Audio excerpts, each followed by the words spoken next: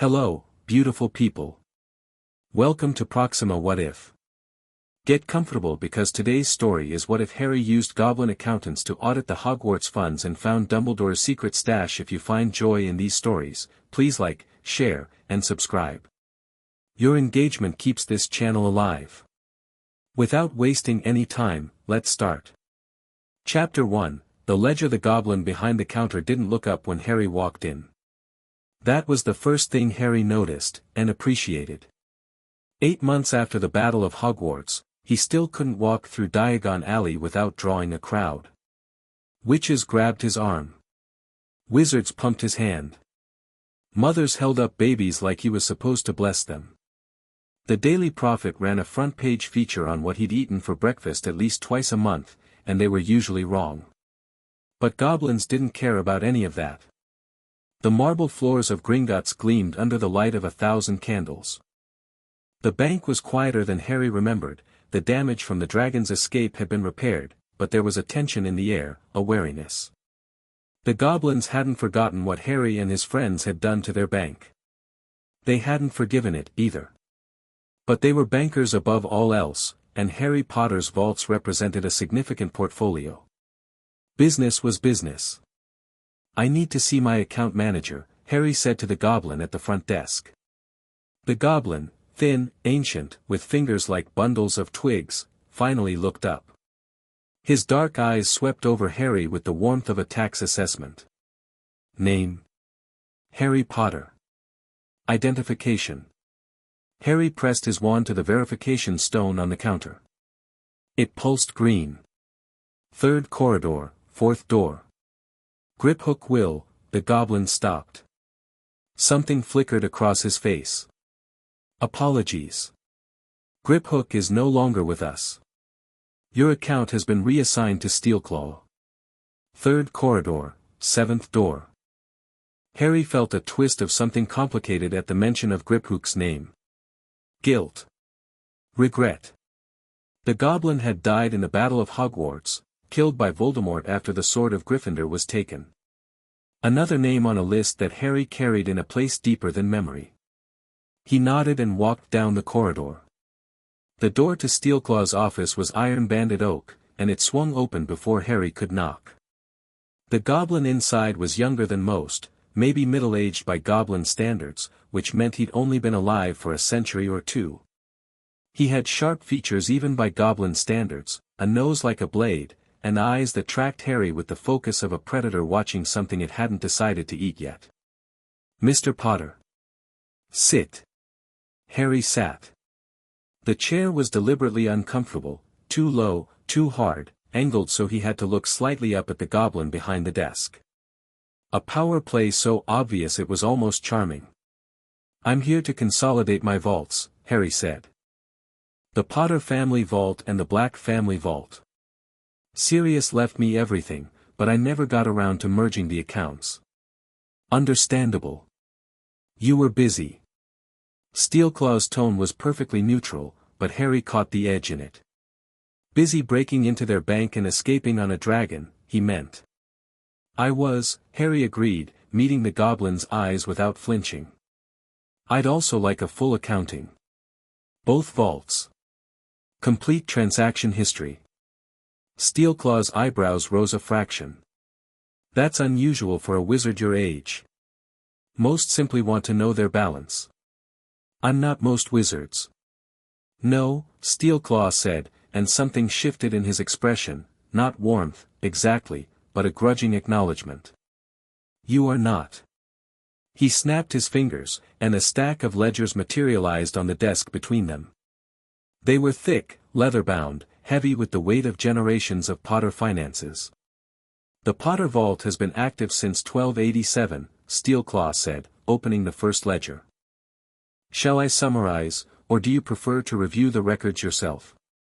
"Both. Start with any activity since October 31st, 1981.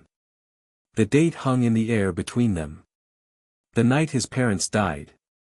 Steelclaw's long fingers moved through the pages with practiced speed.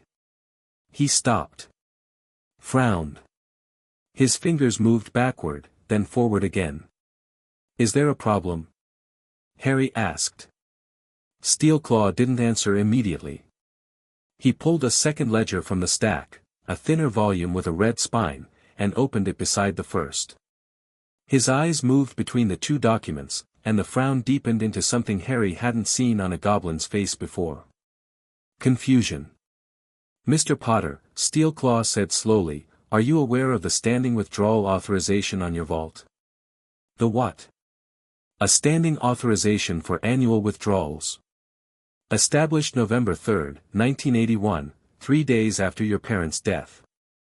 Steelclaw turned the ledger around so Harry could see it.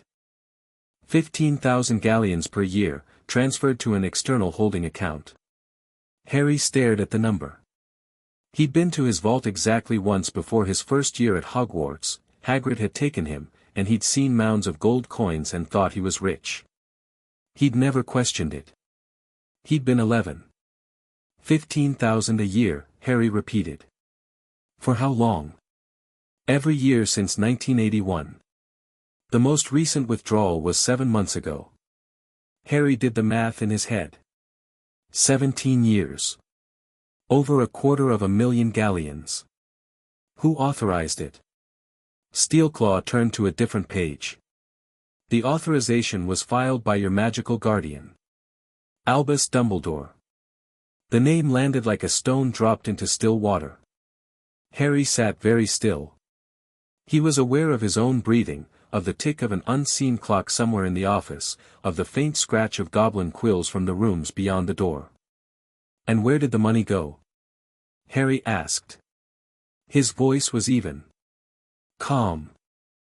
The kind of calm that Steelclaw, who had spent a century reading people across a desk, recognized as far more dangerous than anger. To a holding account registered under the code designation CV-7. I don't have further details on that account, it's outside my authorization level. Whose authorization level is it under? Senior Account Management. The Gringotts Directorate. Harry leaned back in the uncomfortable chair.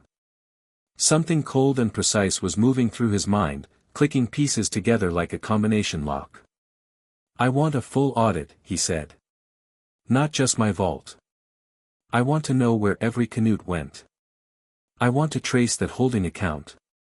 And I want your best people on it. Steelclaw studied him.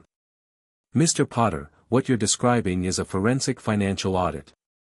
It would be extensive. I can afford it. It's not a question of cost. It's a question of consequences. A forensic audit, particularly one involving the accounts of Albus Dumbledore, would generate significant attention. I'm used to attention.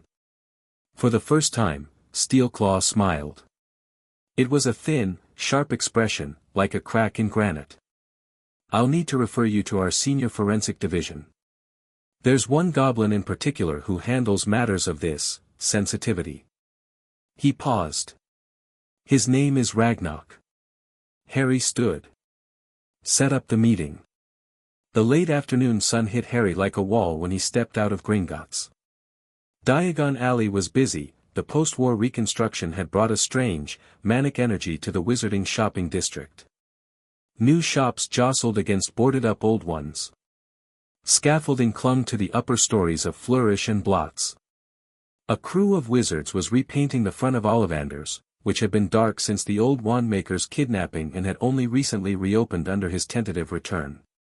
Harry walked without seeing any of it. His mind was underground, in a vault, looking at numbers in a ledger. 15,000 galleons a year. Authorized by Dumbledore. 3 days after his parents were murdered. He wasn't angry. Not yet. Anger was a luxury he'd learned to defer. You couldn't afford rage when it clouded your thinking. What he felt was something colder and more useful, the sharp, clear focus of a question that demanded an answer. He'd trusted Dumbledore. Even after learning about the Hallows, the manipulation, the calculated decision to raise him like a lamb for slaughter, even after all of that, Harry had made a kind of peace with the old man's memory. Dumbledore had been flawed. Human. He'd made terrible choices for reasons he believed were right. But this was different. This was money. Money taken from an orphan's vault while that orphan wore his cousin's hand-me-downs and slept in a cupboard under the stairs. That wasn't strategy. That wasn't the greater good. That was theft. Harry turned down a side street and Operact. Grimmauld Place materialized around him, dark, cramped, smelling of old wood and creatures cooking. The house elf had become almost pleasant since the war, his devotion to Harry solidified by the destruction of Slytherin's locket and the respectful burial of Regulus Black's memory. The kitchen was warm, and something that smelled like beef stew bubbled on the ancient stove. Creature. The elf appeared with a crack, wearing a clean tea towel like a toga and a locket, a mundane one, not a Horcrux, around his wrinkled neck. Master Harry. Dinner is, I need the Black family financial records. Everything Sirius left. Anything about the family's Gringotts accounts. Creature's enormous eyes narrowed. The financial records are in the study. Master Sirius did not organize them. No, he wouldn't have, Harry murmured. Sirius had cared about many things, freedom, friendship, vengeance, but paperwork hadn't been among them. The study was a disaster. Stacks of parchment covered every surface, mixed in with Muggle motorcycle magazines that Sirius had collected and Old Order of the Phoenix correspondence. Harry spent 2 hours sorting through it, building piles on the desk, on the floor, on a chair that kept trying to bite him until he stunned it. What he found made the cold feeling in his chest spread. The Black Vault had its own set of mysterious withdrawals. Different amounts, smaller, more irregular, but routed to the same destination. The same code, CV-7. These had started after Sirius's death, when control of the Black Vault had technically passed to Harry, though he'd never been informed of most of the account's details. Someone had been skimming from both vaults. The Potter fortune and the Black fortune, feeding a shadow account that Harry had never heard of. He sat back in Sirius's old desk chair and stared at the ceiling. A spider was building a web in the corner. It worked with methodical precision, each thread placed with purpose. Harry understood purpose. He pulled a fresh sheet of parchment toward him and began writing a list of everything he needed. 2 days later, Harry descended into the deepest levels of Gringotts that any human wizard had been permitted to access in living memory. The meeting room was carved from raw stone, no marble here, no chandeliers, no attempt at the surface-level grandeur that the bank showed to its human customers. This was a working space. The walls were lined with shelves of ledgers stretching back centuries. A stone table dominated the center, polished smooth by thousands of years of use. The air was cool and dry and smelled of ink. Ragnarok was already seated when Harry arrived, flanked by 2 younger goblins who had the tense, focused look of assistants who knew they were in the presence of something important. The senior goblin was old. Harry could tell that immediately, old even by goblin standards. His skin had the quality of well-worn leather, creased and tough. His eyes were black and sharp and completely unimpressed by the fact that Harry Potter was standing in front of him. He wore no jewelry, no ornamentation of any kind. His hands, resting on the table, were steady as stone. "Sit, Mr. Potter." Harry sat. This chair was comfortable. That told him something. "Steelclaw tells me you want a forensic audit." "I do." "He tells me you want to trace a shadow account connected to Albus Dumbledore." "Yes." Ragnarok's expression didn't change. "Do you understand what you're asking?" "I'm asking you to follow money. You're asking me to investigate the financial activities of the most celebrated wizard of the last century. A man who personally intervened in goblin affairs on at least 6 occasions. A man with connections to every significant magical institution in Britain." Ragnarok paused. "You're asking me to tear open a web that has been carefully maintained for decades. Can you do it?" Something flickered in those dark eyes. If Harry hadn't known better, he'd have called it hunger. "Mr. Potter, I have spent 97 years untangling financial deceptions. I have exposed embezzlement schemes that spanned continents. I have audited dragon reserves, wandwood cartels, and the personal finances of 3 ministers for magic. Ragnarok leaned forward. But no one has ever asked me to audit Albus Dumbledore. Is that a yes? It is an observation. In all my years, in all the investigations I have conducted, not one wizard has ever willingly subjected themselves to a full goblin audit. You understand this means we will find everything. Not just Dumbledore's activities, yours as well. Every transaction, every transfer, every canute. I've got nothing to hide. Ragnarok studied him for a long moment. No, he said. I don't believe you do. He opened a leather folder and produced a contract written in gobbledygook. My fee is 6% of any recovered funds, plus expenses. I will require unrestricted access to both your vaults and full authorization to pursue any financial trails wherever they lead. I will provide you with weekly updates and a final comprehensive report. The investigation will take as long as it takes. Harry didn't hesitate. He read the contract, he'd learned enough gobbledygook during the war to get by, and signed it. Ragnarok watched him sign with an expression Harry couldn't fully read. Then the old goblin did something unexpected. He extended his hand across the table. Goblins didn't shake hands with wizards. It wasn't done. Centuries of subjugation and broken treaties had built a wall between the species that courtesies couldn't breach. Harry took his hand and shook it. One more thing, Harry said. I'm going to need a solicitor. A magical one. Someone who can handle the legal side when this goes public. When, not if. When. Ragnarok's thin lips curved. I know of one. Young, for a human. Competent. Not easily intimidated. He scribbled a name on a scrap of parchment and slid it across the table. Harry looked at it. Daphne Greengrass, ESQ, Greengrass and Associates, Magical Law.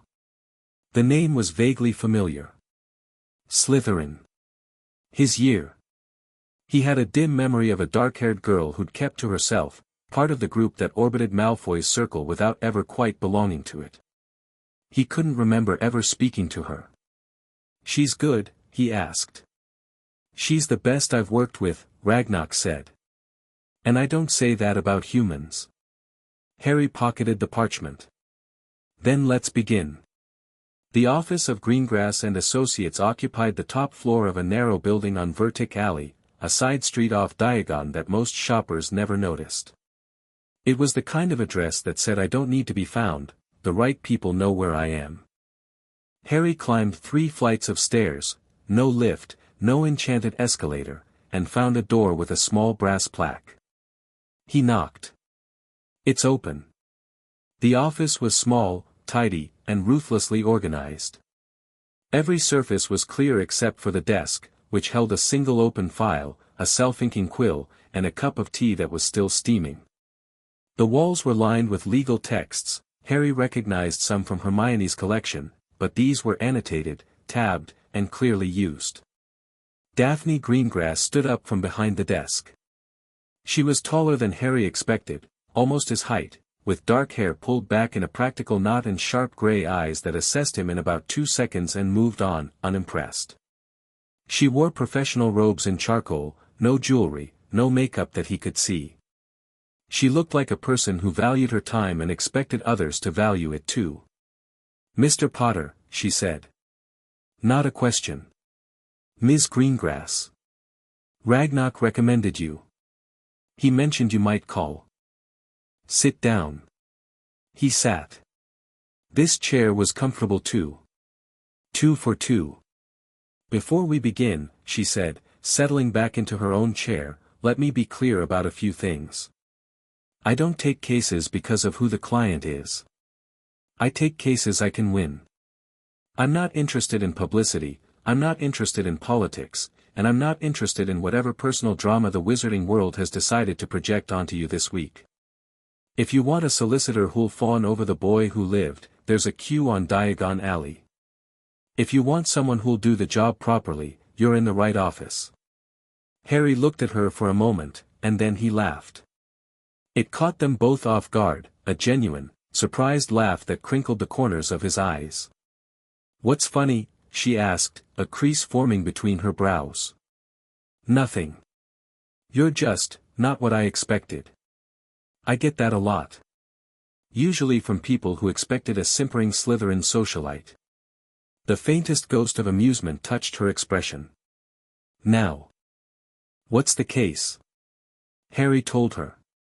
He laid it out simply and completely: the unauthorized withdrawals, the shadow account, the code designation CV-7, the connection to Dumbledore, and his decision to hire Ragnarok for a full forensic audit. He didn't embellish, didn't dramatize. Just the facts. Daphne listened without interruption. When he finished, she was quiet for a moment, her fingers steepled in front of her. "You're sure about this?" she said. "Not a question."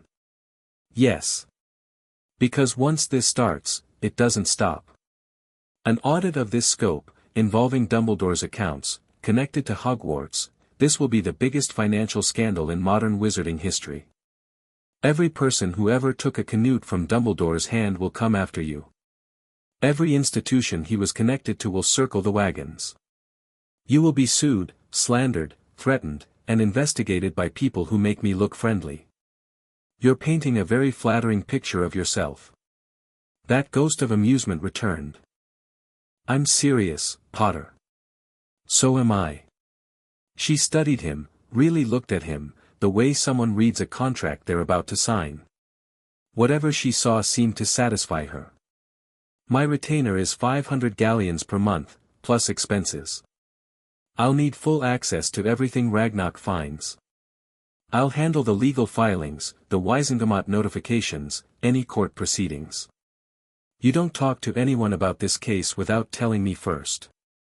Agreed?" "Agreed. One more thing." She leaned forward. "You said the withdrawals from your vault started 3 days after your parents died. That means Dumbledore moved fast, before the dust settled, before anyone could ask questions. That's not opportunism. That's planning. He had this system ready before your parents were cold." The words were blunt. Almost brutal. Harry appreciated that more than she could know. "You think there's more to find," he said. "I think we haven't scratched the surface. If Dumbledore built a shadow account and funded it from a child's inheritance, he didn't do it for personal enrichment. The man wore patched robes and ate sherbet lemons. The money went somewhere specific, for something specific. Finding the where is Ragnarok's job. Understanding the why is mine." Harry stood and extended his hand. She shook it, firm grip, no hesitation. "Welcome to the team, Ms. Greengrass. Daphne. If we're going to war together, we might as well use first names." "Harry. I know." She picked up her quill. "Now get out. I have about 300 hours of legal research to start." The first week of the audit produced results faster than Harry had anticipated. Ragnarok worked with a relentlessness that bordered on the obsessive. He had a team of 4 younger goblins, each one a specialist in a different area of magical finance, and they tore through the Potter and Black Vault records with surgical precision. Every transaction was catalogued, cross-referenced, and traced. The shadow account, CV-7, turned out to be a hub connecting to a web of smaller accounts scattered across Gringotts books. Harry received his first update at Grimmauld Place on a rainy Tuesday evening. Ragnarok arrived in person, which told Harry it was important. The old goblin sat in Sirius's study, accepted a cup of tea from Creature with a nod that was almost courteous, and spread his findings across the desk. "The CV-7 account is a distribution hub," Ragnarok said, pointing to a chart he'd drawn in goblin precise detail. "Money flows in from multiple sources, your vault, the Black Vault, and at least 7 other accounts, and flows out to a network of recipients. Some of those recipients are individuals. Some are institutions. One of them is Hogwarts." Harry frowned. "Hogwarts already has an endowment fund. Tuition, donations, yes. And the CV-7 account has been supplementing that endowment for decades. But the money doesn't go into the general operating budget. It goes into a separate line item, coded under a heading that translates roughly as structural maintenance, deep works. Ragnar's dark eyes glittered. In 60 years of operation, this line item has consumed more gold than the entire Hogwarts annual operating budget combined. What kind of maintenance costs that much? An excellent question. The expenditures are coded in a system I haven't seen before, runic notation, very old, possibly predating Gringotts itself. My team is working on decryption. But Mr. Potter. Ragnar hesitated, and that hesitation from a goblin who'd been doing this for 97 years sent a chill down Harry's spine. The scale of this operation is extraordinary. This isn't one man skimming gold. This is a system, built over decades, possibly centuries, designed to move enormous amounts of wealth without detection. Dumbledore may have been the most recent operator, but he wasn't the architect. Harry sat with that for a moment. Rain streaked the windows. Somewhere in the house, a pipe groaned. Who else is feeding the account? He asked. You said 7 other sources. Ragnar consulted his notes.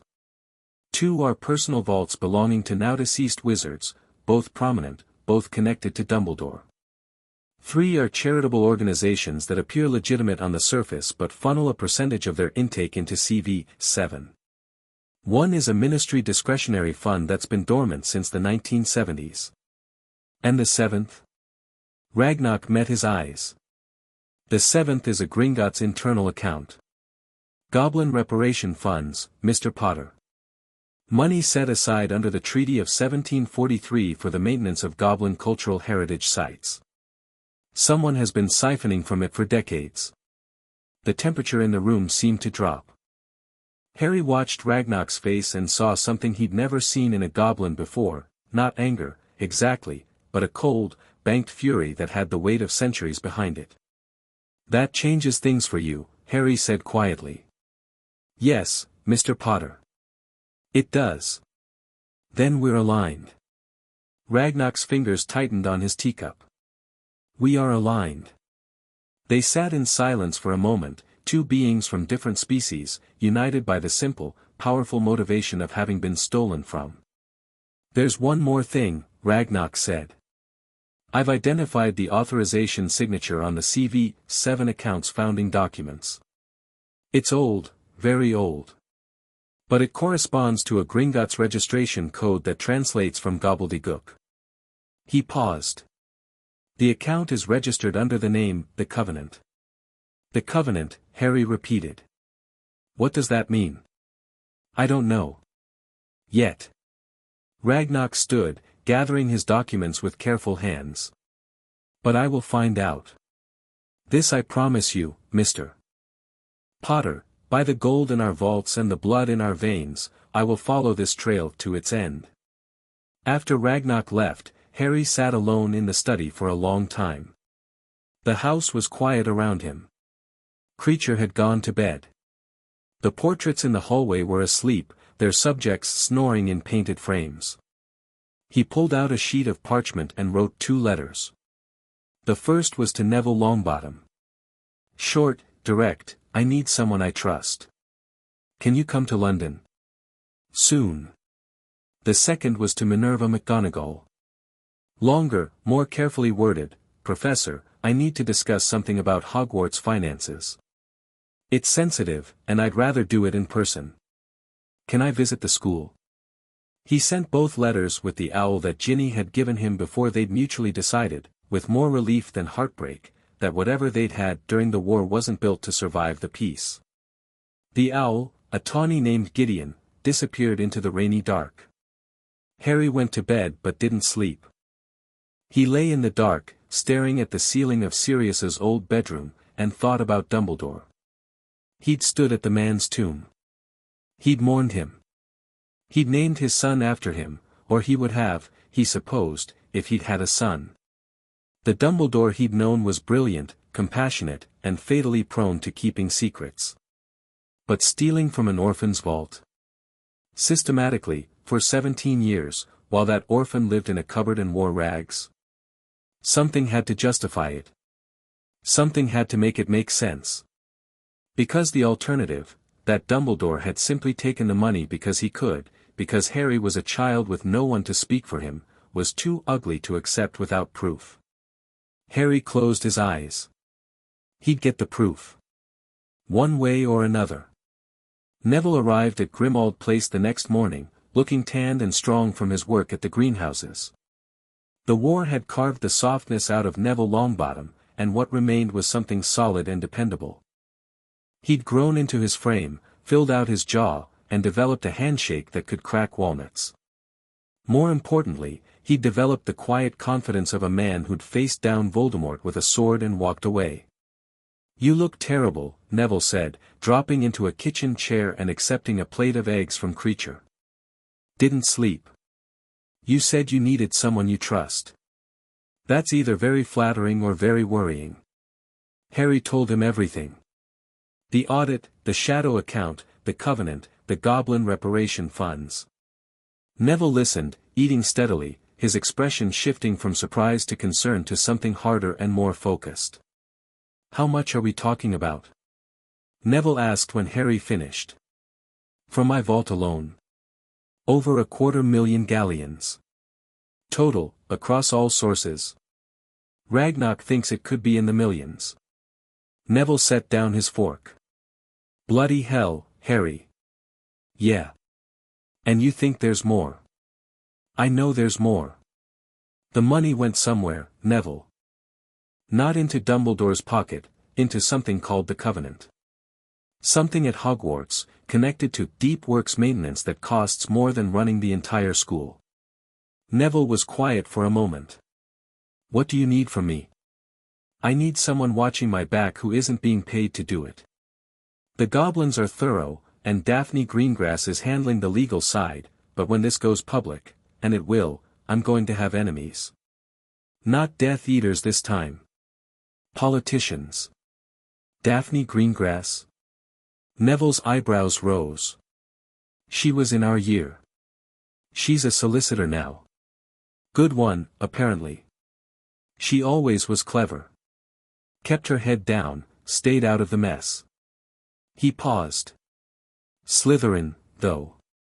Is that a problem?" Neville grinned. "No. Just noting that your taste in allies has gotten more interesting since the war." Harry threw a piece of toast at him. They spent the rest of the morning going over the documents together. Neville had a better head for numbers than Harry had expected. Years of precisely measuring herbological quantities had given him an eye for detail. He spotted a pattern Harry had missed: the withdrawals from the Potter Vault always occurred on the same date. November 3rd. The anniversary of when the authorization was first filed. "That's deliberate," Neville said, frowning at the ledger. "Someone set up an automatic transfer. This wasn't done by hand each year. It was enchanted. Which means Dumbledore only had to set it up once. And then forget about it. Or not, but either way, it ran on its own. That's not how you manage discretionary spending. That's how you fund an operation." Harry looked at his friend with new appreciation. "When did you get good at this?" "Growing up with Gran. She managed the Longbottom estate herself after my parents. Well, she was meticulous about money. She said it was the only thing you could trust to tell you the truth." Neville's expression softened. She wasn't wrong. McGonagall's reply arrived by owl that afternoon. 3 words: "Come at once." Harry and Neville fled to Hogwarts. The castle was in the middle of its own reconstruction. Scaffolding covered the east wing, and a team of wizards was levitating stones into place where the walls had been breached during the final battle. The grounds were scarred but healing, new grass pushing up through the churned earth, the whomping willow regrowing the branches it had lost. McGonagall met them at the entrance hall. She looked older than Harry remembered, or maybe just tired. The headmistress's robes didn't sit on her shoulders the way Dumbledore's had. She wore them like a burden, not a costume. "Potter." Longbottom. She shook both their hands. Her grip was as firm as ever. Follow me. She led them to the headmistress's office. The spiral staircase moved at her word, and they ascended into the circular room that Harry had visited so many times before. It had changed under McGonagall's stewardship. The whirring silver instruments were gone, replaced by practical filing cabinets and a no-nonsense desk. The sorting hat still sat on its shelf. The sword of Gryffindor was back in its case. And the portraits of former headmasters still lined the walls. Dumbledore's was directly behind the desk, positioned where the sitting headmistress could turn to consult it at any time. The painted Dumbledore was awake. His blue eyes twinkled behind his half-moon spectacles, and he smiled warmly at Harry. "Ah, Harry, my boy, Minerva," Harry said, turning deliberately away from the portrait. "Thank you for seeing me." McGonagall sat behind her desk. Her eyes flickered to the portrait and back. She'd caught the snub. She didn't comment on it. "Your letter mentioned Hogwarts finances. I assumed you were asking about the reconstruction fund." "No. I'm asking about the endowment. Specifically, about unauthorized transfers into a shadow account codenamed CV-7, routed through a distribution network that's been operating for decades." McGonagall went very still. "I don't know what you're talking about." "I believe you. That's why I'm here." Harry laid out the documents Ragnarok had prepared, a summary of findings, charts showing money flows, copies of the coded ledger entries. He watched McGonagall's face as she read. The color drained out of it, degree by degree, like a sunset in reverse. "This can't be right," she said. "Ragnarok is the best forensic accountant Gringotts has. He's checked every figure 3 times. But this, the amounts," she looked up. "Harry, these figures suggest that millions of galleons have passed through Hogwarts accounts without the Board of Governors' knowledge." "Without my knowledge. I've been deputy headmistress for over 30 years. Which means either the system was designed to be invisible to you, or Albus hid it from me deliberately." Her voice was quiet. Not angry yet. Hurt. "Yes. I understand the implication." From his portrait, Dumbledore spoke. "Minerva, Harry, there are things you must understand. The reasons for, not now, Albus," McGonagall said, and her voice had an edge that could have cut glass. The portrait fell silent. She turned back to Harry. "You said there were coded ledger entries.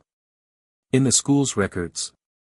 Ragnarok's team found references to them in the vault documents. "The actual ledgers would be here, in the school. Presumably wherever Dumbledore kept his private records."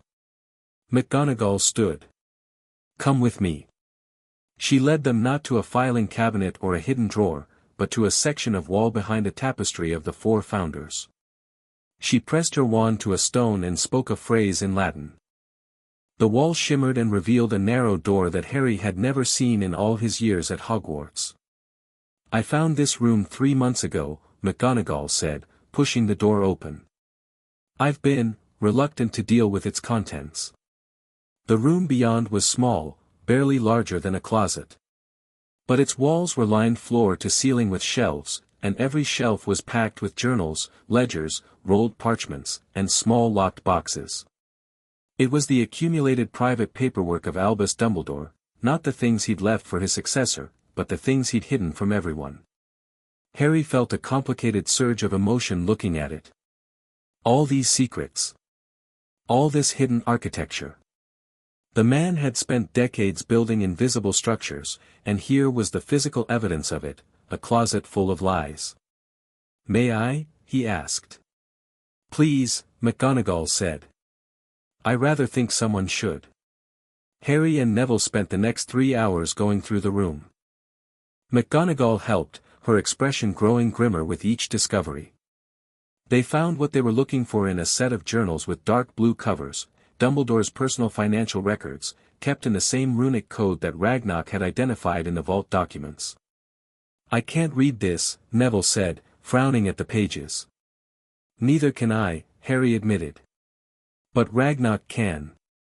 Minerva, I'd like to take these to Gringotts. Take them. Take all of it.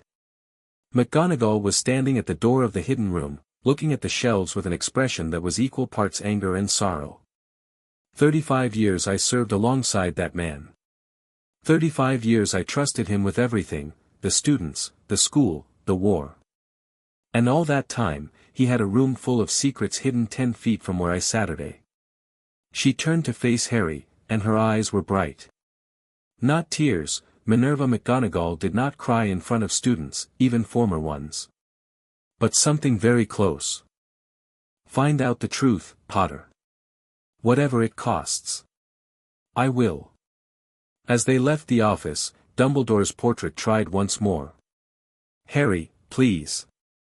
If you would let me explain, Harry stopped. He turned and looked at the portrait, really looked at it, at the painted blue eyes and the gentle smile that had guided him through 7 years of school and war and death. You had years to explain, Harry said. You chose not to. He walked out and didn't look back. The Wisengamot hearing was scheduled for the following Thursday. Daphne had worked around the clock to prepare the legal filings, a formal request for a public audit of Hogwarts financial records, backed by preliminary evidence of misappropriation and a petition signed by Harry, as an affected party, McGonagall, as current headmistress, and Ragnarok, as the lead auditor, invoking a rarely used Goblin treaty right to investigate fraud involving Goblin-held funds. Harry had never spent much time in the Wisengamot chamber. His trial before 5th year had been in a courtroom, not the main assembly hall. The chamber was larger than he'd expected, a vast, circular room with rising tiers of seats, all facing a central dais. The ceiling was enchanted to show a perpetually overcast sky, and the stone walls were carved with the names of every magical law passed since the chamber's founding. It felt like the inside of a judgment. The seats were packed. Word had leaked, it always did, and every member of the Wisengamot was present, along with a gallery of spectators that included reporters, ministry officials, and curious onlookers. Harry spotted Rita Skeeter in the press section and made a mental note to keep his expressions neutral. Daphne was already at the petitioner's table when Harry arrived. She wore formal court robes, midnight blue, impeccable, and was reviewing her notes with the focused intensity of a surgeon preparing for an operation. You ready? Harry asked, sitting beside her. I'm always ready. Are you? No. Good. Overconfidence is a liability in this room. She looked up at him. When they try to make this personal, and they will, don't take the bait. You're not here as Harry Potter, war hero. You're here as Harry Potter, account holder, seeking legal remedy for financial fraud. Keep it narrow. Keep it professional. You sound like you've done this before. I have. You don't survive as a Slytherin solicitor without learning to control the narrative. A pause. Trust me. He did, he realized. More than he'd expected to after just a week. There was something about her directness, the absence of pretense, the refusal to treat him as anything other than a client with a problem to solve, that cut through the noise of his life like a blade through fog. I trust you, he said simply. Something flickered in her gray eyes, surprise, maybe, or something warmer. She looked away and straightened her notes. Then let's go to work. The chief warlock, a thin, weary-looking wizard named Tiberius Ogden who'd taken the position after the war, called the chamber to order. Daphne rose and presented the petition with clinical precision. She laid out the facts without embellishment, the unauthorized withdrawals, the shadow account, the connection to Hogwarts endowment, the coded expenditures. She didn't mention the covenant. They didn't have enough yet, and Daphne had insisted on building the case brick by brick. The chamber listened in heavy silence. Harry watched the faces of the Wisengamot members and tried to read them. Some were shocked. Some were skeptical. Some were carefully, deliberately blank. When Daphne finished, Ogden opened the floor for responses. The first several speakers were cautious, procedural questions, requests for clarification.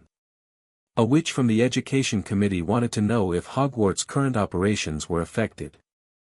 A wizard from the Financial Oversight Division asked about Gringotts' authority to conduct the audit. And then Aldrich Thorne stood up. Harry had done his research on Thorne, Daphne had insisted. He was a senior Wizengamot member from an old pureblood family that had managed the remarkable feat of emerging from both wars with their reputation intact. They'd never been Death Eaters, never been openly aligned with Voldemort, but they'd never been resistance fighters either.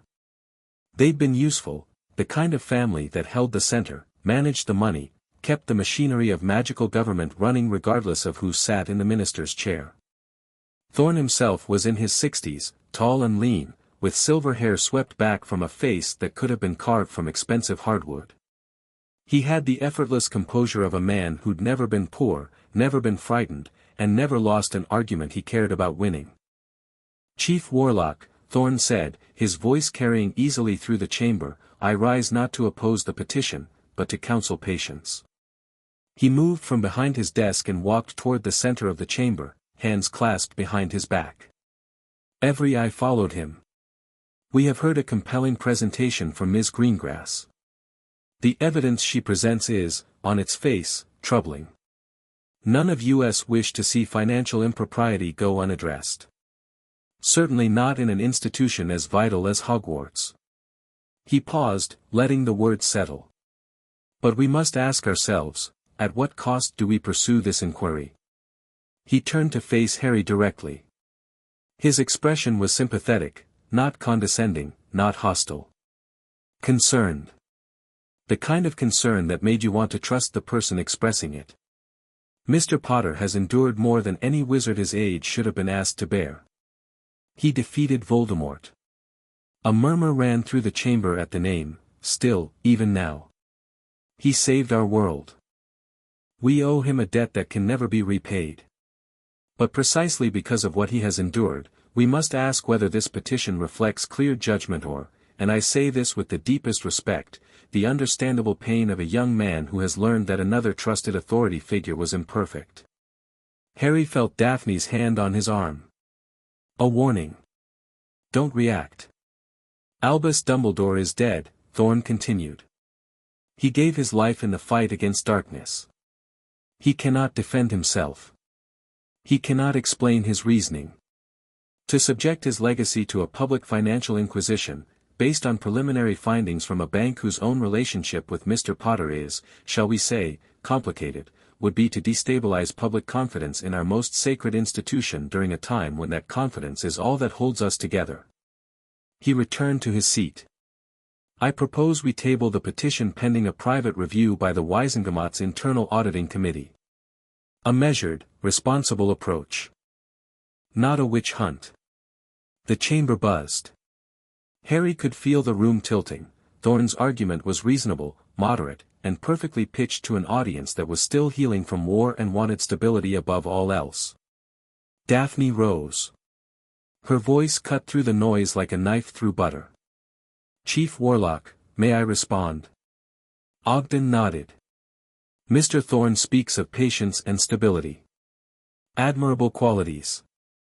But let me be precise about what he's proposing. He wants to hand this investigation to the Wizengamot's own Internal Auditing Committee. The same committee that has had oversight of Hogwarts finances for the last 50 years and somehow failed to notice millions of galleons being funneled through shadow accounts under its nose." Silence. "With respect, the question is not whether Albus Dumbledore's legacy can survive scrutiny. The question is whether the Wizengamot's financial oversight is competent enough to conduct the scrutiny. Based on the evidence before you, evidence that a Goblin forensic team uncovered in less than 2 weeks, I would suggest the answer is self-evident." She let the words land, then continued in a tone that was almost conversational. "Mr. Potter is not asking this body to condemn Albus Dumbledore. He is asking this body to allow an independent audit of publicly held funds. If the audit reveals that every galleon was properly spent, then Dumbledore's legacy is strengthened, not diminished. If it reveals otherwise..." She looked directly at Thorne. "Then we owe it to every student, every parent, and every taxpayer to know the truth. The vote was called 20 minutes later. It split almost exactly down the middle, 47 in favor of the public audit, 43 against, with a handful of abstentions. The motion passed by the narrowest of margins. Harry let out a breath he hadn't realized he was holding. As the chamber emptied, Thorn crossed to Harry's table. He extended his hand, and his smile was as smooth and warm as polished wood. "No hard feelings, Mr. Potter. I was doing my duty as I saw it." Harry shook the hand. Thorn's grip was firm and confident. "Of course. I do hope, for all our sakes, that this audit finds nothing. The wizarding world needs its heroes, even the dead ones." He nodded to Daphne with courteous respect and departed. Harry watched him go and felt a prickling at the base of his skull, the instinct that had kept him alive through 7 years of Voldemort's shadow. "He voted against us," Harry said. "He did more than that," Daphne murmured, gathering her papers. "He organized the opposition. I counted the no votes, most of them are from families connected to the same financial networks as the Covenant accounts. Thorn didn't just argue against the audit. He coordinated a response in less than a week. Which means he knew what we'd find before we found it. Or he's protecting something." They looked at each other. The chamber was almost empty now, the last echoes of debate fading into the vaulted ceiling. "I don't like him," Harry said. "You're not supposed to." Daphne allowed herself a small, fierce smile. "But wasn't I magnificent?" Harry grinned. "You were adequate. Adequate." She pressed a hand to her chest in mock offense. "I eviscerated a senior Wisengamot member in open session and you call it adequate. I'm hard to impress." Clearly. But she was smiling as she said it, a real smile, not the professional mask she wore in court. For a moment, standing in the emptying chamber, they were just two people who'd won something together. The moment passed. The mask went back on, and she became the solicitor again. "We need to move fast. Thorn will have his people working to limit the audit scope. I'll file for expanded discovery tomorrow. And I'll get Dumbledore's journals to Ragnarok tonight." "Good."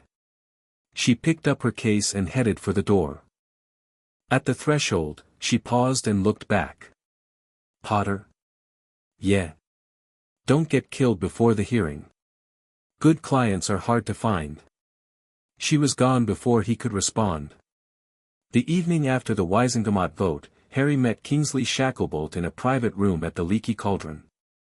Tom, the landlord, brought them 2 fire whiskies and departed with the discretion of a man who'd served confidential meetings for decades. Kingsley looked tired. The Minister for Magic was a big man, broad-shouldered, deep-voiced, wearing his authority like a comfortable coat, but the war and its aftermath had hollowed him out. His dark eyes were shadowed, and his fingers drummed a restless rhythm on the table. "You've stirred up a hornet's nest, Harry." "I know. Thorn has been in my office twice since the vote. He's not making threats, he's too clever for that. But the implication is clear, if this audit destabilizes Hogwarts, the political consequences will land on me. Are you asking me to stop?" Kingsley took a long drink of fire whiskey. "No. I'm telling you what you're up against so you can prepare for it.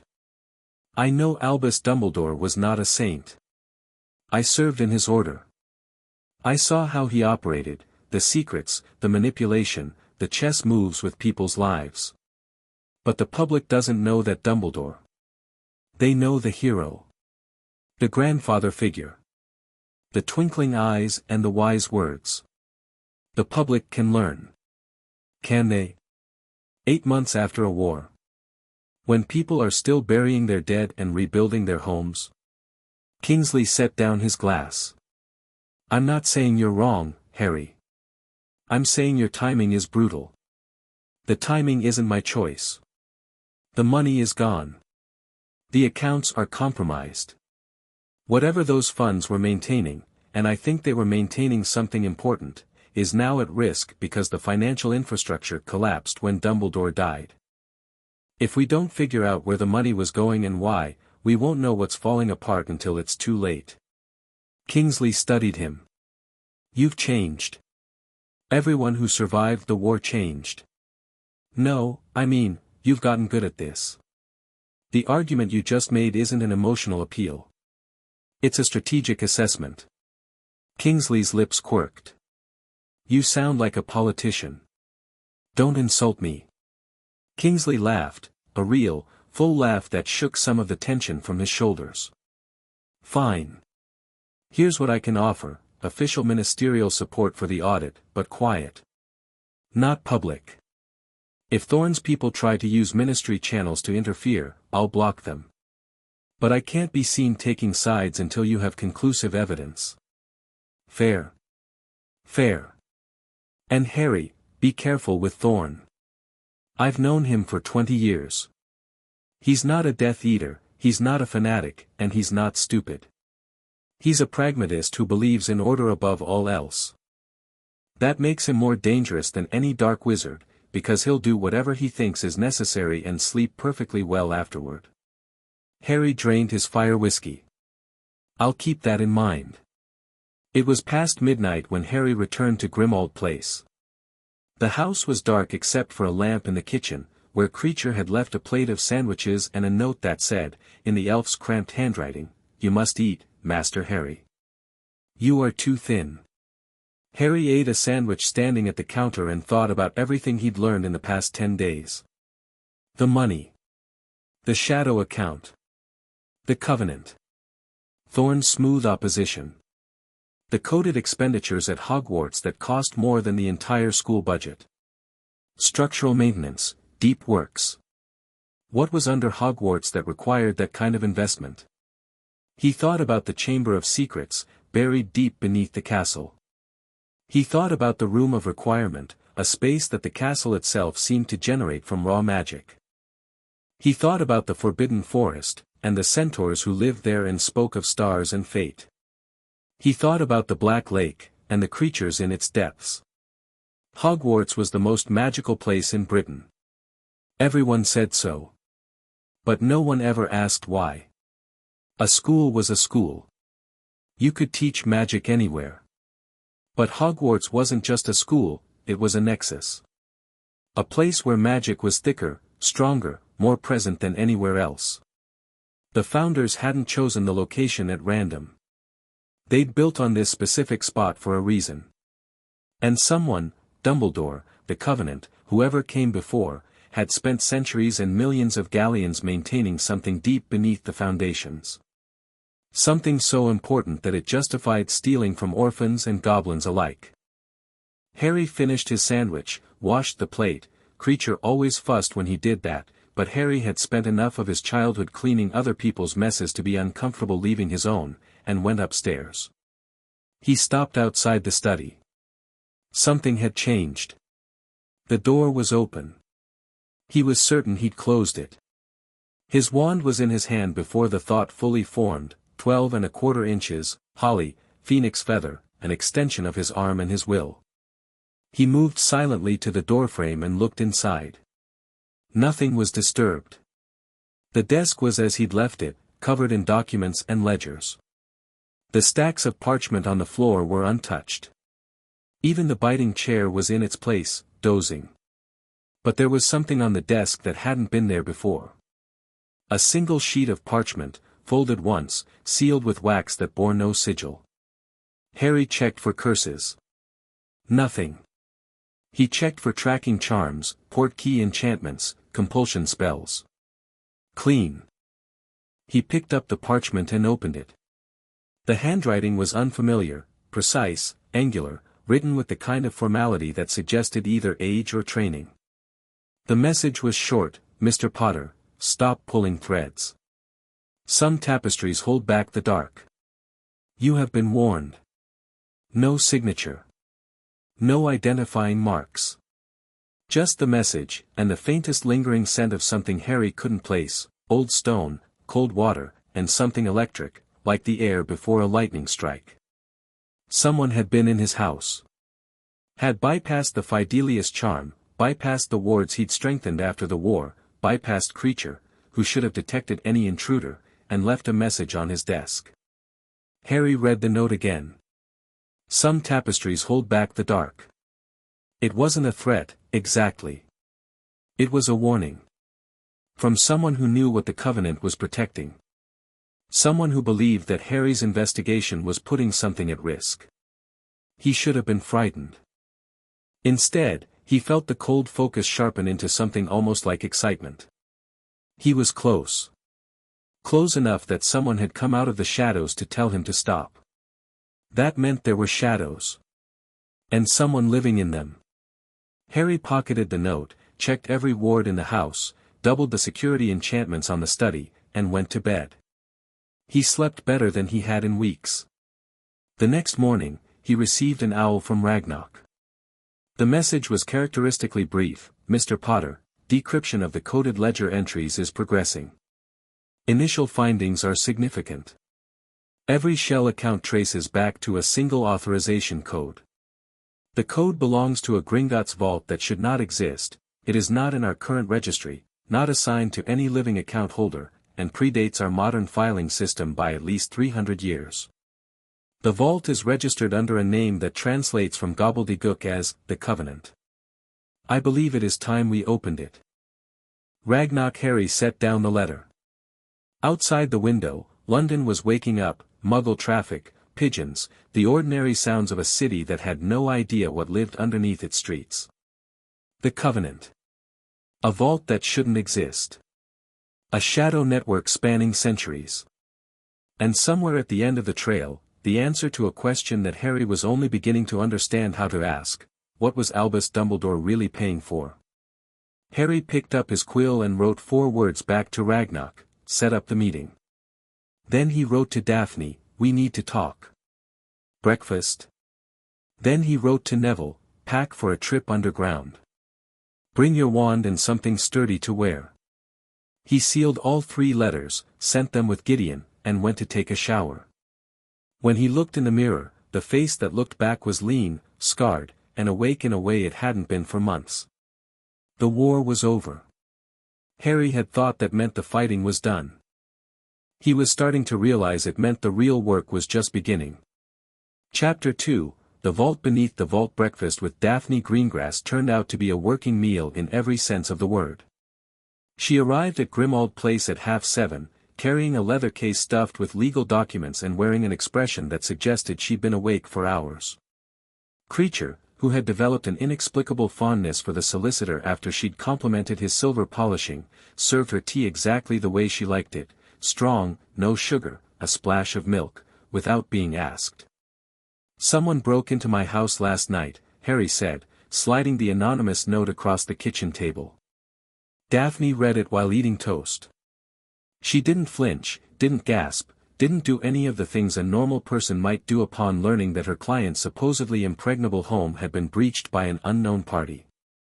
She simply read the note twice, turned it over to check the back, and set it down beside her plate. The wax seal is blank. No magical signature. The parchment is standard, I can get it tested, but I doubt we'll find anything. She took a sip of tea. The phrasing is interesting. Some tapestries hold back the dark. That's not a threat. That's someone who believes they're on the right side. That's what I thought. Which makes them more dangerous than if they'd simply threatened to kill you. People who think they're righteous don't have limits. She looked at him over the rim of her cup. You don't seem particularly concerned. I've had worse things in my house. There was a boggart in the drawing room cabinet that turned into a dead version of everyone I loved. Charming. And your security? I've doubled the wards. Creature didn't detect the intruder, which means they're either extraordinarily skilled or they have access I don't know about. Or both. Daphne pulled out a sheet of parchment from her case. I did some digging last night after your owl. Aldrich Thorne's financial connections are extensive. He sits on the boards of 4 charitable foundations, 2 of which match the organizations Ragnarok identified as feeding the CV-7 account. He's also the executor of 2 estates belonging to deceased wizards whose personal vaults were tapped for the same purpose. So he's in the middle of the web. He's either in the middle or he is the middle. The question is whether he's a participant or an administrator. She paused. There's something else. I pulled the Wisengamot's records on the structural maintenance line item in the Hogwarts budget. It's been approved automatically for over a century, rubber-stamped every year as part of the Omnibus Education Funding Bill. No one has ever questioned it because no one has ever looked at it. It's buried in the appendices. How much? It varies. Some years, 50,000 galleons. Some years, 200,000. The spikes correspond to. She pulled out another document. Well, that's the interesting part. The spikes correspond to major magical events at Hogwarts. The year the Chamber of Secrets was opened, both times. The year the Triwizard Tournament was held. The year of the Battle of Hogwarts. Every time something significant happened at the castle, the maintenance budget surged. Harry sat with that. The Chamber of Secrets. The Triwizard Tournament. The battle. Events that had torn at the fabric of the castle, damaged its wards, flooded it with dark magic and violence. Events that might have damaged something deeper. Ragnarok wants to open the Covenant Vault, Harry said. He found it, or at least found where it should be. Deep in Gringotts, in tunnels that predate the bank. When? Today, if possible. He's setting up the approach now. Daphne set down her tea. I'm coming with you. It could be dangerous. The look she gave him could have frozen lava. Potter, I've spent 3 years navigating wizarding contract law. I've faced down senior partners who eat junior solicitors for breakfast, argued cases before judges who were actively hostile, and once had to physically wrestle a cursed briefcase away from a client who'd been hexed by his ex-wife. I think I can handle a tunnel. I wasn't questioning your, yes, you were. Don't. If there are documents in that vault, and there will be, you need someone who can establish a legal chain of custody on the spot. Otherwise, anything we find is inadmissible in Wisengamot proceedings. I'm not coming for the adventure. I'm coming because without me, you'll have a vault full of evidence you can't use. Harry held up his hands. Fair enough. Good. She returned to her toast. What should I wear?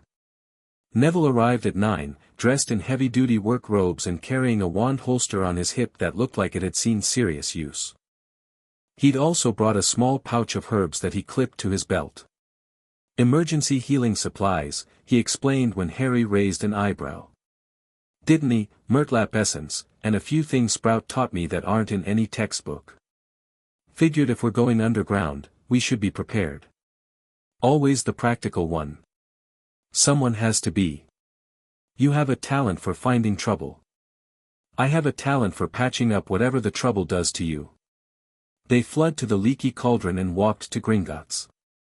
Daphne met them at the entrance, wearing dark practical robes and boots instead of her usual professional attire. She'd pulled her hair back tight and had her wand visible in a forearm holster.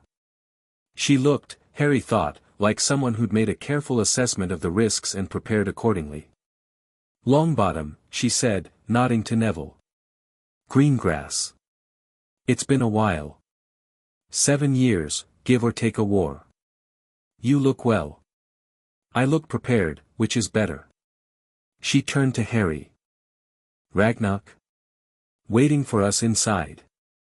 The Goblin was in the same deep-level meeting room where Harry had first hired him. But today the room was different, the shelves of ledgers had been pushed back, and the stone table was covered with maps. Not ordinary maps. These were architectural drawings of Gringotts itself, rendered in the precise geometric style that goblins favored, showing tunnels and chambers that descended far deeper than anything Harry had seen during his break-in the previous year. Ragnarok stood at the head of the table, flanked by 2 goblins Harry hadn't met. One was young and wiry, carrying a set of tools in a leather roll. The other was older, heavy-set for a goblin, with hands like shovels and an expression of permanent disapproval. Mr. Potter. Ms. Greengrass. Mr. Longbottom. Ragnarok nodded to each of them. Allow me to introduce my colleagues. Ironfoot, the young one, is our ward specialist. Grimjaw, the heavy one, is security. Security? Neville said. Are we expecting trouble? We are entering sections of Gringotts that have not been accessed in over a century, Ragnarok said. The wards down there are old and unpredictable. The creatures that guard the deepest vaults are not the dragons you encountered on your previous visit. His dark eyes flickered to Harry. We should expect anything. He turned to the maps and pointed to a section deep beneath the bank's known structure. The Covenant Vault is here, level 17. Current Gringotts operations extend to level 12. Below that, the tunnels are pre-bank construction, carved from the bedrock of London by means we no longer fully understand.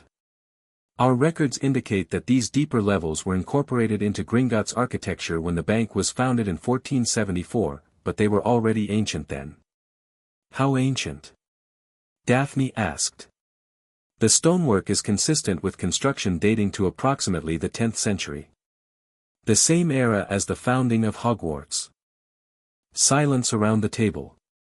Harry felt the hair on his arms rise. The founders built tunnels under London. Neville said. Someone did. Whether it was the 4 individuals you call founders, or someone connected to them, the dating is consistent. Ragnarok traced a path on the map with one long finger. We'll descend through the main shaft to level 12, then transition to the old tunnels. The route is approximately 2 miles. There will be wards. What kind of wards? Harry asked. Ironfoot spoke for the first time. His voice was high and precise. Unknown. The deep-level ward signatures don't match any system in our current database. I've studied the resonance patterns from the surface, and they're. He hesitated, glancing at Ragnarok. Speak freely, Ragnarok said. They're layered. Multiple ward systems built on top of each other over centuries. Some appear to be standard goblin make. Some are wizard work. Some are. He trailed off again. Something else. Something I haven't encountered before. Wonderful, Daphne muttered. One more thing, Ragnarok said. He reached under the table and produced a leather satchel, which he handed to Daphne. Documentation tools. Self-inking quills, numbered evidence tags, preservation charms for any documents we recover. Everything you find must be catalogued in situ before it's moved. Chain of custody begins the moment we enter the vault. Daphne opened the satchel, inspected its contents, and nodded with professional approval. You've done this before. I've been waiting to do this for a very long time, Ms. Greengrass. They descended. The upper levels of Gringotts were familiar, the rattling cart tracks, the torchlit tunnels, the distant rumble of other carts carrying goblins and wizards through the underground network. Harry had a flash of memory, riding a cart with Hagrid at age 11, jaw hanging open at the speed and the dark and the impossible scope of the place. Another lifetime. At level 8, Ragnarok directed their cart off the main track and onto a secondary line that descended more steeply. The torches grew sparser. The air grew colder. At level 10, they passed an enormous iron door that was chained shut, with runes scored into its surface that pulsed with a faint reddish light. Dragon holding area, Grimjaw grunted. Decommissioned after the incident. Harry had the good grace not to respond. At level 12, the cart tracks ended. The tunnel opened into a natural cavern, rough-hewn stone, dripping water, the musty smell of deep earth. A narrow passage continued downward, carved by hand into the living rock. The walls were smooth, polished by centuries of passing hands, and marked at intervals with symbols that Harry didn't recognize. This is where current Gringotts ends, Ragnarok said, stepping out of the cart with the ease of someone who'd been doing this for a century. From here, we walk. The passage was narrow enough that they had to go single file. Ragnarok led, with Ironfoot behind him reading ward signatures from a device that looked like a compass crossed with a tuning fork. Then Harry, then Daphne, then Neville at the rear. Grimjaw brought up the very back, a heavy goblin-forged axe in his hands, his small eyes scanning the darkness behind them. "Lumos," Harry murmured, and his wand tip blazed with light. Neville did the same. The combined glow pushed back the dark, revealing walls carved with increasingly complex patterns, spirals, interlocking geometric shapes, what might have been writing in a language Harry had never seen. "These markings," Daphne said, running her fingers along the wall without touching the surface. "They're not decorative. They're functional." "Ward anchors," Ironfoot confirmed. "Each marking is a node in the protective network. Layered, as I said. The outermost layer is Goblin standard, territorial markers, deterrence wards, basic alarm triggers. I've already disarmed those. And the inner layers? We'll see." They walked for 20 minutes in near silence, the only sounds their footsteps and the occasional drip of water. The tunnel descended steadily, spiraling downward in a long, gentle helix. The air grew warmer rather than cooler, a wrong kind of warmth, like the fever heat of a living body. Harry felt it first. A pressure against his skin, like walking into a headwind that had no wind. His magic stirred in response, not alarmed, but aware. Whatever was down here, his power recognized it on some fundamental level. "Anyone else feel that?" Neville said from behind him. "Yes," Daphne said, her voice tight. "It's like being watched." "It's the wards," Ironfoot said. "We've hit the second layer. These are." He stopped walking. His device was spinning wildly, the tuning fork element humming at a pitch that set Harry's teeth on edge. "These are recognition wards. They're reading us." "Reading us how?" "Magical signature analysis. Blood status verification. Intent assessment." The young goblin looked back at Ragnarok with an expression that was as close to awe as Harry had seen on a goblin face. "These wards are evaluating whether we have the right to be here. I've never seen anything like this complexity. Can you disarm them?" Ragnarok asked. Ironfoot worked for several minutes, his tools producing sparks and whines as he probed the ward structure. Finally, he shook his head. "Not without triggering the alarm layer underneath. These wards weren't designed to be circumvented. They were designed to be passed, by someone who meets the criteria." "What criteria?" Harry asked. "I can't determine the full parameters. But the primary recognition pattern is." Ironfoot squinted at his device.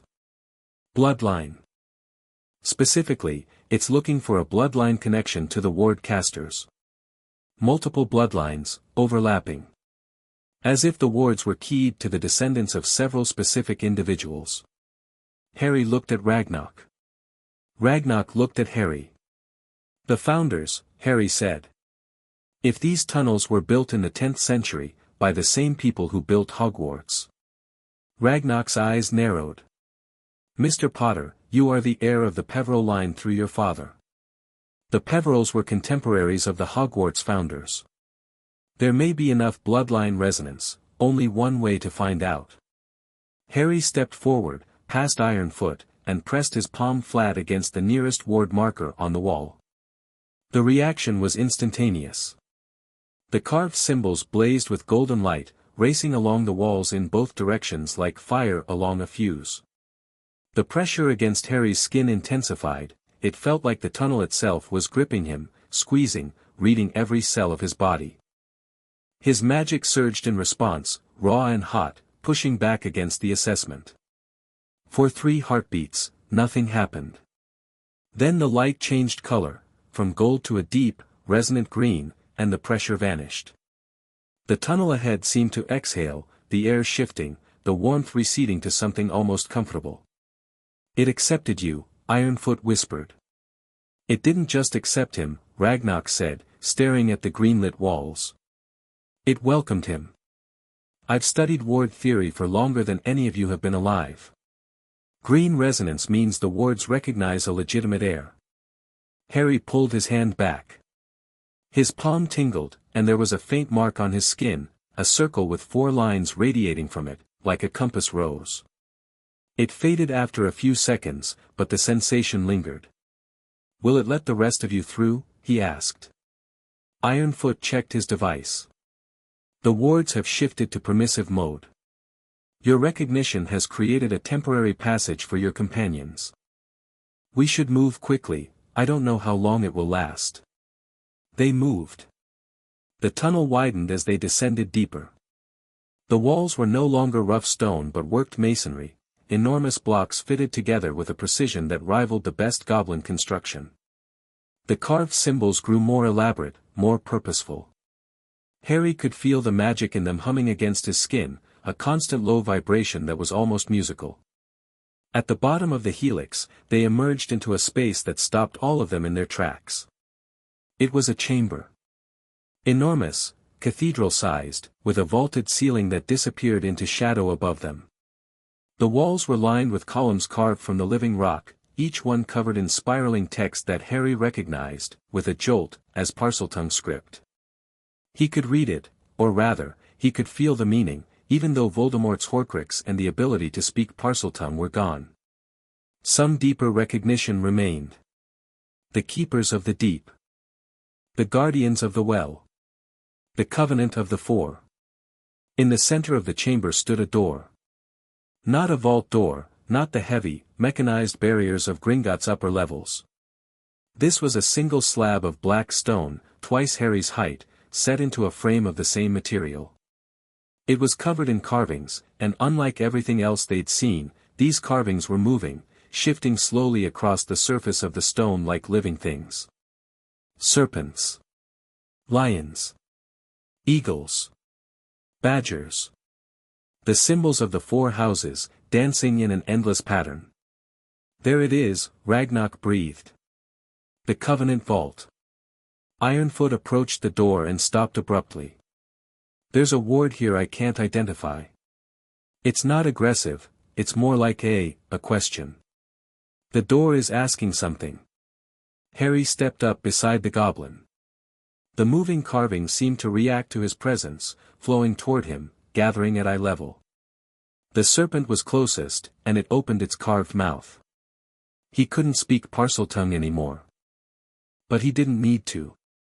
"I'm Harry Potter," he said. "And I'm here for the truth." The carvings went still. For a moment, the chamber was absolutely silent. Then the door split down the middle and swung inward. The Covenant Vault was nothing like a Gringotts vault. There was gold, mountains of it, stacked in neat ingots along the far wall, more wealth than Harry had ever seen in one place. But the gold was clearly secondary. It was fuel. Resources. The real contents of the vault were arranged on stone tables and shelves that filled the enormous space like a library crossed with a museum. Journals. Hundreds of them, in different hands, spanning what must have been centuries. Some were leather-bound, some were rolled scrolls, some were loose parchment tied with cord.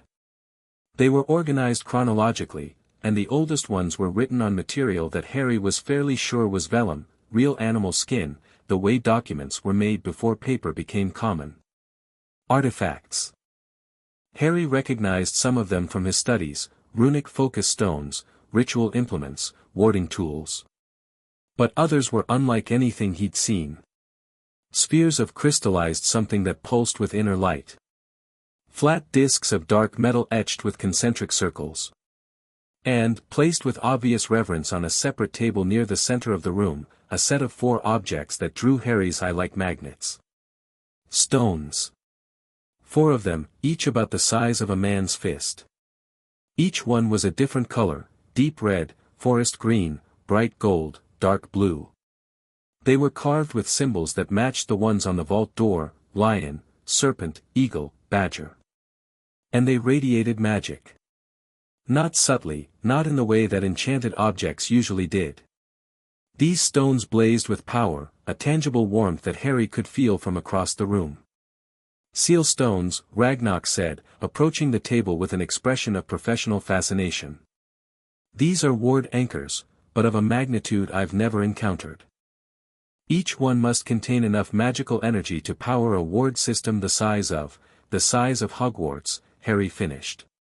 Larger. Daphne had already begun cataloging. She worked with quick, efficient movements, photographing each shelf with a charmed camera, tagging items with numbered evidence markers, writing descriptions in a rapid shorthand. She was in her element, Harry realized. The legal mind applied to archaeological discovery. Harry, Neville called from across the vault. He was standing in front of a shelf of journals, holding one open. You need to see this. Harry crossed to him. The journal was in Dumbledore's handwriting, the distinctive looping script that Harry had seen on 100 letters and notes over the years. But this wasn't the warm, grandfatherly tone of Dumbledore's public correspondence. This was terse, clinical, almost cold. March 14, 1971. Inspection of Seal Point 3. The northeast stone is degrading faster than projected. The runic matrix has lost approximately 12% of its binding integrity since last assessment. At current rate of decay, complete failure in 40 to 60 years. Unacceptable. Commissioned replacement matrix from the Covenant's wardsmiths. Cost, 85,000 galleons for materials alone. The Goblin contractors will require an additional 40,000 for labor, routed through the standard channels to avoid detection. The Board of Governors must never learn of these expenditures. Nor the Ministry. The Covenant's existence depends on absolute secrecy. This has been the operating principle since Helga's time, and I will not be the one to break faith with 1,000 years of precedent. The wellspring remains stable, but I am not comforted. Each year, the emanations grow stronger. Each breach of the castle's defenses, and there have been too many, especially during Grindelwald's war, weakens the containment. We are running out of margin. Harry turned pages. More entries, spanning decades. Detailed accounts of inspections, repairs, expenditures. References to something called emanation levels and containment protocols. And again, the word, wellspring. What is the wellspring? Neville asked, reading over Harry's shoulder. I don't know yet. But whatever it is, Dumbledore spent his entire career keeping it contained. Harry looked around the vault, at the seal stones, the artifacts, the centuries of accumulated documentation. This is what the money was for. All of it. Every canute taken from my vault, from the Black Vault, from the Goblin funds, it all went to maintaining whatever the wellspring is. That doesn't make it right, Daphne said from across the room. She'd stopped cataloging and was listening. Embezzlement is embezzlement regardless of the purpose. If Dumbledore needed funds for a legitimate security concern, he could have gone to the Ministry, the Wizengamot, the Board of Governors. Could he? Harry said. Think about what Thorn did in the Wizengamot. Half the chamber voted to shut down a simple financial audit. What do you think they'd do if someone told them there was something dangerous under Hogwarts that required millions of galleons to contain? They'd panic, Neville said. Close the school. Pull their kids out. Or they'd try to exploit it, Daphne added, and Harry could see her solicitor's mind working, turning the problem over. If the wellspring is a source of magical power, someone would want to control it. Thorn would want to control it. Which is exactly why Dumbledore kept it secret. Harry looked at the journal in his hands. The bastard. He was right about the danger, and he was wrong about everything else. Before anyone could respond, Ironfoot's device began screaming. The sound was piercing, a high, oscillating whine that cut through the vault like a knife. The young goblin was already at the door, his ward detection compass spinning wildly. Movement in the tunnel, he said, his voice tight. Multiple signatures. Approaching fast. How many? Grimjaw demanded, his axe already in his hands. At least 10. They're through the recognition wards, they have authorization. Someone with the right bloodline or the right access codes opened the way. Thorn, Daphne said. Harry was already moving. Neville, with me. Daphne, keep cataloging, get as much documented as you can. Ragnarok, the seal stones, I know their value, Mr. Potter. The old goblin was wrapping the 4 stones in protective cloth with hands that were steady and sure. Ironfoot, Grimjaw, defensive positions. Harry and Neville reached the vault door and stepped into the outer chamber. The columns cast long shadows in the wandlight, creating a maze of dark shapes and blind corners. The tunnel entrance at the far end of the chamber was dark, but Harry could hear it now, footsteps. Many of them. Moving with the disciplined rhythm of trained professionals. Shield positions, Harry murmured, and Neville moved to his left without a word, finding cover behind a column. They'd done this before, in the Department of Mysteries, in the Battle of Hogwarts, in a dozen skirmishes during the months of hunting Horcruxes. The muscle memory was there, coded into their bodies by experience and adrenaline and the simple need to survive. Harry didn't hide. He stood in the center of the chamber, wand at his side, and waited. They came out of the tunnel in formation, 10 wizards in dark robes, wands drawn, moving with the crisp efficiency of private security. Not Aurors, the uniforms were wrong, and Aurors wouldn't be here without Kingsley's authorization. These were hired professionals. The expensive kind. The lead wizard stopped when he saw Harry. He was big, broad-shouldered, square-jawed, with the compact build of someone who'd spent years in physical combat. His wand was held in a professional dueling grip, and his eyes were flat and assessing. Mr. Potter. Step away from the vault, please. On whose authority? The wizard produced a rolled parchment and held it up. Emergency seizure order, issued by the Wisingamots Committee on Magical Heritage under Article 12 of the Goblin Wizard Banking Accord. All contents of unlisted vaults within Gringotts territory are subject to immediate confiscation pending ownership verification. That's a remarkable piece of legal fiction, Daphne said from behind Harry.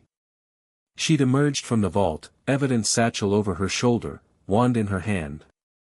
Article 12 applies to abandoned vaults with no registered owner. This vault has a registered designation, the Covenant, and its contents are currently under forensic audit by Gringotts' own senior accountant. You have no jurisdiction here. Ma'am, I have my orders. Your orders are illegal. I'm formally advising you that any attempt to seize these contents will constitute theft under both wizarding and goblin law. You and your employer will be liable for, I don't take legal advice from opposing counsel. The lead wizard looked past Daphne at the vault door. We're coming in. Move aside. Harry didn't move. No.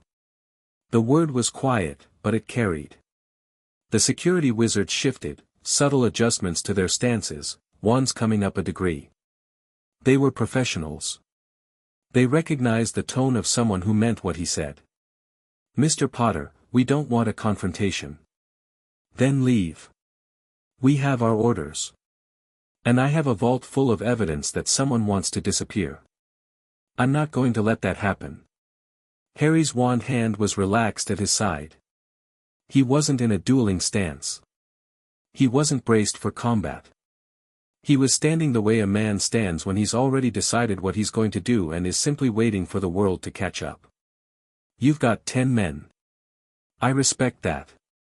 But you know who I am. And you know what happened to the last group of people who tried to take something from me by force. Silence.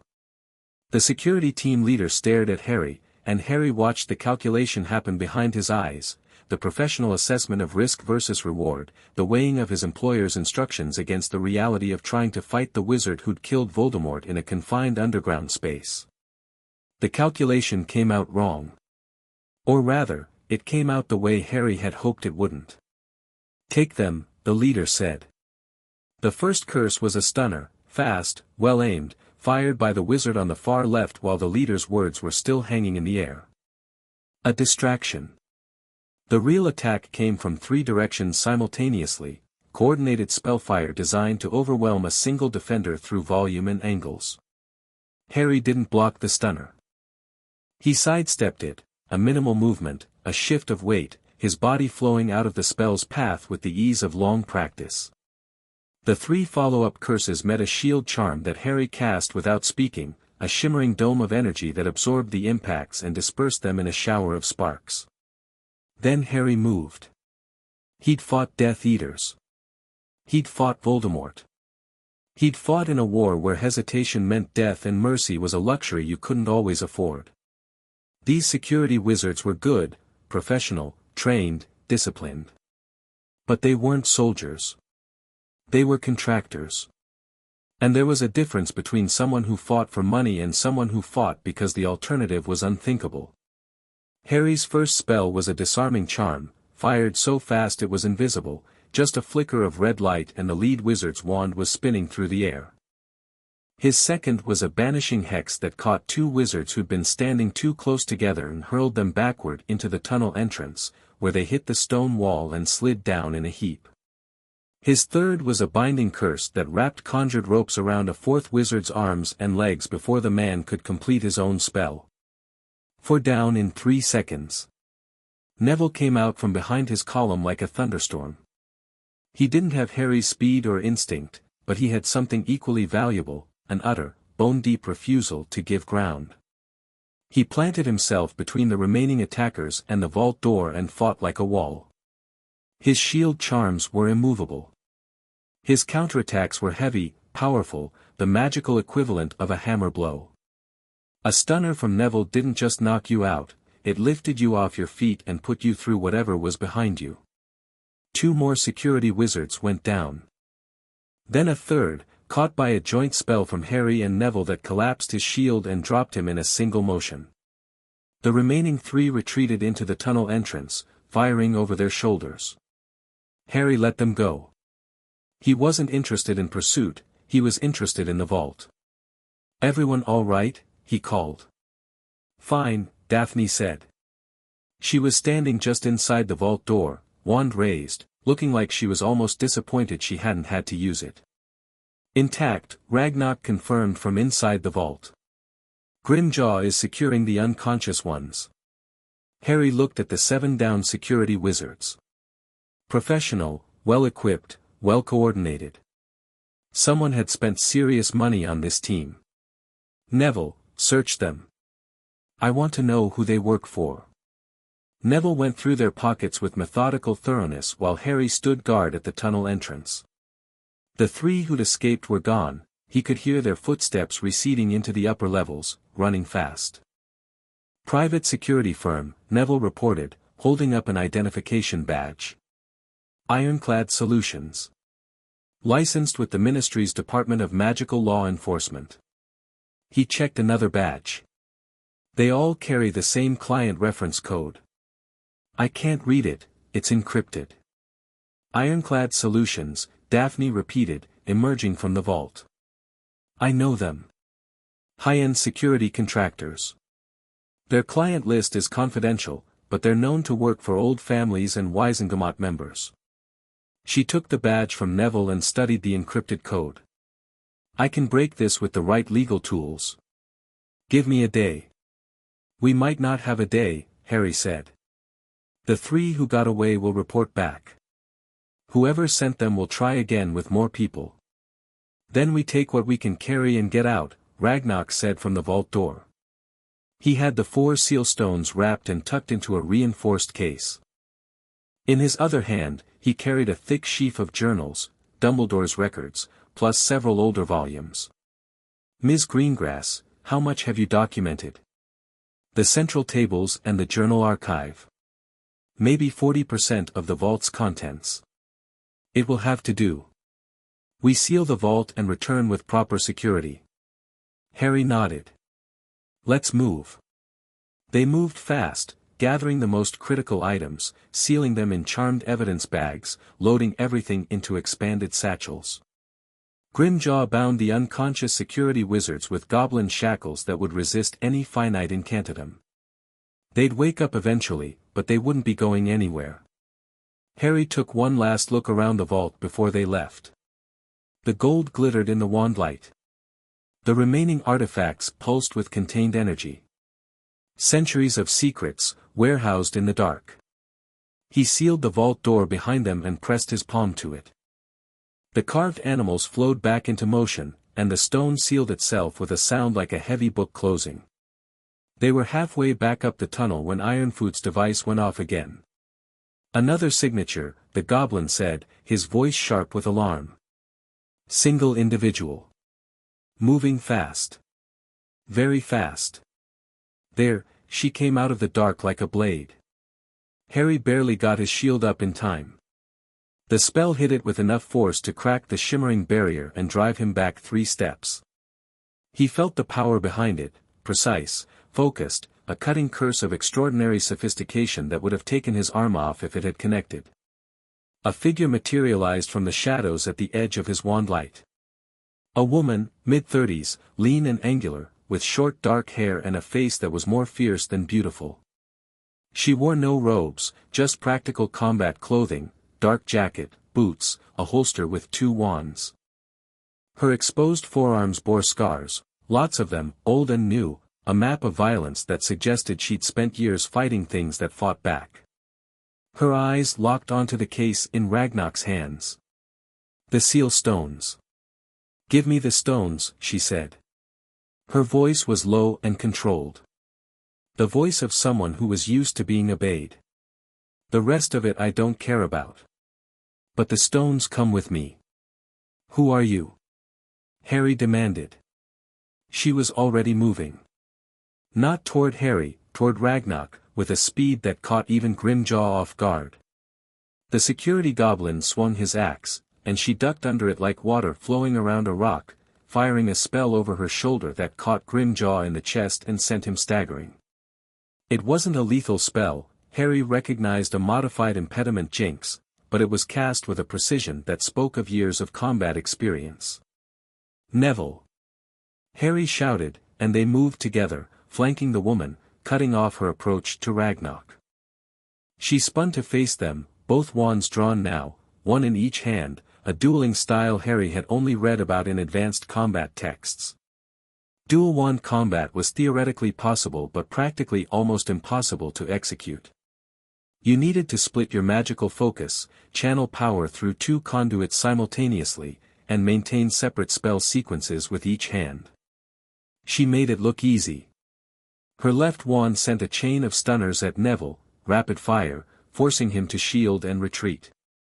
Her right wand engaged Harry in something that felt less like a duel and more like a conversation in a language of violence. She was testing him. Probing his defenses.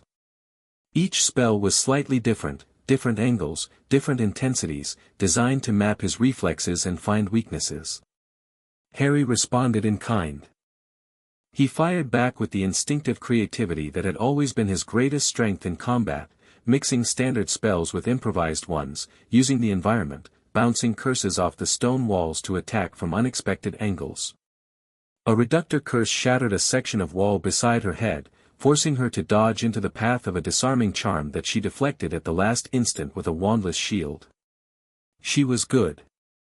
She was very good.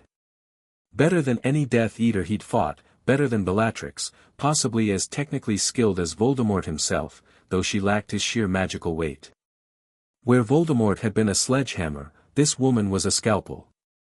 They traded spells for 30 seconds, an eternity in combat, and neither of them landed a clean hit.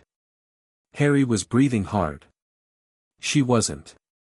You're wasting time, Potter, she said, parrying a stunner with casual efficiency. I don't want to fight you. I want the stones. Then stop fighting and tell me why. Because without them, the seals will fail, and everyone you've ever loved will die. She said it without drama, without emphasis. A statement of fact, delivered with the same tone you'd use to report the weather. Then she did something Harry didn't expect. She stopped fighting, dropped her guard, and looked him directly in the eyes. My name is Seraphina Voss. I'm a Covenant enforcer, the last one. I've spent 15 years maintaining the seals that keep the wellspring contained. Dumbledore funded my work. When he died, the funding stopped. The seals are failing. Those stones are the only things that can reinforce them before the breach becomes irreversible. She paused. I'm not your enemy, Potter. But I will be if you keep those stones from me. Everyone who wants something from me tells me they're not my enemy, Harry said. Usually right before they try to kill me. If I wanted to kill you, you'd be dead. I held back every spell I cast. You're talented, Potter, genuinely, but I've been doing this since before you could hold a wand. I wasn't trying to beat you. I was trying to get past you. Harry studied her. His instincts were churning, the same instincts that had kept him alive through 7 years of mortal danger. She was telling the truth. Or she was the best liar he'd ever met. Either way, she was dangerous, and she knew things he needed to know. If you're Covenant, he said, then you know what's in that vault. You know about the financial network. The shadow accounts. The money stolen from my vault, from the school, from the goblins. I know about it. I don't care about it. The money paid for survival. Yours, mine, everyone's. And you don't think people deserve to know what they're surviving? Her expression tightened, the first crack in her control. I think people deserve to be alive. The truth is a luxury that comes after safety. I've heard that argument before. From Dumbledore. From a lot of people who used it to justify doing whatever they wanted. Seraphina's jaw clenched. You have no idea what I've justified. You have no idea what lives in the dark beneath that castle, what I've fought, what I've sacrificed. She stopped herself. The control came back, iron hard. I don't have time for a philosophical debate. The northeast seal point is going to fail within weeks.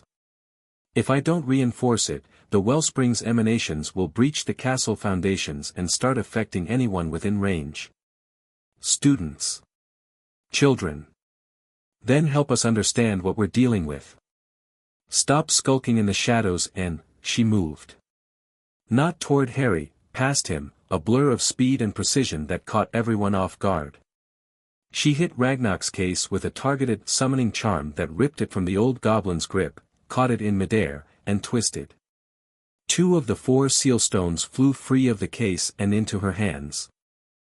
She was 10 feet away before Harry could react, 20 feet by the time he raised his wand. I'll take what I need, she said, backing toward the tunnel. Keep the rest. Read the journals. Learn what you're dealing with. She paused at the edge of the darkness. And Potter? Stop pulling threads.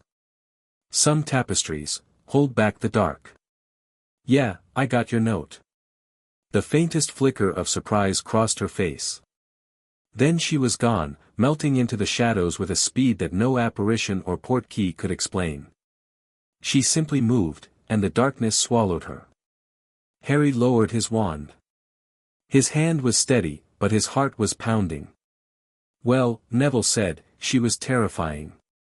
She took 2 of my seal stones, Ragnarok said.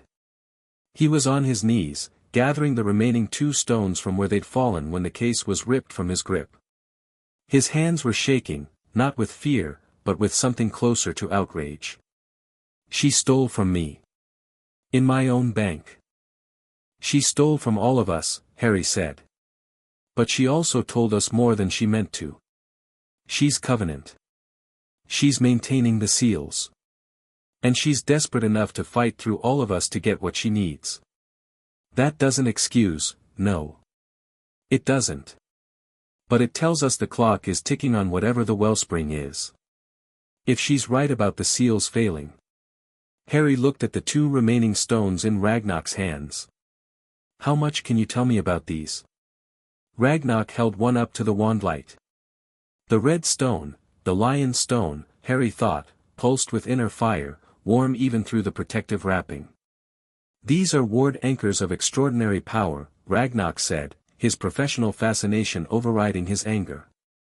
Each one contains a self-sustaining magical charge. The craftsmanship is. He turned the stone, examining it from all angles. It's neither goblin nor wizard. Or rather, it's both. Goblin metallurgical techniques combined with wizard enchantment theory, fused together in a way that modern craft considers impossible. These were made by people who didn't recognize the divisions we maintain between our magical traditions. The founders worked with goblins, Harry said. That's what you're saying. I'm saying the founders worked with goblins as equals. As partners. That's not something I expected to find. They emerged from the deep levels 2 hours after they descended. The upper levels of Gringotts were in a state of controlled chaos. The 3 escaped security wizards had apparently tried to leave the bank and been detained by Gringotts' own security forces. Goblin territorial law was clear: unauthorized armed individuals within the bank were subject to immediate arrest, regardless of whatever papers they carried. Ragnarok had a brief, intense conversation with a senior Gringotts official in gobbledygook that Harry couldn't follow, but that ended with the official bowing deeply and hurrying away. Whatever Ragnarok had said, it carried weight. They regrouped in the surface-level meeting room. Creature, whom Harry had summoned with a word, appeared with sandwiches and tea, which Daphne fell upon like a woman who hadn't eaten in days. Neville sat on the floor with his back against the wall and cleaned his wand. Grimjaw, nursing bruised ribs from Seraphina's jinx, sat in a corner and radiated displeasure. Ragnarok spread the recovered documents across the stone table. Dumbledore's journals, the older records, the financial ledgers they'd pulled from the vault. Even at 40% of the vault's total contents, it was an enormous amount of material. First priority is decrypting Dumbledore's coded entries, Ragnarok said. I've identified the cipher. It's a modified runic substitution, keyed to a passage from a text I haven't identified yet. But the pattern is clear enough that I can begin breaking it tonight. I'll take the legal documents, Daphne said, pulling a stack toward her. Contracts, authorization forms, anything that establishes the Covenant's legal standing. If we can prove it was an unregistered organization conducting financial operations without ministry oversight, that's a criminal matter, not just a civil one. And the seal stones? Neville asked. Safe, Ragnarok said. I've placed them in a high-security vault, one of ours, properly registered, with my personal authorization required for access. No one is stealing from me twice. The meeting broke up around midnight. Neville fled home with the promise to return in the morning. Grimjaw and Ironfoot disappeared into the bank's depths. Ragnarok retreated to his office with an armload of documents and the focus of a bloodhound on a scent. Harry and Daphne walked out of Gringotts into the quiet of nighttime Diagon Alley. The shops were dark, the cobblestones wet from an earlier rain. A few stragglers from the leaky cauldron stumbled past, but otherwise the street was empty. Drink? Harry asked. God, yes. They ended up in a small pub on Horizon Alley that Harry had never noticed before, a narrow, dimly lit place with a handful of tables and a bartender who didn't look twice at them. Daphne ordered fire whiskey. Harry did the same. For a few minutes, they sat in comfortable silence, letting the tension of the day drain away. The fire whiskey was good, smooth, warm, the kind that heated you from the inside without burning. So, Daphne said, underground tunnels, ancient vaults, hired mercenaries, and a mysterious woman who fights with 2 wands and steals magical artifacts. Is this what working with you is always like? Pretty much. How are you still alive? Stubbornness, mostly. And a lot of help from people smarter than me. She raised her glass. To stubbornness, then.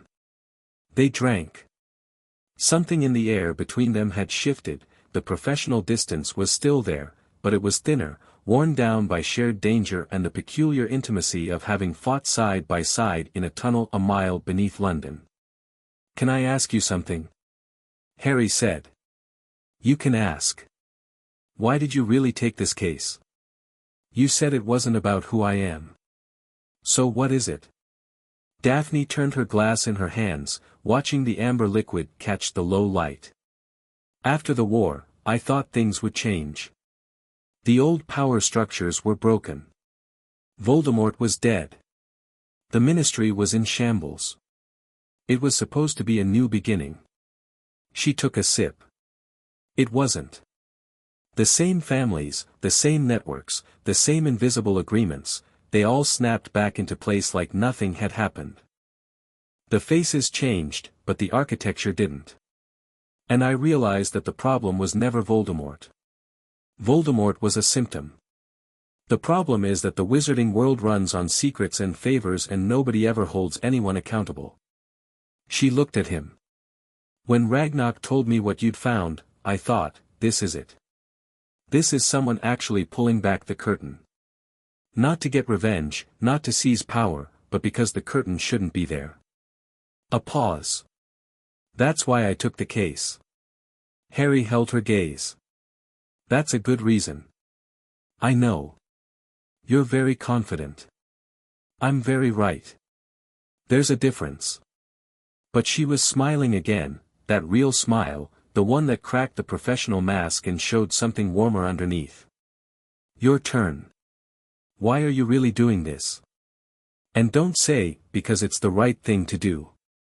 I've read enough depositions to know when someone's giving me a prepared answer. Harry thought about it. Really thought, in a way he rarely allowed himself to do. The fire whiskey helped, it loosened the knots he kept tied around the honest parts of himself. Because I spent my whole life being lied to, he said. By the Dursleys, by the Ministry, by Dumbledore. Everyone had a reason. Everyone thought they were protecting me, or protecting themselves, or protecting some bigger picture that I wasn't important enough to see. And every time, the lies made things worse. Every single time. He took a drink. I'm done with it. If there's something dangerous under Hogwarts, fine. We deal with it. But we deal with it honestly, in the open, with everyone knowing what's at stake. No more secret societies. No more shadow accounts. No more orphans paying for wars they don't know about. The last words came out harder than he'd intended. He saw Daphne register the rawness behind them, the boy in the cupboard, the teenager carrying a dead man's secrets, the young man who'd walked into a forest to die because a dead headmaster's portrait told him it was necessary. I'm sorry, she said quietly. For what they did to you. Don't be. It's not your burden. No. But recognizing injustice isn't a burden. It's a basic qualification for being a decent person. She finished her drink. We should go. Tomorrow's going to be worse. Why do you say that? Because Thorne's people failed to seize the vault, which means he'll escalate. And because that woman, Voss, took 2 seal stones, which means she's going to do something with them. And because we now have physical evidence of a 1,000-year-old secret society embedded in the foundations of Hogwarts, and someone is going to have to tell the public about it. She stood and pulled on her cloak.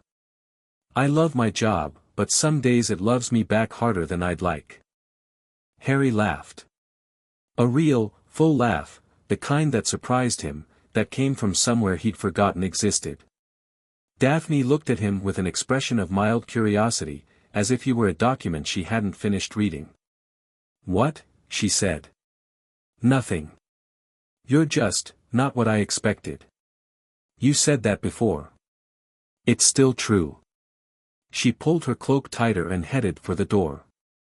At the threshold, she paused. Potter?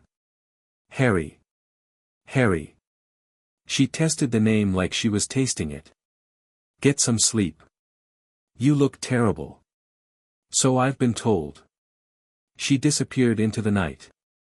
Harry sat for another minute, finishing his drink, and found himself smiling at the empty glass. He walked home through quiet streets. London at night, the Muggle parts, the parts that didn't know about magic or prophecies or ancient wells of power, was peaceful in a way that the wizarding world never quite managed. Cars. Streetlights. People walking dogs. The ordinary business of living. Harry wanted that. Not the Muggle world specifically, but the ordinariness. The piece of a life where the biggest problem was what to have for dinner, not what was leaking through the foundations of a castle. He'd never had ordinary. He was starting to wonder if he ever would. Grimmauld Place was dark and quiet when he arrived. Kreacher had gone to bed. The wards were intact. He checked them twice, 3 times, his paranoia sharpened by Seraphina's earlier visit. Nothing was disturbed. He went to the study and spread out the journals he'd taken from the Covenant vault. Dumbledore's records filled most of the desk, but there were older ones too, journals in handwriting that had faded to near invisibility, on parchment so old it crackled when he breathed near it. Harry started with Dumbledore's earliest entries.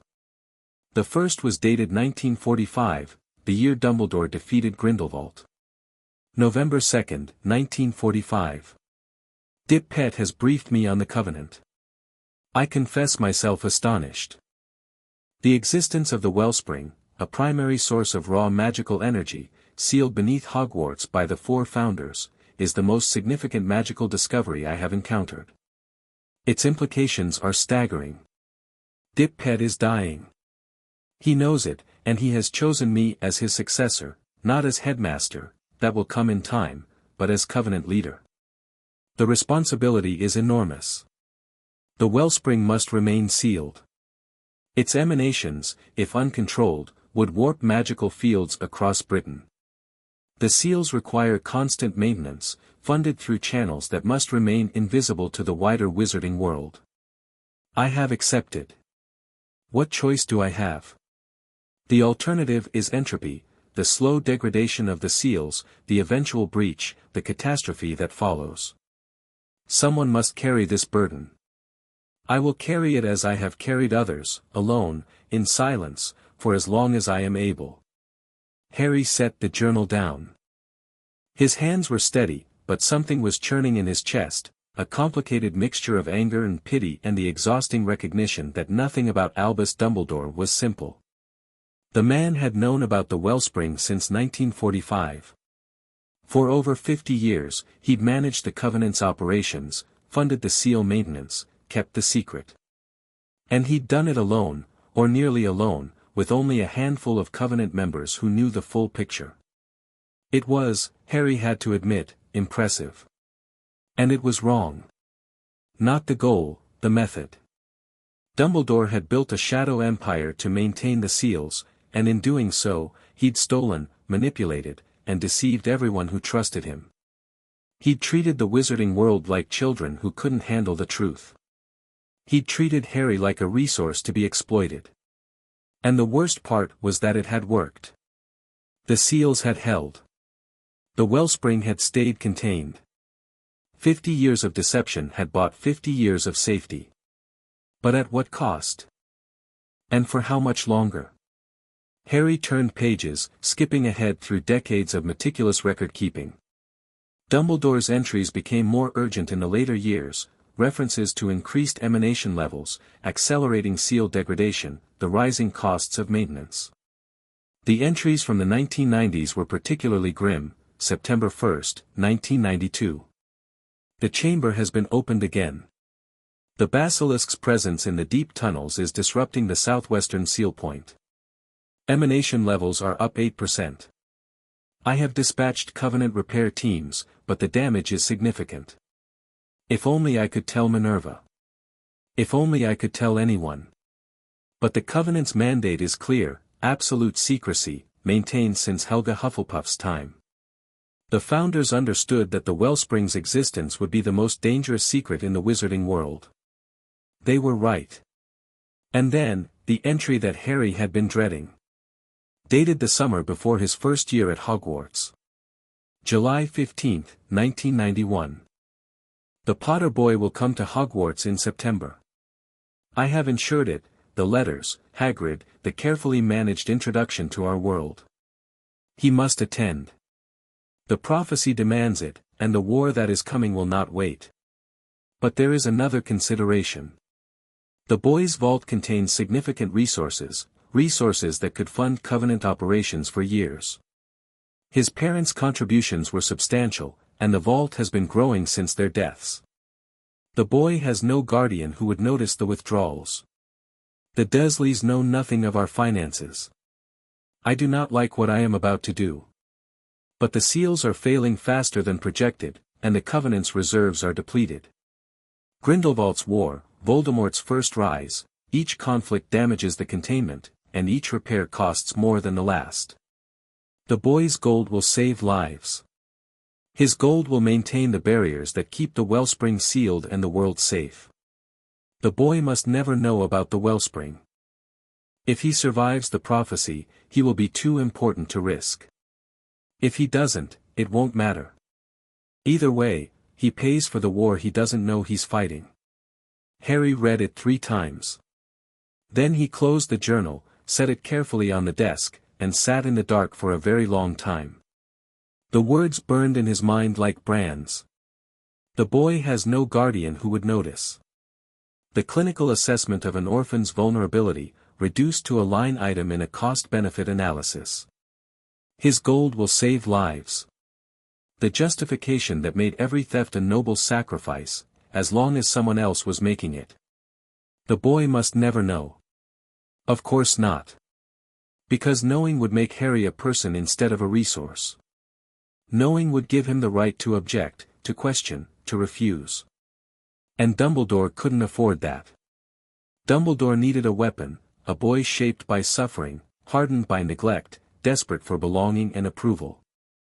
A boy who would walk into a forest and die on command because the wise old man with the twinkling eyes told him it was necessary.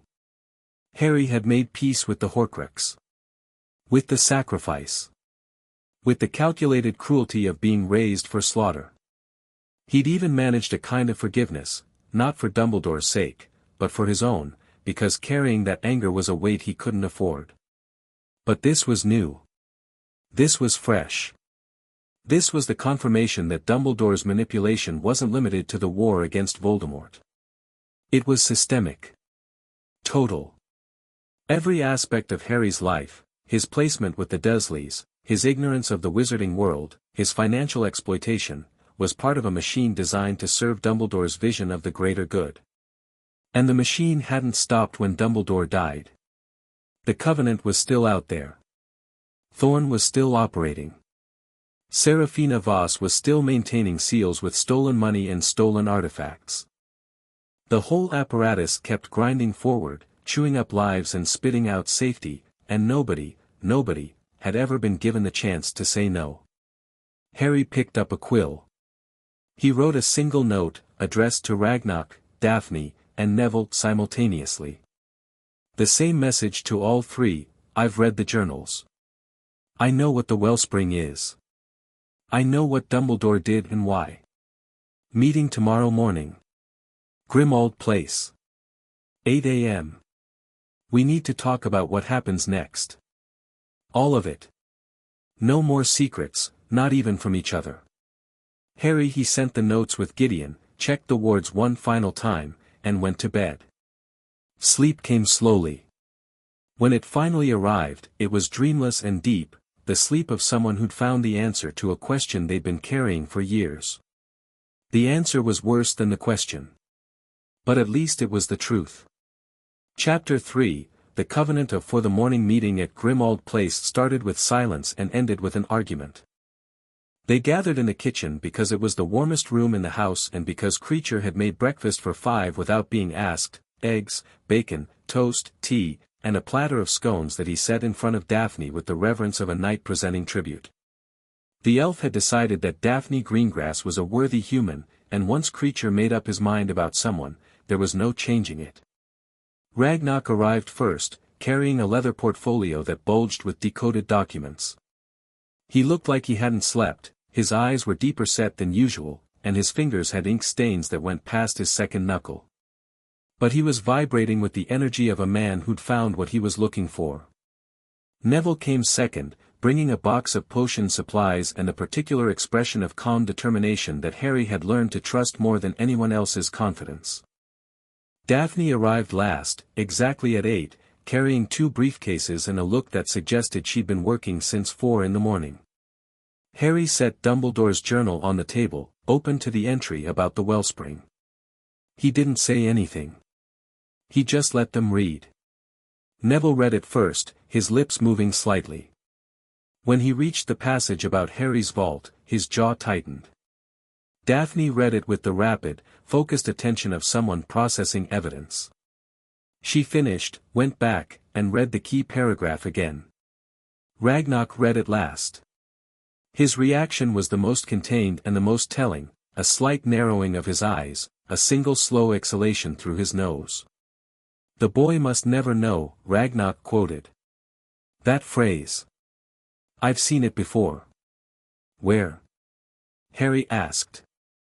Ragnarok opened his portfolio and extracted a sheet of parchment covered in decoded text. The Covenant's founding charter. Written in 4 hands, the 4 founders, if the dating is correct. The charter establishes the Covenant's mission, its structure, its rules. Rule number 7, the world must never know. Not a specific boy. The world. Secrecy was baked into the organization from the beginning.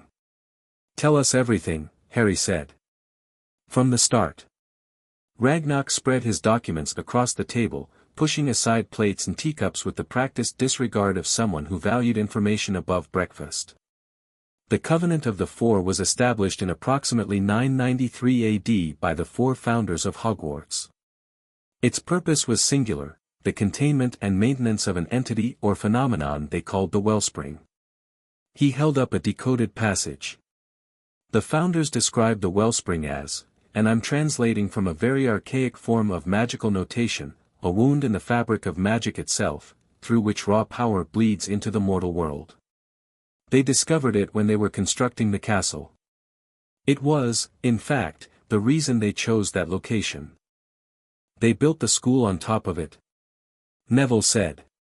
On top of it, around it, and ultimately to contain it. The castle itself is part of the seal structure.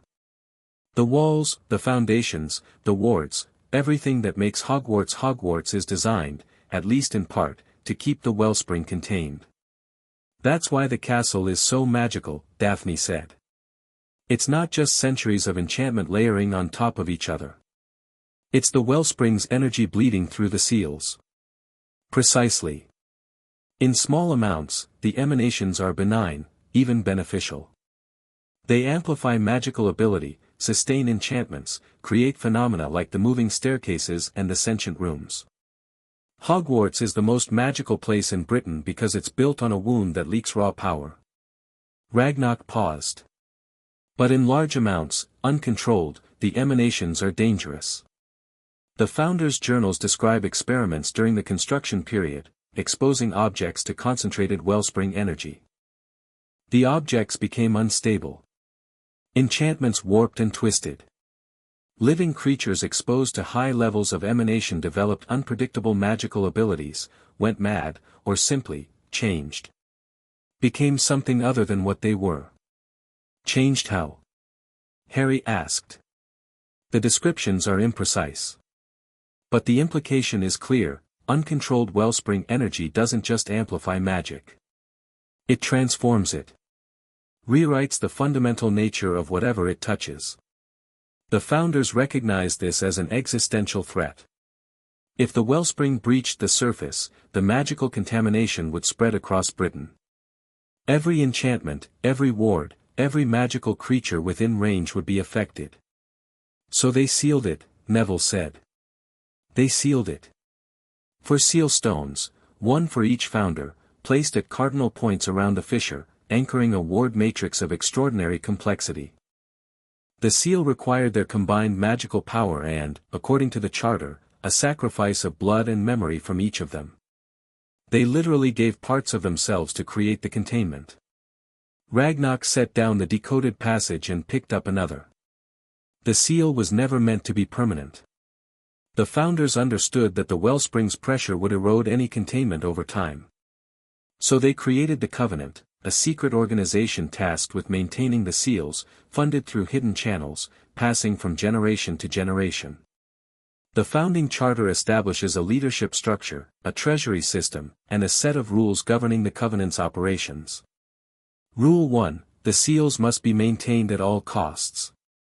Rule 2, the covenant's membership must be drawn from the descendants of the founders.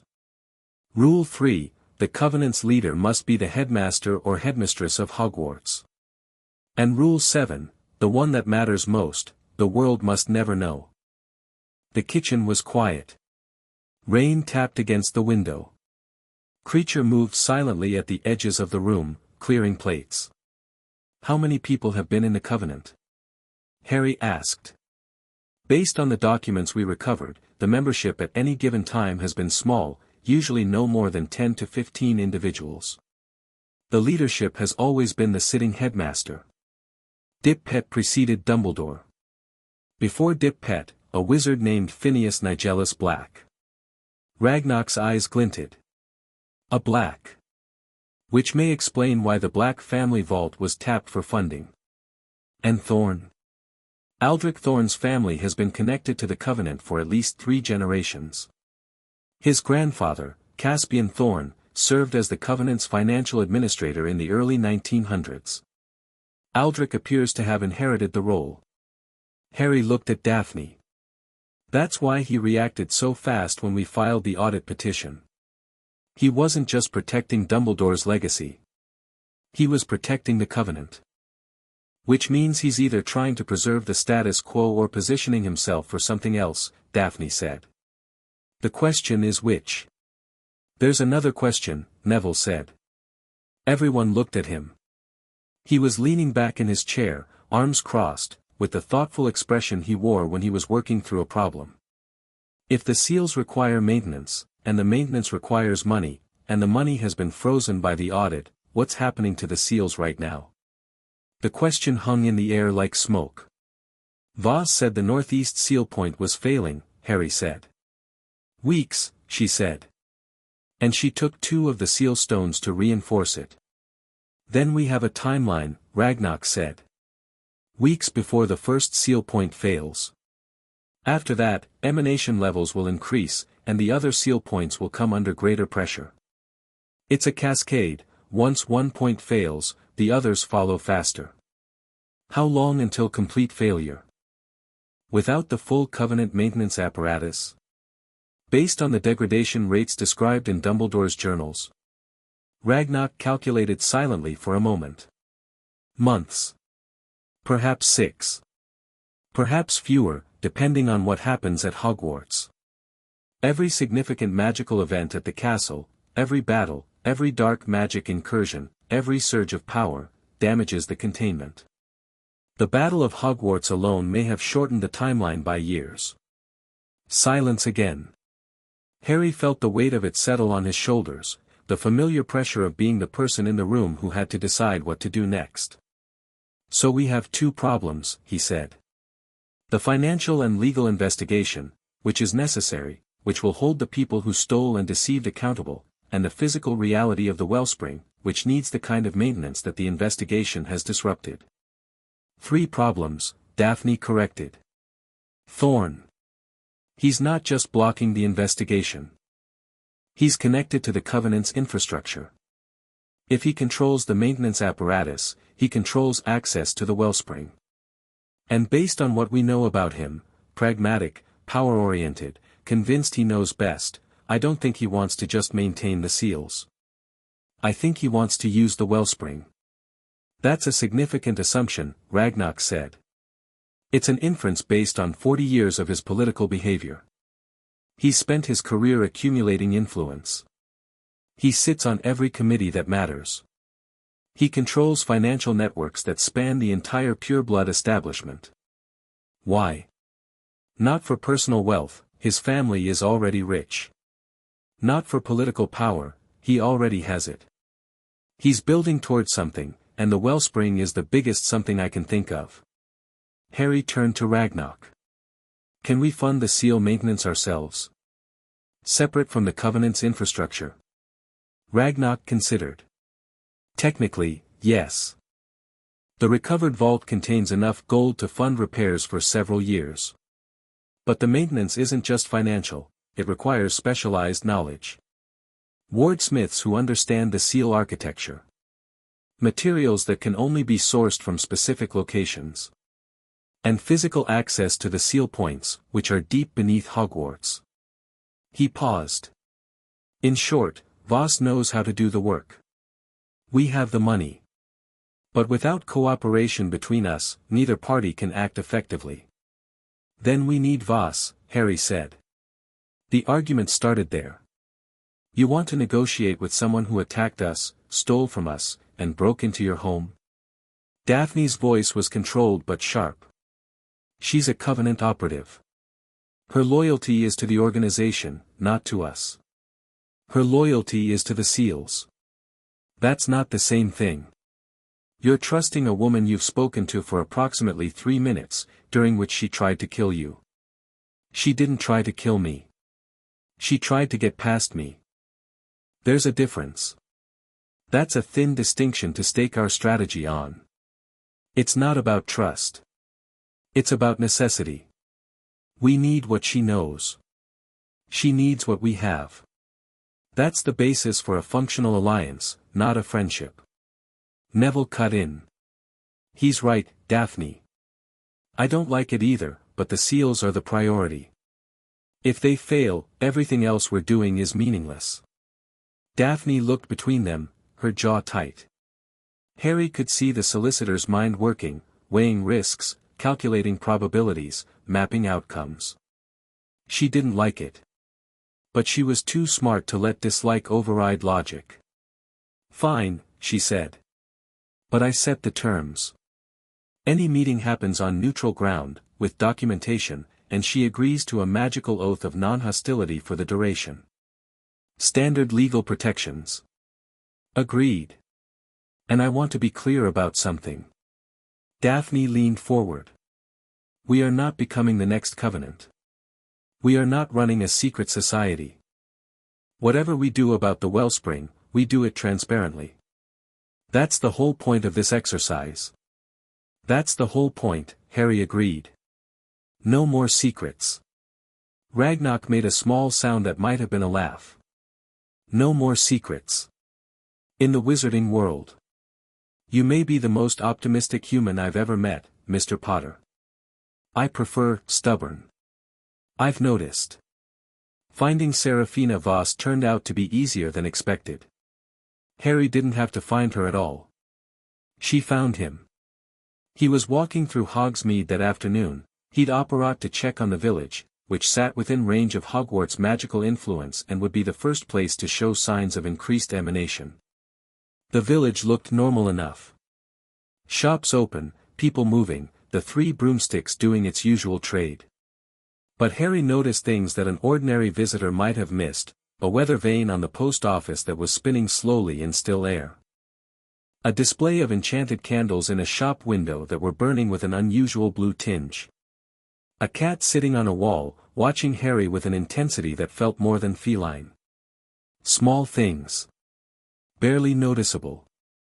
But Harry had spent years learning to notice what others missed. He was standing outside the shrieking shack, lost in thought, when a voice spoke behind him. You noticed the weather vane. Harry's wand was in his hand before the last syllable landed. He spun and found Serafina Voss leaning against a fence post 10 feet away, arms crossed, watching him with dark eyes that held equal parts wariness and curiosity. She looked different in daylight. Less like a weapon, more like a person, though still a person you'd think twice about crossing. The scars on her forearms were more visible in the sun, a lattice of old wounds that told a story Harry was beginning to understand. Her short dark hair was windblown, and she wore the same practical combat clothing he'd seen in the tunnels. The weather vane, the candles, the cat, Harry said, not lowering his wand. Emanation effects. Minor ones. Background noise. The serious effects will come later. She glanced at his wand. Are you going to curse me? Depends on what you say next. I want to talk. Properly. Not in a tunnel with your goblin friends trying to axe me. Grimjaw is protective of his clients. Grimjaw is protective of his pride. I embarrassed him. He'll want a rematch. She pushed off the fence post and took a step closer. Potter, I know you've read the journals. I know you understand what we're dealing with. The weather vane is spinning because the northeast seal point lost another 3% of integrity overnight. In a week, the emanation levels will be high enough to affect enchantments inside the castle. In 2 weeks, students will start noticing. In a month, you made your point in the tunnel. And you made yours. You want transparency. You want accountability. You want the grown-up version of the wizarding world where people tell the truth and work together and nobody steals from orphans. Her voice carried an edge that wasn't quite mockery. It's a beautiful vision. I'd love to live in that world. But I live in this one, where seals are failing and the only person who knows how to fix them is standing in a field talking to a man who doesn't trust her. Harry studied her.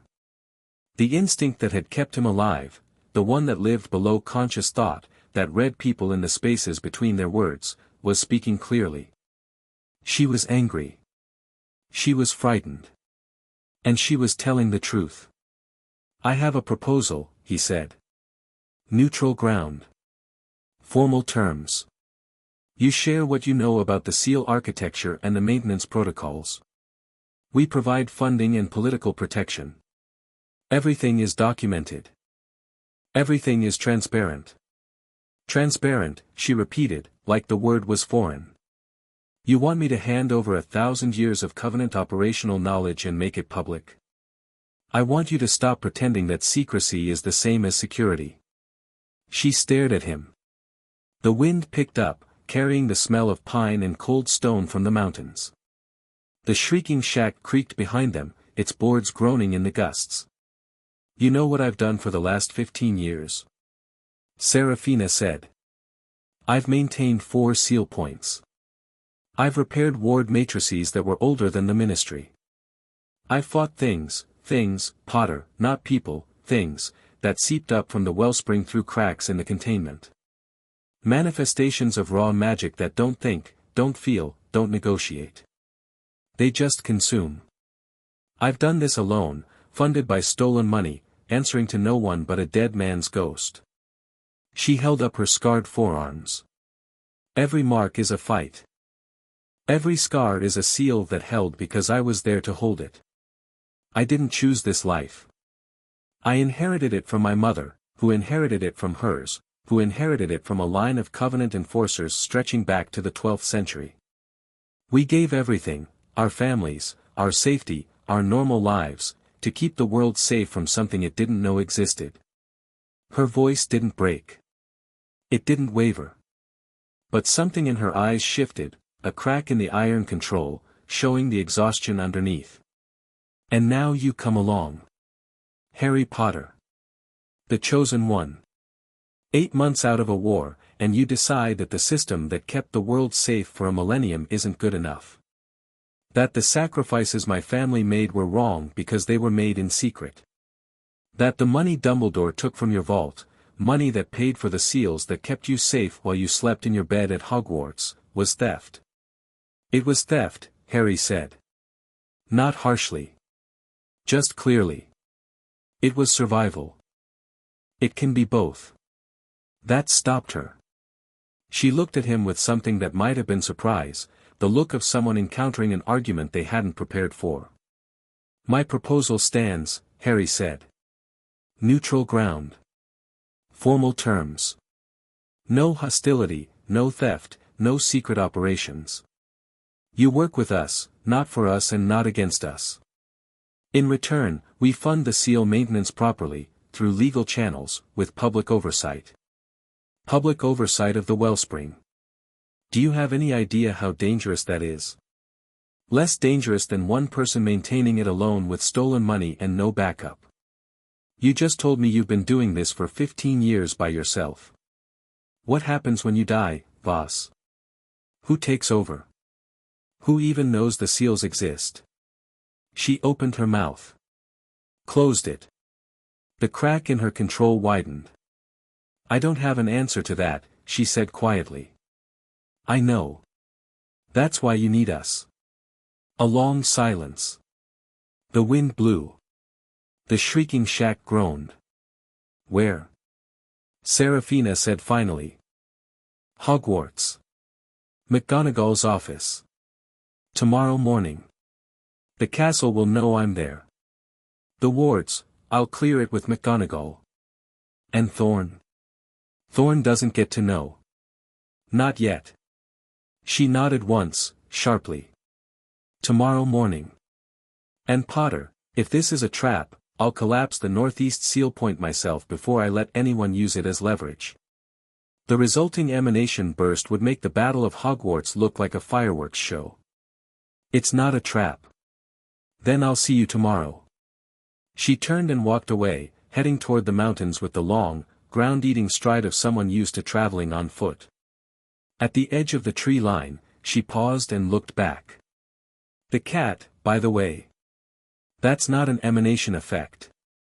That's Mrs. Norris's daughter. She just stares at everyone. Then she was gone, swallowed by the pines. Harry stood in the field for another minute, watching the weather vane spin, and thought about what it meant to build something new on the ruins of something old. He sent a Patronus to McGonagall before he left Hogsmeade. The silver stag leaped from his wand and vanished toward the castle, carrying a message that was necessarily vague: I need to bring someone to the castle tomorrow. Someone connected to Dumbledore's secret. Please trust me. The reply came within minutes: McGonagall's cat Patronus, thin and precise, my office. 8 a.m. You will explain everything. Harry operated back to London and spent the rest of the afternoon at Grimmauld Place, reading more of Dumbledore's journals. The entries from the 1990s were the densest, the decade that had seen the Chamber of Secrets opened, the Triwizard Tournament, and both of Voldemort's active campaigns. Each event had caused measurable damage to the seal structure, and Dumbledore's records showed the escalating costs of repair. One entry caught Harry's attention. Dated June 1997, the month Dumbledore died. June 28, 1997. The Astronomy Tower. Tomorrow night. I know what awaits me, not the specifics, but the shape of it. The curse from the ring is beyond healing. I am dying regardless. Severus will do what must be done, and the boy will have the final piece of the puzzle he needs to destroy Voldemort. But the wellspring weighs on me more than the Horcruxes. I have not named a successor. The Covenant's operations will continue on automatic, the standing withdrawals, the maintenance contracts, the ward renewal cycles, but without active leadership, the response capacity is gone. If a seal point fails, there will be no one to coordinate repairs. I have considered telling Minerva. I have considered telling Kingsley, or Moody, or even Severus. But the charter is clear: the world must never know. And I am too old and too tired to question the wisdom of the founders in my final days. Thorn will manage the financial infrastructure. Voss will maintain the physical seals. Between them, the system will hold. For a time. I wish I could tell the boy. He deserves the truth, not just about the Horcruxes, but about everything. The wellspring, the Covenant, the money I took from his parents' vault to fund a war he didn't choose. But telling him would be a cruelty without purpose. He has enough to carry. Forgive me, Harry. For all of it. Harry read the final line 3 times. Then he closed the journal and sat in the gathering dark, listening to the house settle around him. Forgive me. The words of a man who knew he was wrong and did it anyway. Who saw the harm he was causing and chose to cause it because the alternative, trust, transparency, the radical act of treating other people as capable adults, was too frightening. Harry had forgiven Dumbledore once. For the Horcrux, for the sacrifice, for the calculated cruelty of King's Cross. He wasn't sure he could do it again. The letter from the Wizengamot arrived at 7 that evening, delivered by a ministry owl with a look of institutional self-importance. Harry read it in the kitchen while Creature cleaned around him. Mr. Potter, you are hereby summoned to appear before the Wizengamot Special Investigative Committee on the matter of the Gringotts Vault incident. The committee has received testimony from employees of Ironclad Solutions alleging that you and your associates unlawfully entered a restricted area of Gringotts Wizarding Bank, assaulted private security personnel performing lawful duties, and removed items of unknown provenance from a vault to which you have no legal claim. You are required to appear at 2 p.m. on October 15. You may be accompanied by legal counsel. Tiberius Ogden, Chief Warlock. Harry read it twice, then fire-called Daphne. Her face appeared in the flames, slightly green-tinged from the flu connection. She was in her office, surrounded by documents, and she didn't look surprised when Harry held up the summons. "I got a copy an hour ago," she said. Thorn moved fast. The Ironclad Solutions employees filed sworn statements this afternoon, heavily edited, naturally. Their version omits the fact that they were the ones who initiated hostilities and that they were operating under a legally questionable seizure order. Can you handle it? Can I handle a politically motivated prosecution based on doctor testimony, brought before a committee stacked with Thorn's allies, in a case that involves the financial secrets of the most famous wizard in history? She smiled, thin, sharp, the smile of someone who relished a challenge. "Yes, Harry. I can handle it. What do you need from me?" "The truth. All of it, exactly as it happened, with no embellishments and no omissions. I'll prepare your testimony tonight. Don't speak to anyone about the case between now and the hearing, especially not reporters." She paused. "And Harry? Don't lose your temper in the chamber. Thorn wants you to look unstable. The best thing you can do is be boring. I've never been good at boring. Learn fast." Morning came gray and cold. Harry, Neville, and Daphne arrived at Hogwarts through the flue in McGonagall's office at 7:50, 10 minutes before Seraphina was expected. McGonagall was behind her desk, looking like she'd slept about as well as Harry had, which was to say not at all. She'd received the summary of findings that Harry had sent the previous night, the decoded Covenant Charter, Dumbledore's journal entries, Ragnarok's financial analysis, and had clearly spent the night reading every word. "Before she arrives," McGonagall said without preamble, "I need to say something." Harry sat. Neville and Daphne took chairs along the wall. "I've read everything you sent. The charter, the journals, the financial records. I understand what the Covenant is and what it was protecting." She paused, and Harry watched her compose herself, the slight straightening of the spine, the controlled breath, the deliberate steadiness. "I served Albus Dumbledore for 35 years. I trusted him with the lives of every child in this castle. I went to war on his word. I mourned him. I named my bloody cat after his phoenix." A beat.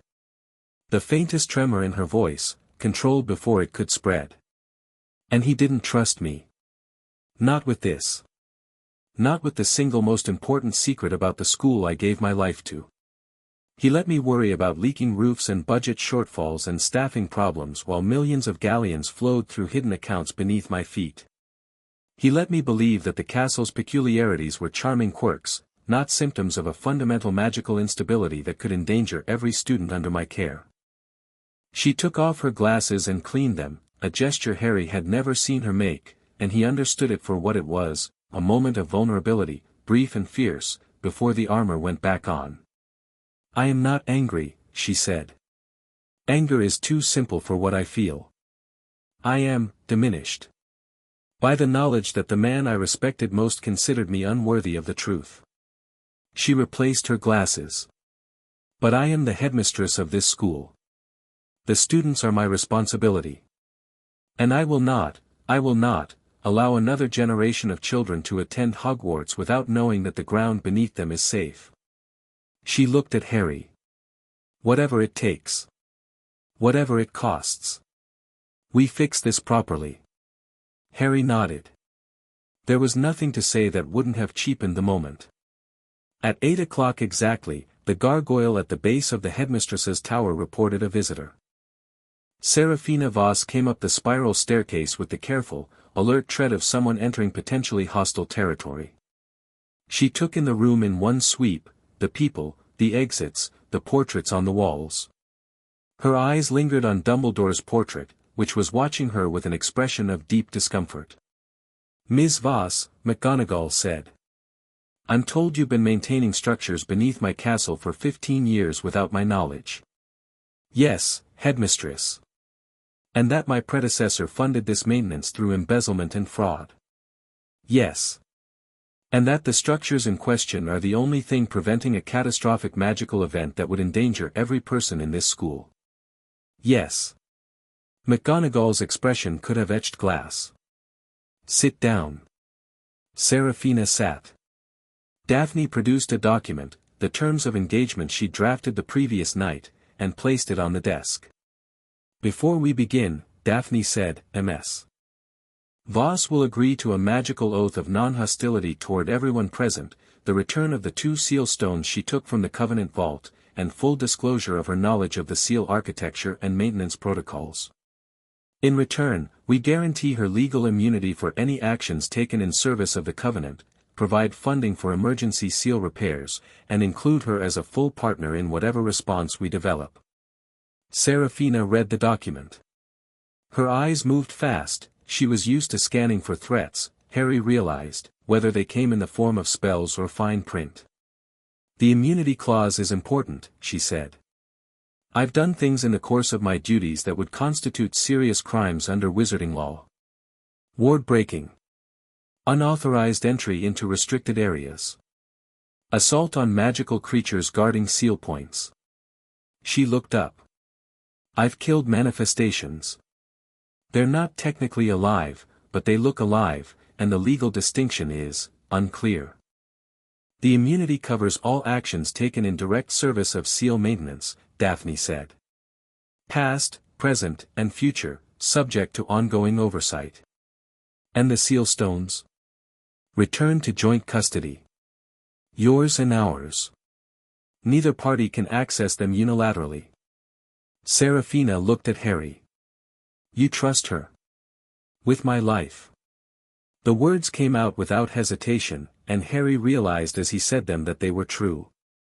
When had that happened? Somewhere between the first meeting in her office and the vault battle, between the dry humor and the fierce competence, Daphne Greengrass had crossed the line from hired counsel to something more. Daphne's expression didn't change, but Harry caught the slight color that rose in her cheeks before she turned back to the document. Seraphina signed. The magical oath settled over the room like a held breath, a shimmer in the air that faded as soon as it appeared. "All right," Seraphina said. She leaned forward, and the enforcer's mask fell away, replaced by something that was almost professorial. "Let me tell you about the wellspring." She talked for 2 hours. Harry, Neville, Daphne, and McGonagall listened, asked questions, and tried to absorb the scope of what they were hearing.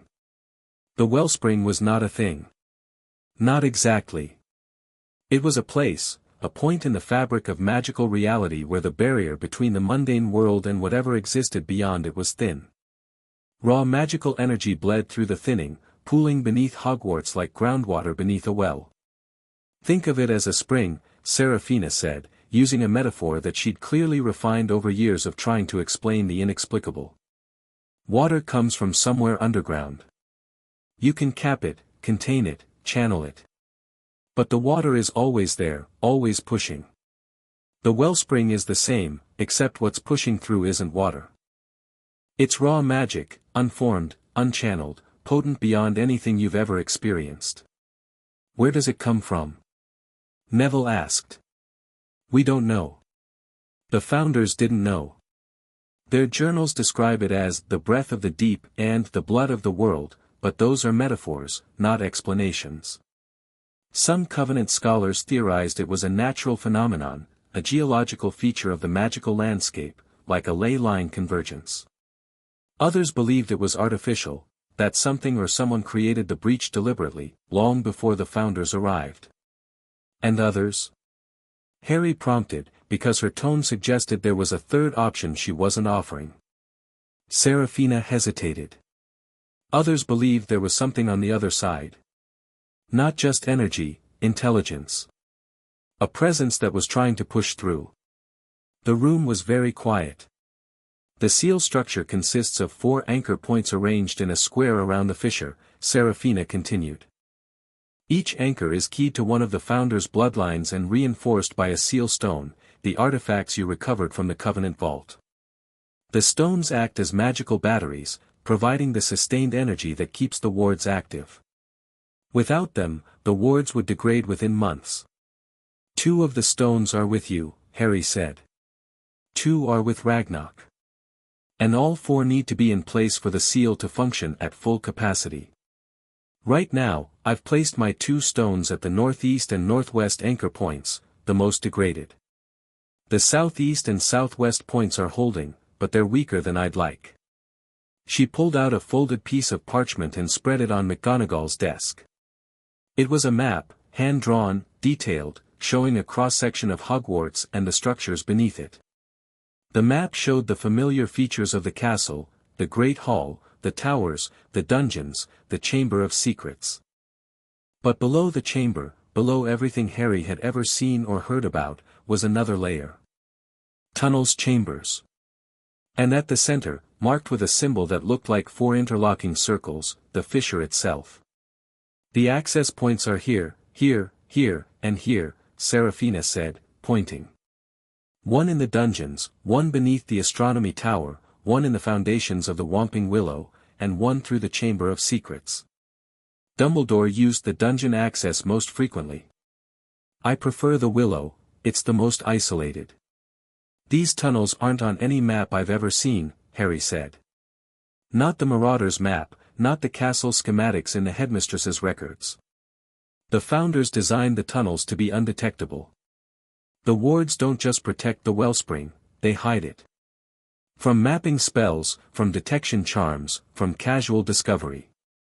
You could walk over the dungeon access point every day for 7 years and never know it was there. Harry thought about all the times he'd wandered the castle at night, exploring passages, using the Marauder's map, believing he knew Hogwarts secrets. He'd barely scratched the surface. What about Thorn?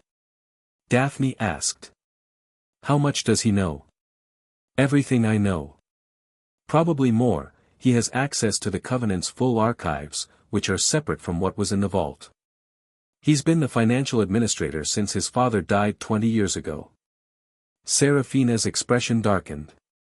But his priorities have shifted. In the early years, he was focused on maintenance, keeping the money flowing, keeping the system running. In the last decade, he's been asking different questions. How much energy does the wellspring produce? Could it be harvested? Could it be channeled? He wants to use it, Harry said. He wants to control it. There's a difference, and it matters. Using the wellspring as a power source would require breaching the seals, partially, at least. That's inherently destabilizing. But controlling it, establishing a regulated tap, a managed flow of energy, is theoretically possible. The founders themselves considered it before deciding the risks were too great. And Thorn thinks the founders were wrong. Thorn thinks the founders were cautious. He sees the wellspring as the solution to magical scarcity, a limitless power source that could fuel enchantments, heal conditions like squib birth, and fundamentally transform wizarding society. She paused. He's not insane. He's not evil. He's a man who sees a resource being wasted and believes he's smart enough to exploit it safely. And is he? No one is smart enough. The wellspring isn't a tool. It's a force of nature. You don't exploit it. You survive it. The meeting broke up at 10. McGonagall gave Serafina access to the castle grounds and the dungeon access point, with the understanding that all maintenance activities would be logged and reported. Daphne documented everything, every agreement, every disclosure, every term, with the thoroughness that Harry had come to expect from her. As they filed out of the office, Harry paused by Dumbledore's portrait. The painted headmaster watched him with those familiar blue eyes, and for once, the twinkle was absent. In its place was something Harry had never seen on Dumbledore's face, painted or otherwise. Shame. Harry looked at the portrait for a long moment. He didn't speak. He didn't need to. The silence between them said everything that words couldn't, the weight of secrets kept, trust broken, a relationship that had been built on incomplete truths finally exposed to the full light. He left the office without looking back. Behind him, he heard McGonagall say something quiet to the portrait. He didn't catch the words, but he caught the tone, the cold finality of a door closing. The Wizengamot hearing arrived 2 days later. Harry dressed in formal robes. He hated them, but Daphne had been specific about the impression they needed to make, and arrived at the ministry with Daphne at his side and Neville at his back. The Special Investigative Committee occupied a smaller chamber than the full Wizengamot, an oval room with tiered seating for the 12 committee members and a gallery for observers. The gallery was packed. Rita Skeeter sat in the front row, quick quotes quill at the ready, her smile the precise width of a woman who smelled blood in the water. Thorn was already seated among the committee members. He acknowledged Harry with a polite nod, 2 gentlemen meeting at a function, nothing personal. The performance was flawless. The committee chair was a witch Harry didn't know, Helena Marchbanks, a distant relative of the ancient Griselda Marchbanks who'd administered Harry's OWLS. She had her ancestors' sharp eyes and precise manner, and she called the proceedings to order with a crack of her gavel that silenced the room instantly. This hearing is convened to examine allegations arising from an incident at Gringotts Wizarding Bank on October 11, Marchbanks said. The petitioner, Ironclad Solutions, alleges unlawful entry, assault, and theft. The respondent, Mr. Harry Potter, contests these allegations. Ms. Greengrass, your client may make an opening statement. Daphne rose. She was composed, controlled, and radiating the quiet confidence of someone who'd already won and was simply waiting for the room to catch up. Thank you, Chair Marchbanks. The facts of this matter are straightforward. My client, Mr. Potter, accompanied by agents of Gringotts Wizarding Bank acting under the authority of Senior Account Manager Ragnarok, entered a section of Gringotts in pursuit of a lawful forensic audit. This audit was authorized by vote of the full Wizengamot 5 days prior. While conducting this audit, my client and his party were attacked by armed individuals, employees of Ironclad Solutions, who presented a seizure order that was, as I will demonstrate, legally invalid. She held up a document. This is the seizure order presented by Ironclad Solutions. It cites Article 12 of the Goblin Wizard Banking Accord, which governs abandoned vaults with no registered owner. The vault in question, designated as the Covenant Vault, has a registered name, a documented financial history, and contents that are the subject of an active audit. Article 12 does not apply. The seizure order was therefore unauthorized, and the actions of Ironclad Solutions in attempting to enforce it constituted trespass and assault. She set the document down.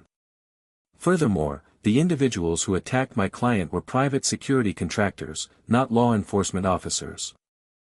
They had no legal authority to use force within Gringotts territory. Under the Treaty of 1474, which establishes Gringotts' territorial sovereignty, any use of force within the bank's premises by non-goblin actors without express goblin authorization is a violation of international magical law. The committee stirred. Several members looked uncomfortable. Harry saw Thorn's expression, still calm, still composed, but something had shifted behind his eyes. He hadn't expected Daphne to invoke the Treaty of 1474.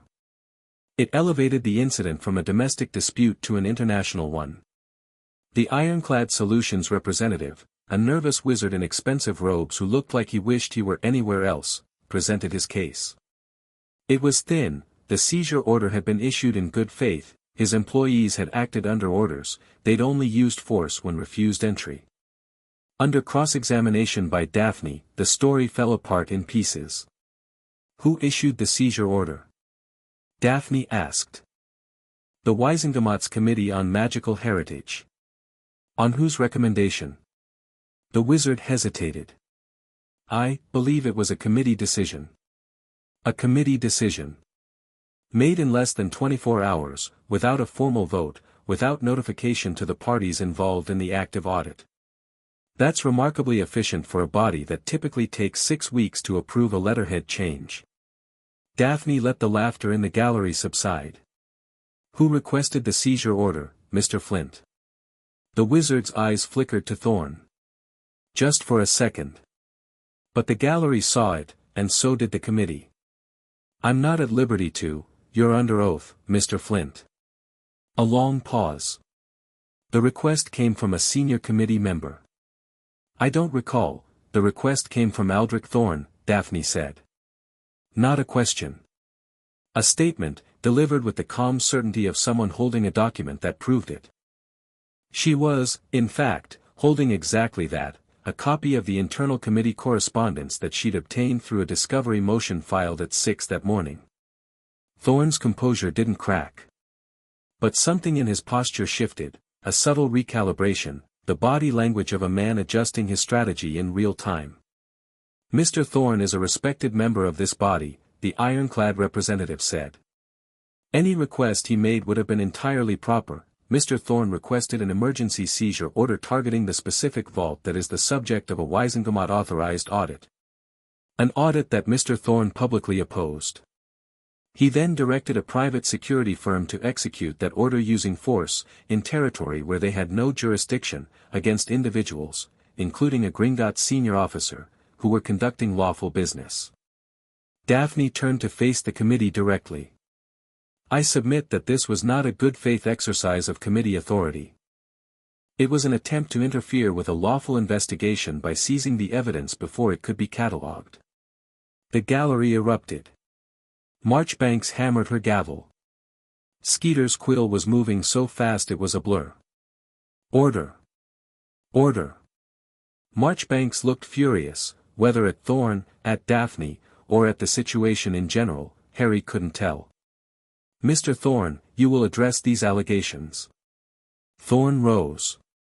He was still calm, impressively so, given that his maneuvering had just been exposed in open session. He smoothed his robes and faced the committee with the easy authority of a man who'd been doing this for 40 years. Chair Marchbanks, I freely acknowledge that I requested the seizure order. I did so out of genuine concern for the integrity of Gringotts operations. The vault in question contained artifacts of unknown provenance and potentially dangerous magical properties. My concern, shared by several colleagues, was that removing these items without proper safeguards could pose a risk to the bank's security and to the public. Reasonable. Measured. Almost convincing.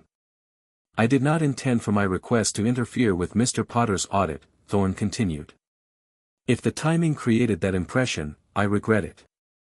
But I maintain that the committee had a legitimate interest in ensuring that potentially dangerous artifacts were handled with appropriate care. Daphne didn't let it stand. Mr. Thorn, if your concern was the safe handling of artifacts, why did you not contact the Gringotts Directorate? They have established protocols for managing dangerous items within their territory. Why did you instead send a private security firm with orders to seize everything in the vault? The matter seemed urgent enough to bypass every standard procedure and every relevant authority. Urgent enough to send armed men into Goblin territory without Goblin consent.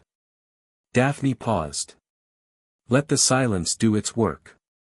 Mr. Thorn, are you a member of an organization called the Covenant?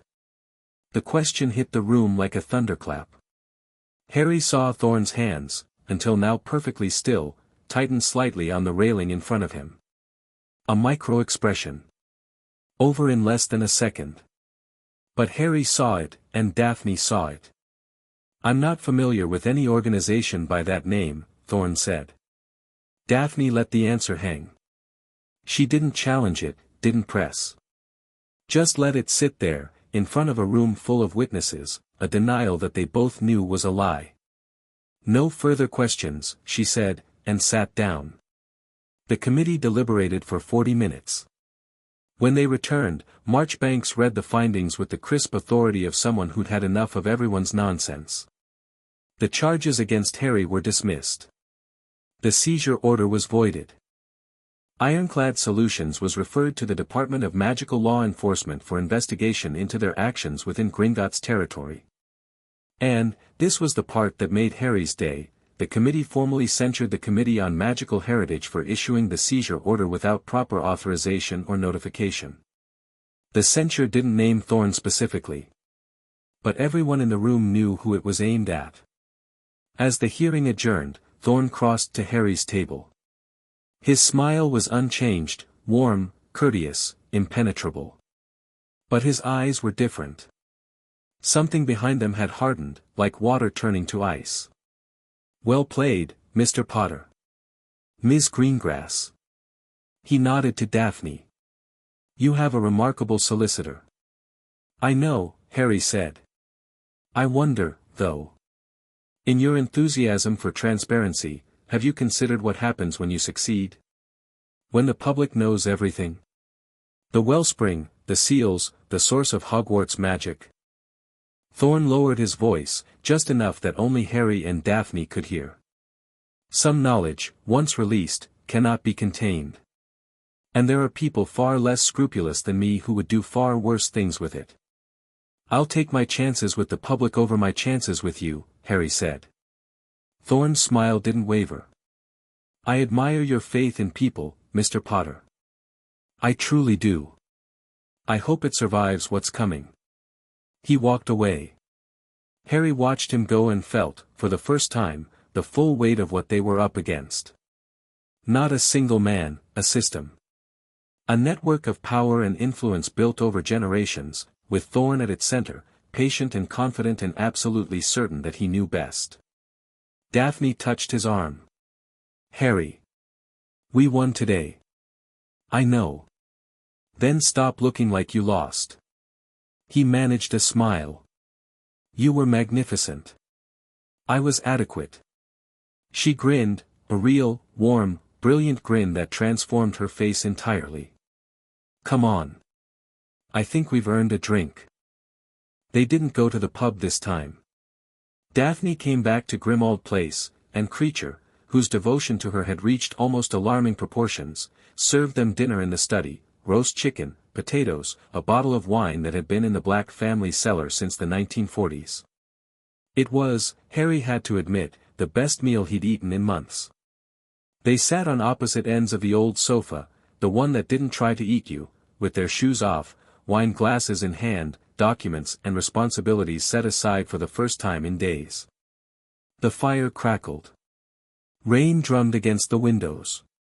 Grimmauld Place, for all its gloom, felt almost cozy. "Can I ask you something personal?" Harry said. Daphne raised an eyebrow. "We're past professional boundaries at this point, I think. Where were you during the war?" She was quiet for a moment. The wine caught the firelight in her glass, deep red and warm. "Hiding," she said. "Not heroically. Not in some secret resistance cell. Just hiding. My family is pure blood, which meant the Death Eaters left us alone as long as we didn't cause trouble. My father made the calculation that silence was survival. I hated him for it. I still do, a little. What did you want to do?" "Fight. But I didn't know who to fight for. The order was Dumbledore's, and I didn't trust Dumbledore, not because I knew about the Covenant, but because I'd spent 7 years watching him play chess with children's lives and call it education. The ministry was corrupt. The Death Eaters were monsters. There was no side that felt right." She took a sip of wine. "So I stayed home. I studied law. I told myself I'd make a difference after the war, that the real battlefield wasn't spells and curses, it was policy and precedent. And then the war ended, and nothing changed, and I realized that making a difference required more than good intentions. It required someone willing to pull back the curtain. And then I walked into your office. And then you walked into my office. With your ridiculous scar and your earnest green eyes and your completely insane plan to audit Albus Dumbledore." She laughed softly. "I thought you were mad. I still think you're mad. But you're the right kind of mad." Harry set down his glass and looked at her. Really looked, the way he hadn't allowed himself to before, not at the solicitor, not at the professional mask, but at the person underneath. The woman who'd stayed neutral during a war because she couldn't find a cause worth fighting for, and who'd found one now. Who worked 18-hour days and argued with Wisengamot members and drank wine on a sofa in a dead man's house because she believed, against all evidence, that the wizarding world could be better. "What?" she said, catching his gaze. "I'm glad you took the case." "So am I." She paused, and something shifted in her expression, a lowering of defenses, the conscious decision to be honest about something she'd been holding back. "Harry, I need to tell you something." "Okay. I'm not objective about this anymore." "About the case." "About." She gestured vaguely between them. I should maintain professional distance. Every ethics textbook I've ever read says that personal feelings compromise advocacy. And every ethics textbook I've ever read was written by someone who'd never met you. The fire popped. Rain whispered against the glass. Harry felt something inside his chest that he hadn't felt in a long time, a warmth that had nothing to do with wine or fire. "Daphne. Don't make a speech. I'll die of embarrassment." I wasn't going to make a speech. I was going to say that I think the ethics textbooks can go hang. She laughed, a real, full, surprised laugh, the kind that crinkled the corners of her eyes and made her look about 5 years younger. "That's remarkably articulate for a former Gryffindor. We have our moments." They sat in comfortable silence for a while, closer together on the sofa than they'd started, the distance between them measured now in inches rather than feet. Harry was aware of the warmth of her shoulder near his, the smell of her hair, something clean and sharp, like winter air, the quiet rhythm of her breathing. He wanted to kiss her. The want was there, clear and present, as unambiguous as anything he'd ever felt. But something held him back, not doubt, not uncertainty, but the sense that this moment was important and shouldn't be rushed.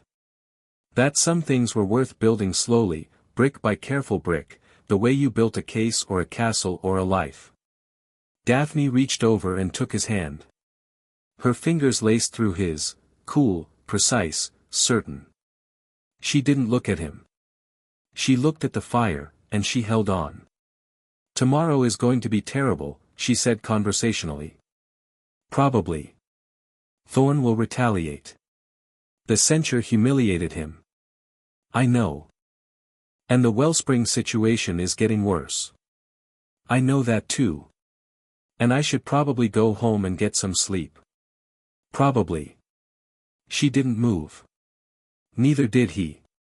They sat together on the old sofa in the old house, holding hands in the firelight, and for a few minutes the world was quiet enough to hear the truth underneath all the noise, that in the middle of a crisis, in the space between battles, two people had found each other, and the finding was worth more than all the gold and Gringotts.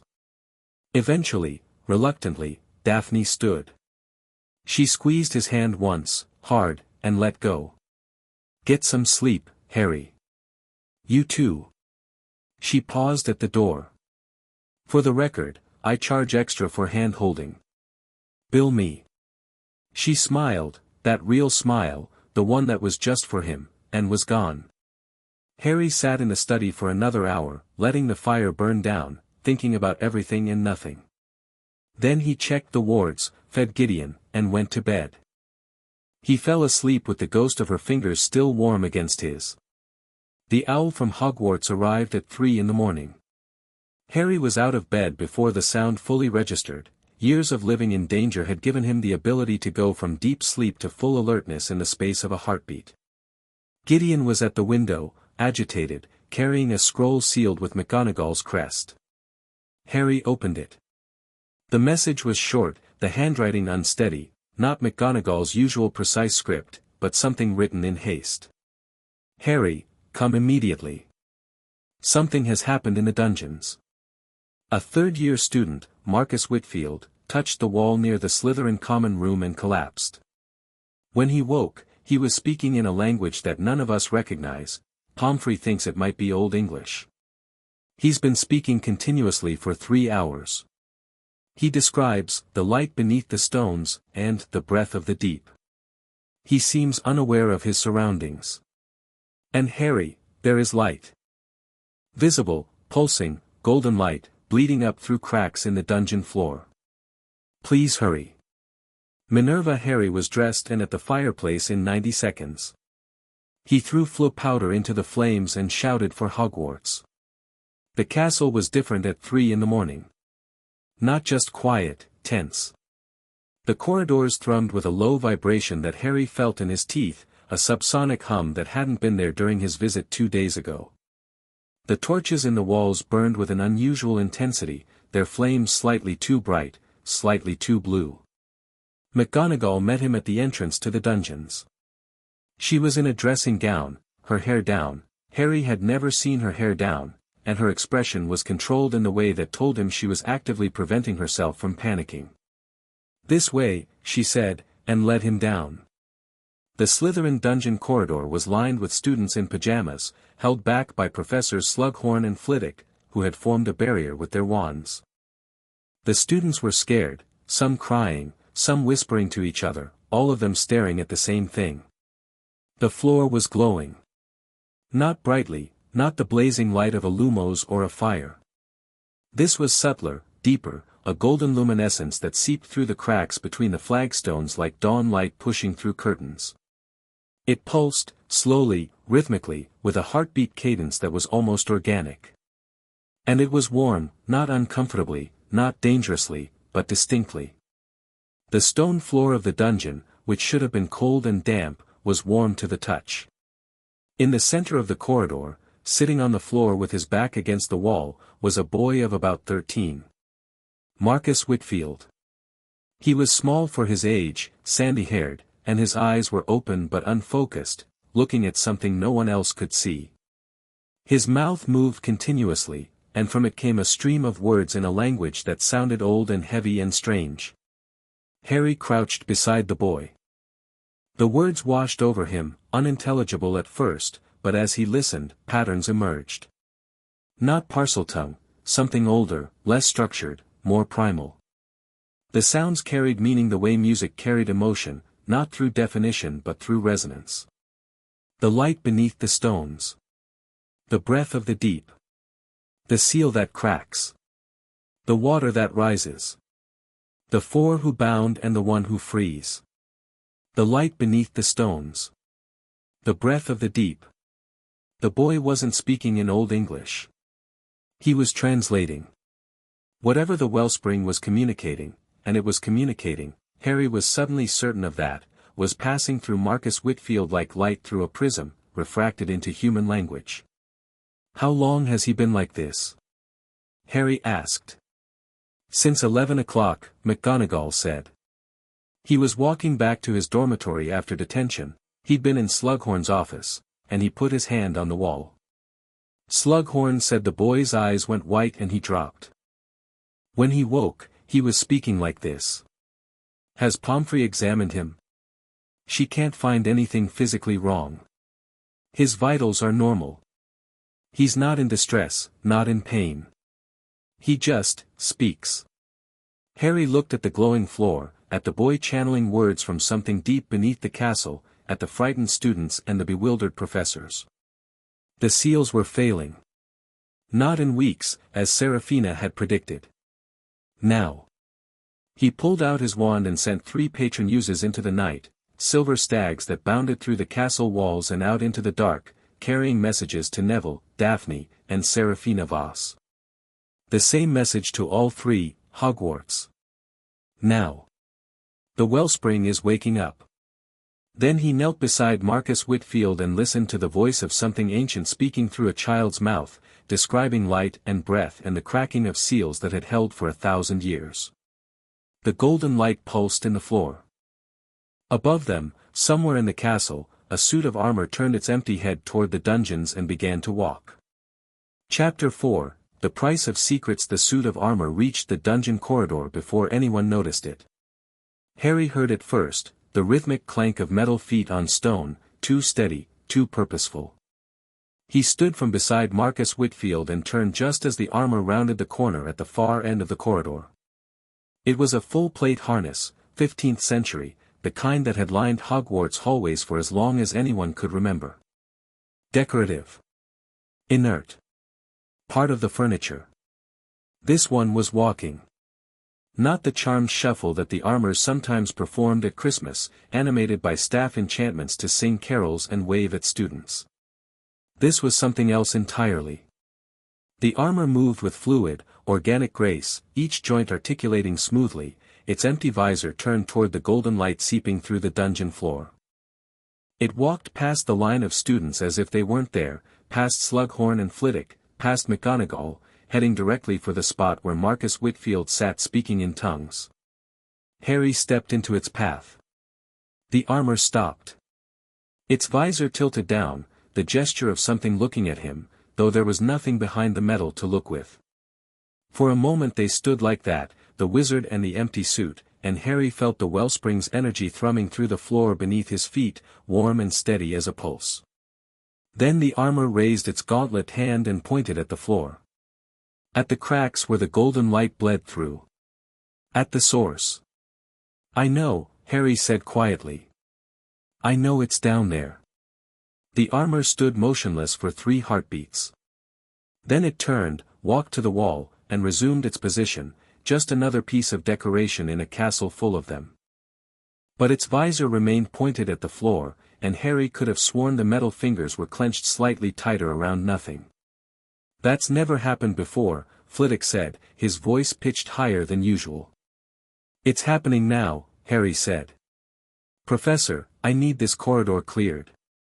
Get the students back to their dormitories. All of them. The light, I'll handle the light. Move the students." Flitwick looked at McGonagall, who nodded. The tiny professor began shepherding students away with efficient charm work and gentle commands, his professional instincts overriding his alarm. Slughorn helped, though he kept glancing over his shoulder at the glowing floor with an expression that mixed fascination and naked fear. Harry crouched beside Marcus again. The boy's stream of words had shifted, still the same cadence, still the same ancient resonance, but the content had changed. The northeast cracks. The water rises. She works alone in the dark. The sealsmith with scarred hands. Not enough. Not enough. The 4 must stand together or the 4 will fall apart. "He's describing the seal points," Harry said to McGonagall. "The wellspring is using him as a broadcast system. Can we stop it? Wake him?" Harry considered Marcus, his unfocused eyes, his steady breathing, his complete absence of distress. Whatever the wellspring was doing to him, it wasn't hurting him. It was communicating through the path of least resistance, and a 13-year-old wizard with his hand on a wall had been the nearest available conduit. "Madame Pomfrey," Harry said. The Medowitch had arrived while Flitwick was clearing students, her medical bag in hand and her expression grim with professional determination. "Can you move him safely?" Pomfrey knelt and ran diagnostic spells with practiced efficiency. "His vital signs are stable. Magical core is slightly elevated but not dangerously so. I'd say it's like a mild possession, but there's no external entity, it's more like he's receiving a signal." She looked at Harry. "I can sedate him. That should break the connection." "Do it. Gently." Pomfrey administered a sleeping draft with the precision of someone who'd been dosing students for decades. Marcus's words slowed, blurred, and finally stopped. His eyes closed. His body relaxed. The golden light in the floor didn't change, still pulsing, still warm, but the voice was gone. "Take him to the hospital wing," Harry said. "Keep him under observation. If he starts speaking again when he wakes, send for me immediately." Pomfrey levitated the sleeping boy and departed. Harry stood in the empty corridor, looking at the glowing floor, and felt the weight of what was coming settle onto his shoulders like a physical thing. Seraphina arrived first. She came through the castle like a shadow. Harry didn't hear her approach, just suddenly became aware of her presence at the far end of the corridor. She'd changed clothes since their meeting in Hogsmeade, wearing what Harry was beginning to recognize as her working gear, dark, close-fitting, practical, with her 2 wands holstered at her forearms and a satchel of tools slung across her back. She took one look at the glowing floor and her face went tight. When did this start? 3 hours ago. A student was affected, channeling the wellspring's emanations verbally. Serafina crouched and pressed her palm flat against the flagstones. She closed her eyes, and Harry watched her expression shift as she read whatever the stone was telling her. When she opened her eyes, the tightness had become something worse. The northeast point failed faster than I projected. The stones I placed are slowing the degradation, but they're not enough without the other 2.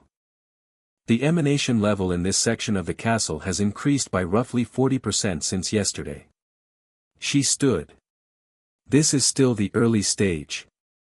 Ambient effects, lights, animation of enchanted objects, mild channeling in sensitive individuals. But it will escalate. Within days, the effects will spread to the upper floors. Within a week, they'll reach the grounds. And then every ward in the castle starts to warp.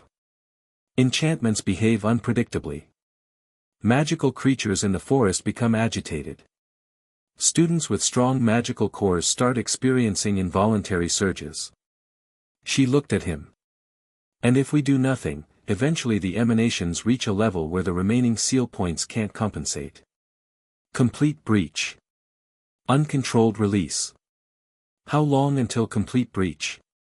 Months, if nothing else goes wrong.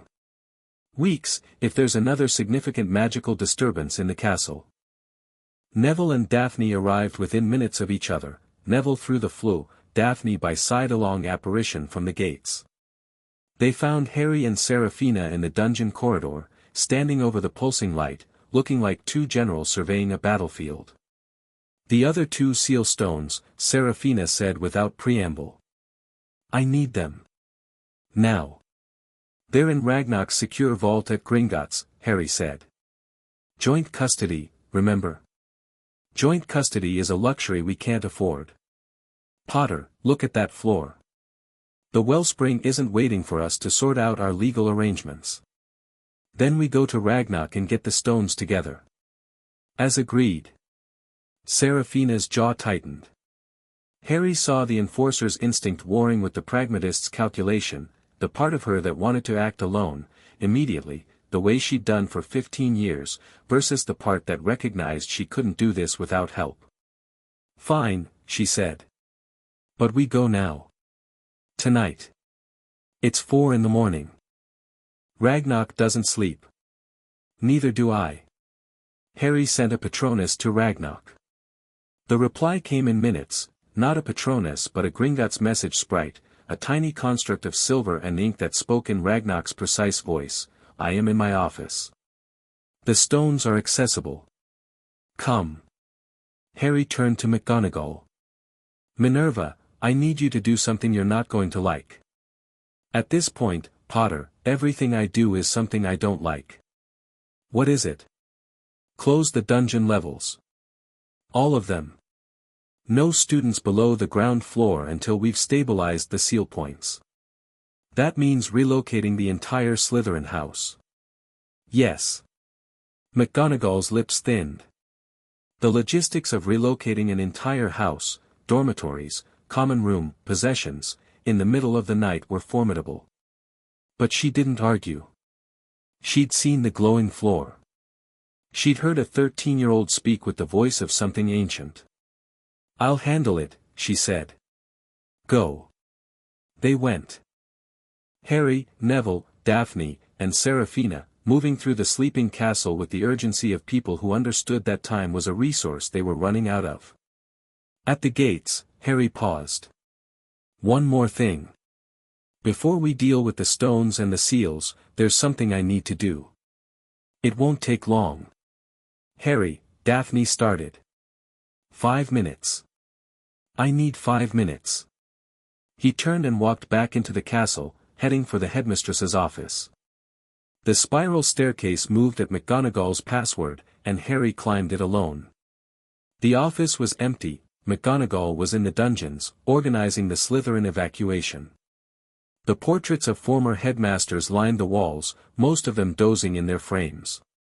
Dumbledore's portrait was awake. The painted blue eyes tracked Harry as he crossed the room. The familiar face, the long beard, the half-moon spectacles, the expression of grandfatherly wisdom that Harry had trusted for so many years, watched him with an intensity that felt almost alive. "Harry," Dumbledore said. "I've been hoping you would come." Harry pulled a chair in front of the portrait and sat down. He looked at the painted face of the man who had shaped his entire life, and he was surprised to find that he wasn't angry. Not anymore. The anger had burned through him days ago, in the study at Grimmauld Place, reading the journal entry about the boy who must never know. What remained was something clearer and harder. "I read your journals," Harry said.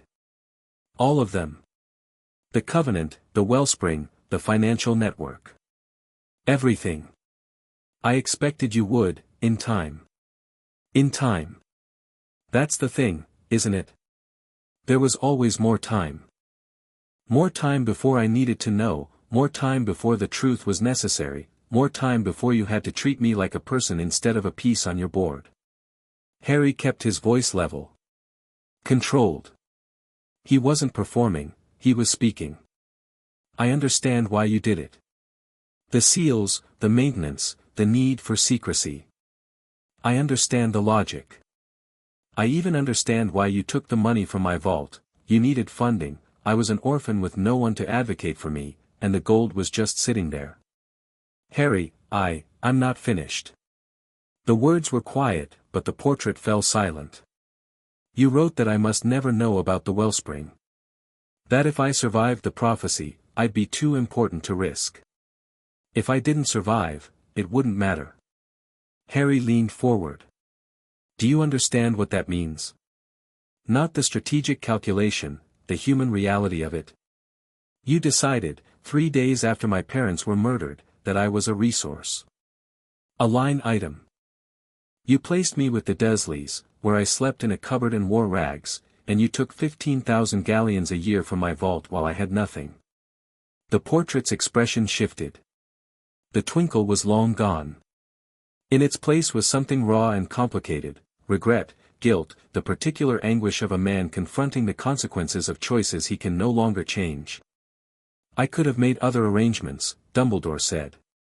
His voice was different, not the warm, wise tone of the mentor, but something smaller and more honest. "I could have found other funding sources. I could have told Minerva, or Kingsley, or Alastair. I could have trusted the people around me instead of carrying everything alone." He paused. "I chose secrecy because it was easier. Because sharing the burden would have meant sharing the control. And I told myself it was for the greater good because the alternative, admitting that I was afraid of losing control, was too painful." Harry stared at the portrait. In 7 years of knowing Dumbledore, in person and in paint, he had never heard the man speak with such unvarnished honesty. "Sirius," Harry said. "You could have told Sirius. He was my godfather. He had resources, connections, the willingness to do anything for me. You could have brought him in, and instead you let him rot in Azkaban for 12 years while you ran the Covenant from the headmaster's office." "Yes. And my parents. Did they know about the Wellspring?" A longer pause. "James did. He was a Covenant member, recruited after he left Hogwarts. Lily knew some of it. Not all." Harry felt something crack inside him. His father. A Covenant member. Another secret, another layer of the web that Dumbledore had woven around his life. "My father's vault," Harry said slowly. "The money you took. Was that from the funds my father contributed to the Covenant while he was alive?" "In part, yes. James funded Covenant operations voluntarily. After his death, I continued the withdrawals. Without his consent. Without anyone's consent. You took a dead man's money to fund an organization that dead man had chosen to support freely, and you turned voluntary contribution into theft." Harry's voice was still even, still controlled, but the effort was enormous. Do you see the difference? Do you understand what you did? I see it now. I saw it then. I did it anyway. Dumbledore's painted eyes glistened. Could a portrait cry? Harry had never seen it. Harry, I have no defense. I have only explanations, and explanations are not the same as excuses. I was afraid. I was arrogant. I believed that the responsibility was mine alone and that sharing it would dilute it. And I was wrong, about that, about many things. Harry stood. The chair scraped against the floor. I'm going to fix what you broke, he said. The seals, the funding, the secrecy, all of it. I'm going to make it public. I'm going to build a system that doesn't depend on one man's judgment. And I'm going to make sure that no one, not Thorn, not the next Dumbledore, not anyone, ever has to carry this burden alone and in secret. I believe you will, Dumbledore said. And then, very quietly, I'm sorry, Harry. For all of it. Harry looked at the portrait for a long moment. He didn't say, I forgive you. He didn't say, I don't. He just looked at the face of the man who had been the closest thing to a grandfather he'd ever known, and he let the silence carry everything that words couldn't. Then he turned and walked out of the office. Behind him, he heard the sound of a portrait turning on its hook. McGonagall's hand, reaching up from the doorway where she'd been standing, watching, listening. She turned Dumbledore's portrait to face the wall without a word. Harry didn't look back. They reached Gringotts at 5 in the morning. The bank never truly closed. The goblins operated on their own schedule, indifferent to human conventions about business hours, but the surface level was quiet, staffed by a skeleton crew of drowsy-looking tellers. Ragnarok was in his deep-level office, surrounded by decoded documents and burning candles. He looked like he hadn't moved since Harry had last seen him. The 2 remaining seal stones sat on his desk, wrapped in protective cloth, pulsing with their quiet inner light. The emanations have reached the castle surface, Harry said without preamble. A student was affected. The dungeon floors are glowing. Ragnarok's dark eyes flickered to Seraphina. Your assessment. Northeast Point has degraded beyond my initial projections. The 2 stones I placed are holding but insufficient. I need the remaining pair to reinforce the southeast and southwest points before the cascade begins. And you trust her assessment? Ragnarok asked Harry. I trust the glowing floor. And the walking armor. And the 13-year-old boy who spent 3 hours speaking ancient languages because the wellspring decided to use him as a telephone. Ragnarok was silent for a moment. Then he unwrapped the 2 seal stones and set them on the desk, the red one and the gold one, lion and badger, pulsing with contained fire. These stones represent more than their magical function, Ragnarok said. They are artifacts of a collaboration between goblins and wizards that the modern world considers impossible. Goblin craft and wizard enchantment, fused together by people who saw no division between our magics.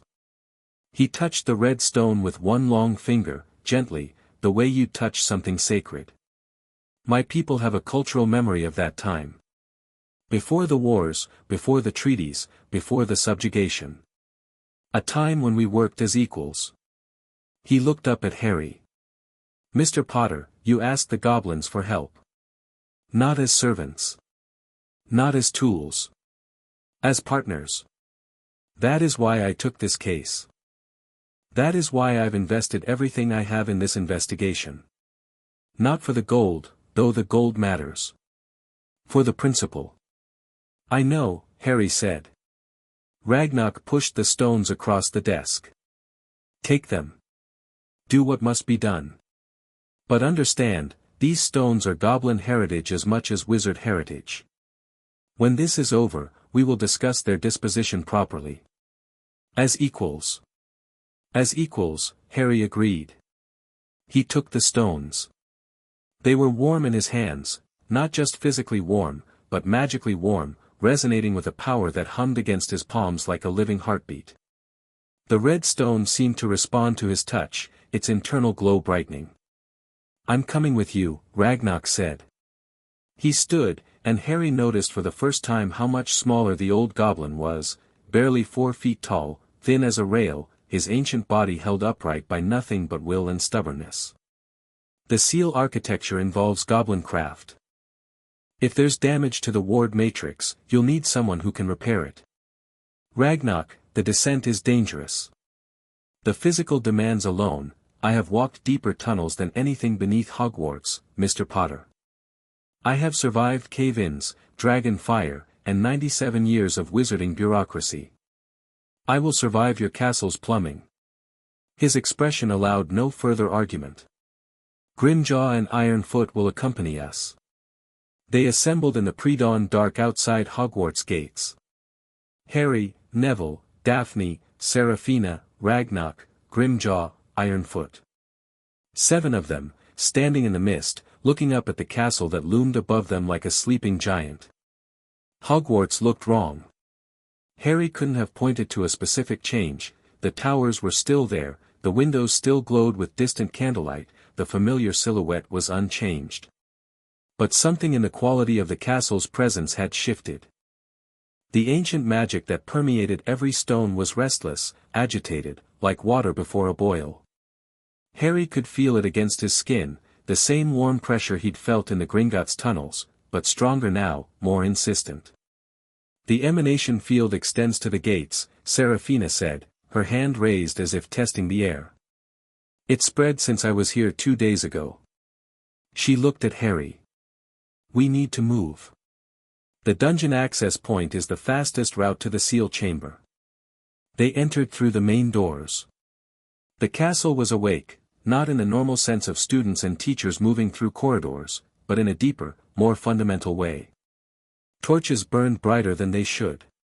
The staircases moved with unusual frequency, shifting position every few minutes instead of their normal languid schedule.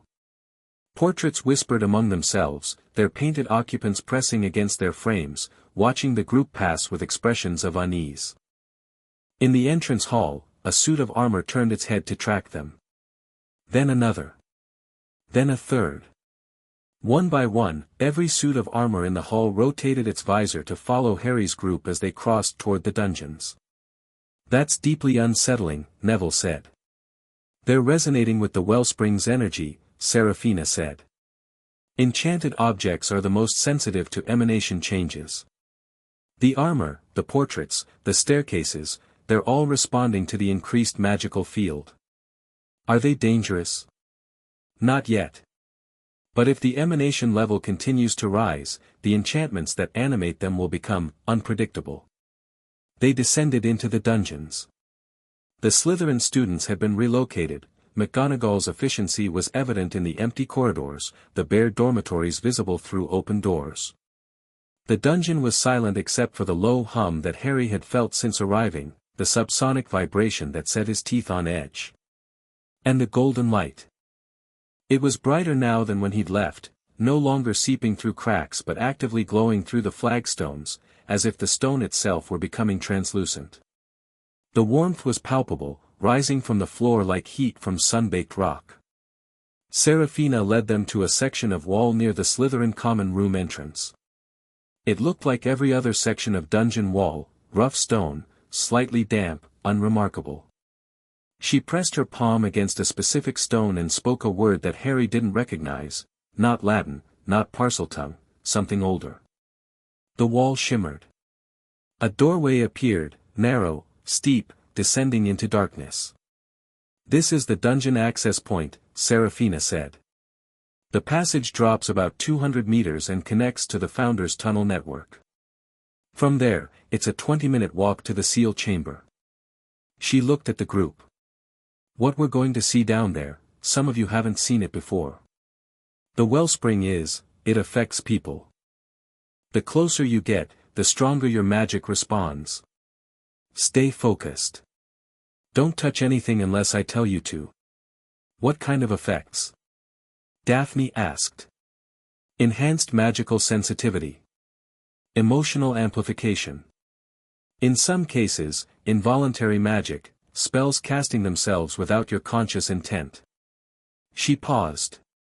And near the fissure itself, you may hear things.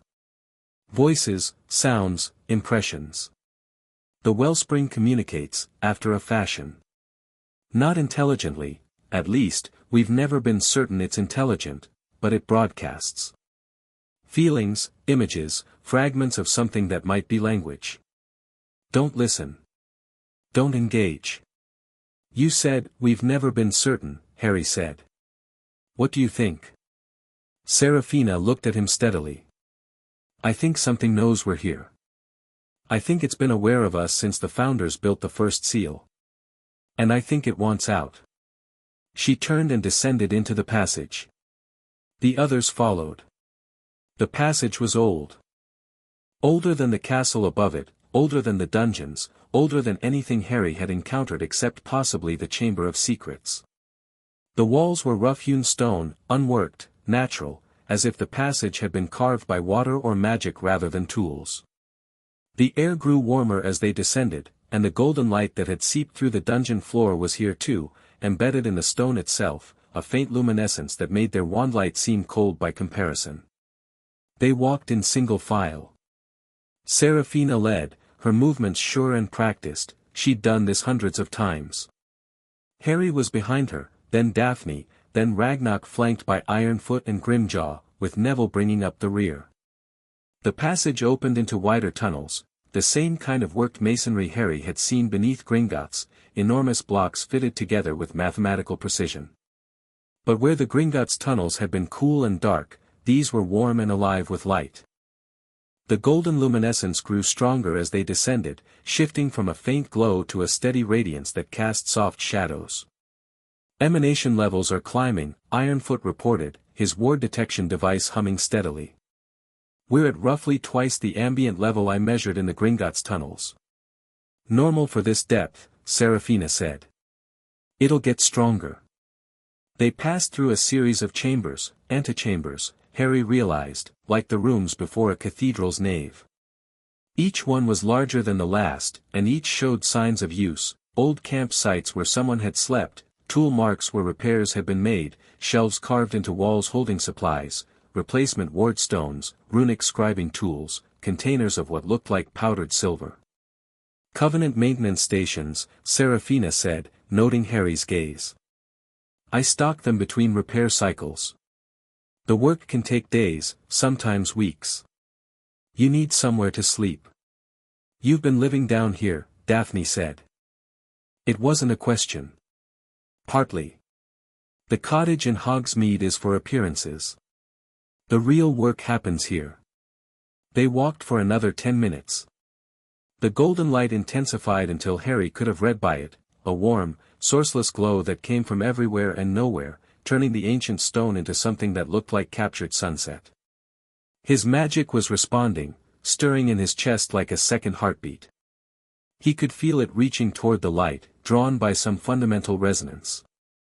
I can feel it, Neville said from behind them. His voice was strained. My magic. It's like it wants to, don't fight it, Serafina said. Don't encourage it either. Just let it be. Your magical core is adjusting to the increased ambient field. It's normal. This doesn't feel normal. Welcome to my life. The final antechamber opened into the seal chamber. Harry had been told what to expect. Serafina had described it, Dumbledore's journals had detailed it, and the map they'd recovered from the Covenant Vault had shown the layout. But none of that prepared him for the reality.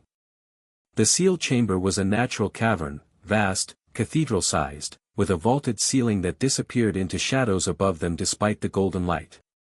The floor was rough stone, smoothed by centuries of foot traffic around the edges but wild and jagged at the center.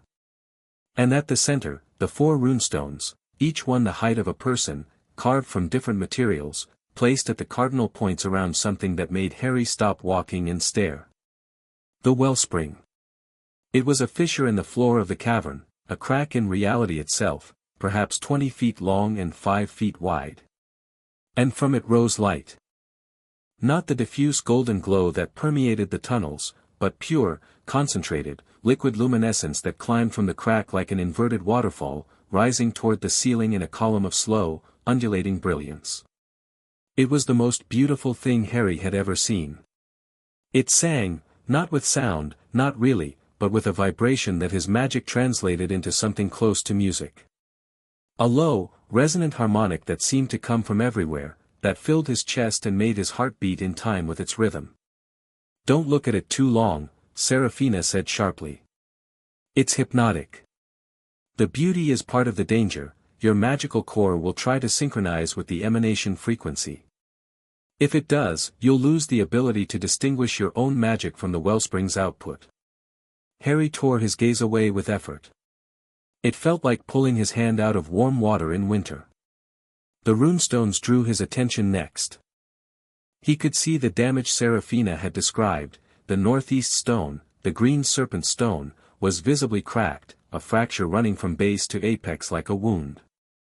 The seal stone Seraphina had placed at its base glowed with compensating energy, but the cracks wept golden light.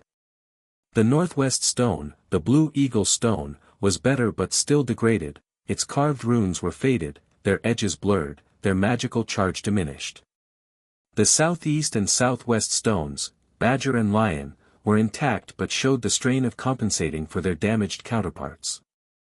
Their runes blazed with effort, burning brighter than they should, consuming their reserves faster than they could replenish.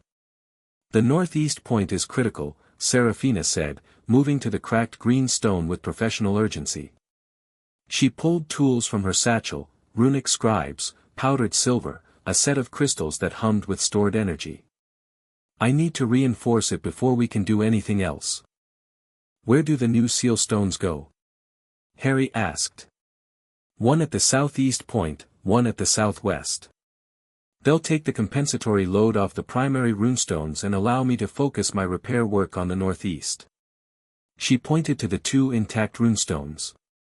"Place them at the base of each stone, in contact with the ground. The stones will attune themselves to the ward matrix automatically." Harry handed the red lion stone to Neville. "Southwest. The big red one." He kept the gold badger stone. "I'll take southeast." They moved to their positions, circling the wellspring at a careful distance. The column of light pulsed between them, its song rising and falling in waves.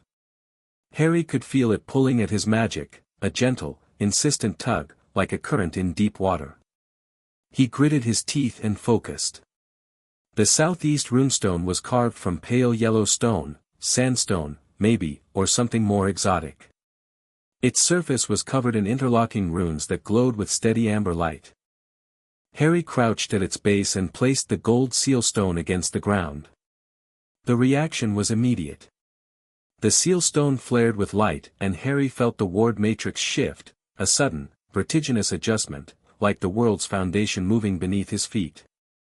The runestone's glow intensified, its runes burning brighter as the seal stone fed energy into the system. The strain that Harry had sensed in the stone eased, and for a moment, the entire chamber seemed to exhale. "Southwest placed." Neville called from across the cavern. His voice was tight with the effort of resisting the wellspring's pull, but steady. "Good."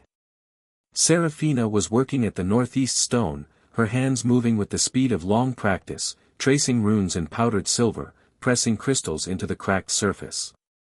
"The matrix is stabilizing. Hold your positions."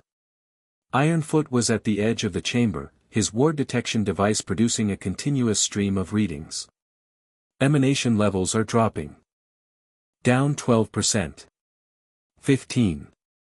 20. He sounded almost giddy. "The cascade pressure is easing." If the northeast point holds, the cavern shook. Not the subtle vibration that Harry had felt in the castle above. This was a violent, physical tremor, the kind that cracked stone and threw people off their feet. Daphne stumbled. Grimjaw planted his axe in the ground and held on. Ragnarok braced himself against a wall with both hands. And from the fissure, the column of light blazed brighter, so bright that Harry threw up his arm to shield his eyes, so bright that the golden glow became a white-hot glare that burned after images into his retinas. Something was happening at the wellspring.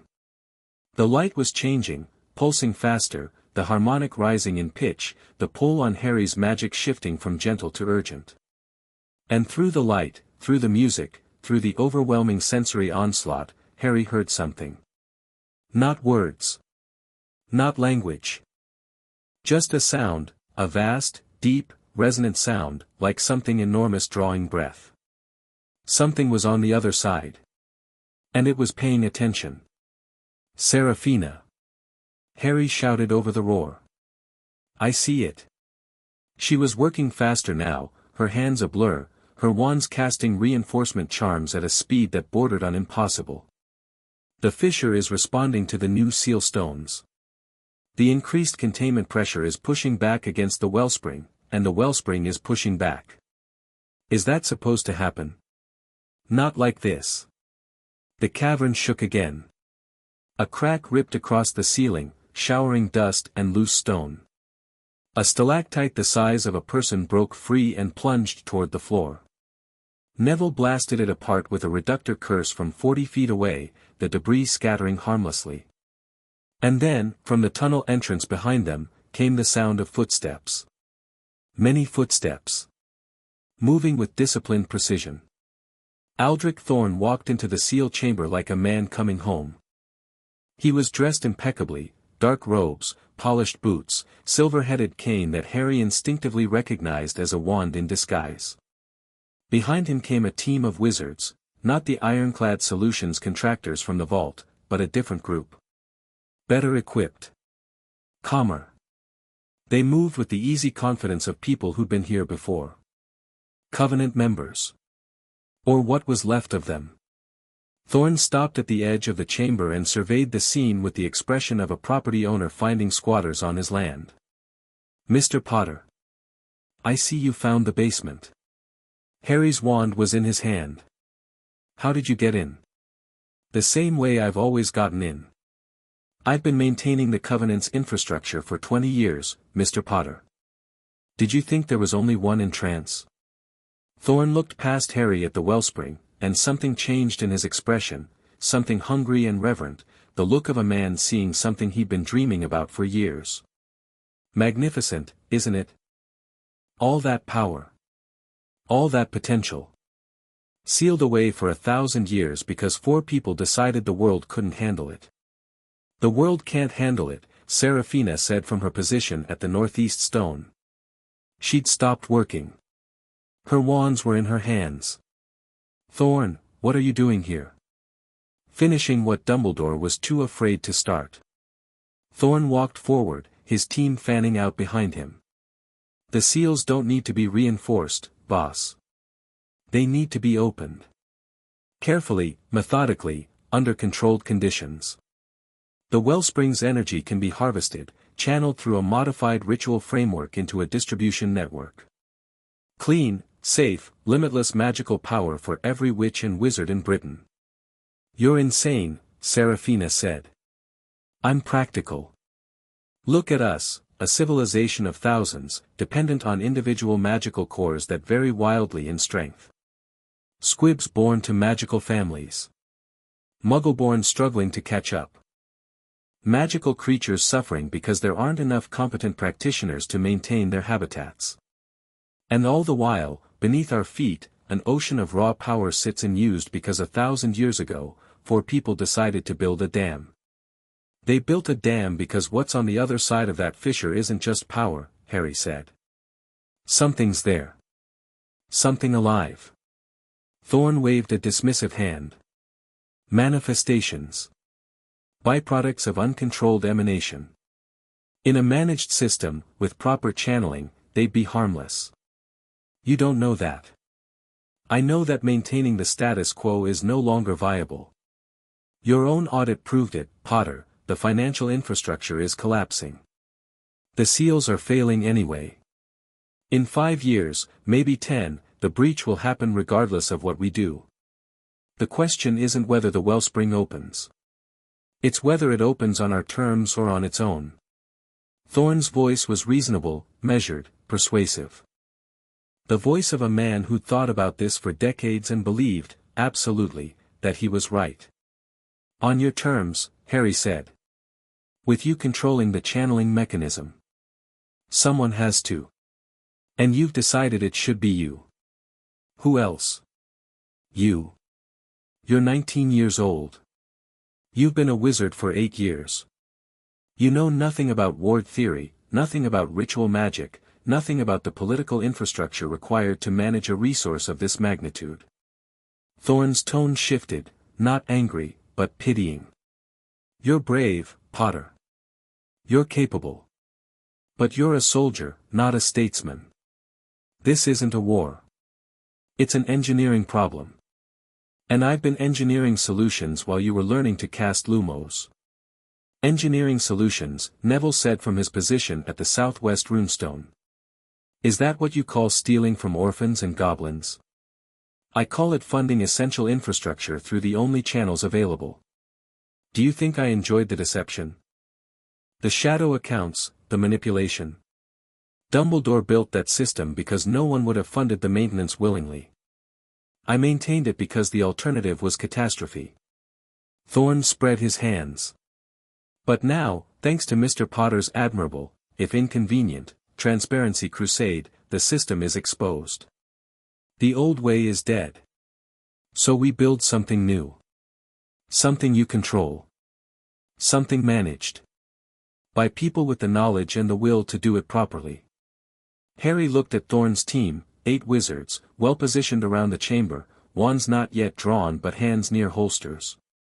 He looked at his own people, Neville at the southwest point, Seraphina at the northeast, Daphne near the entrance, Ragnarok and his goblins along the far wall.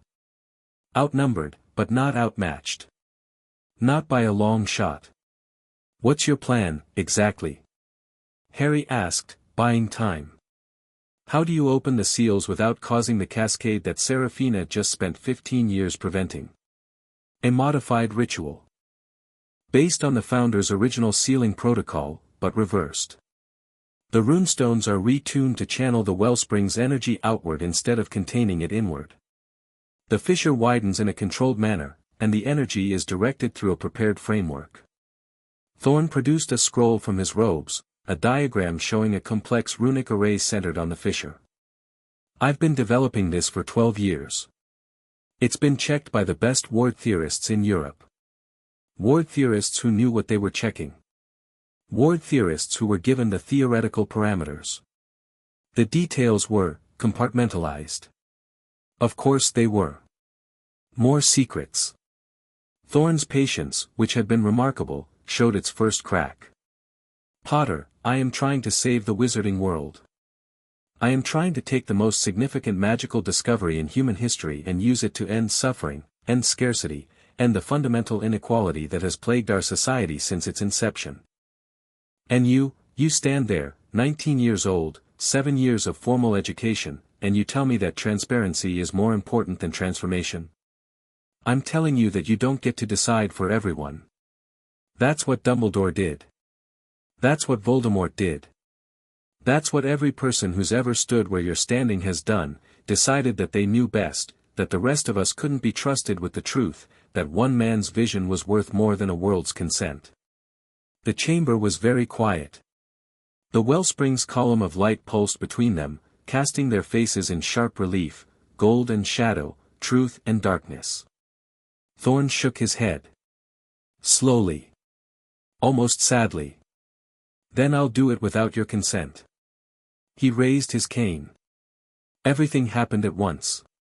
Thorn's team drew their wands and opened fire, not at Harry's group, but at the runestones.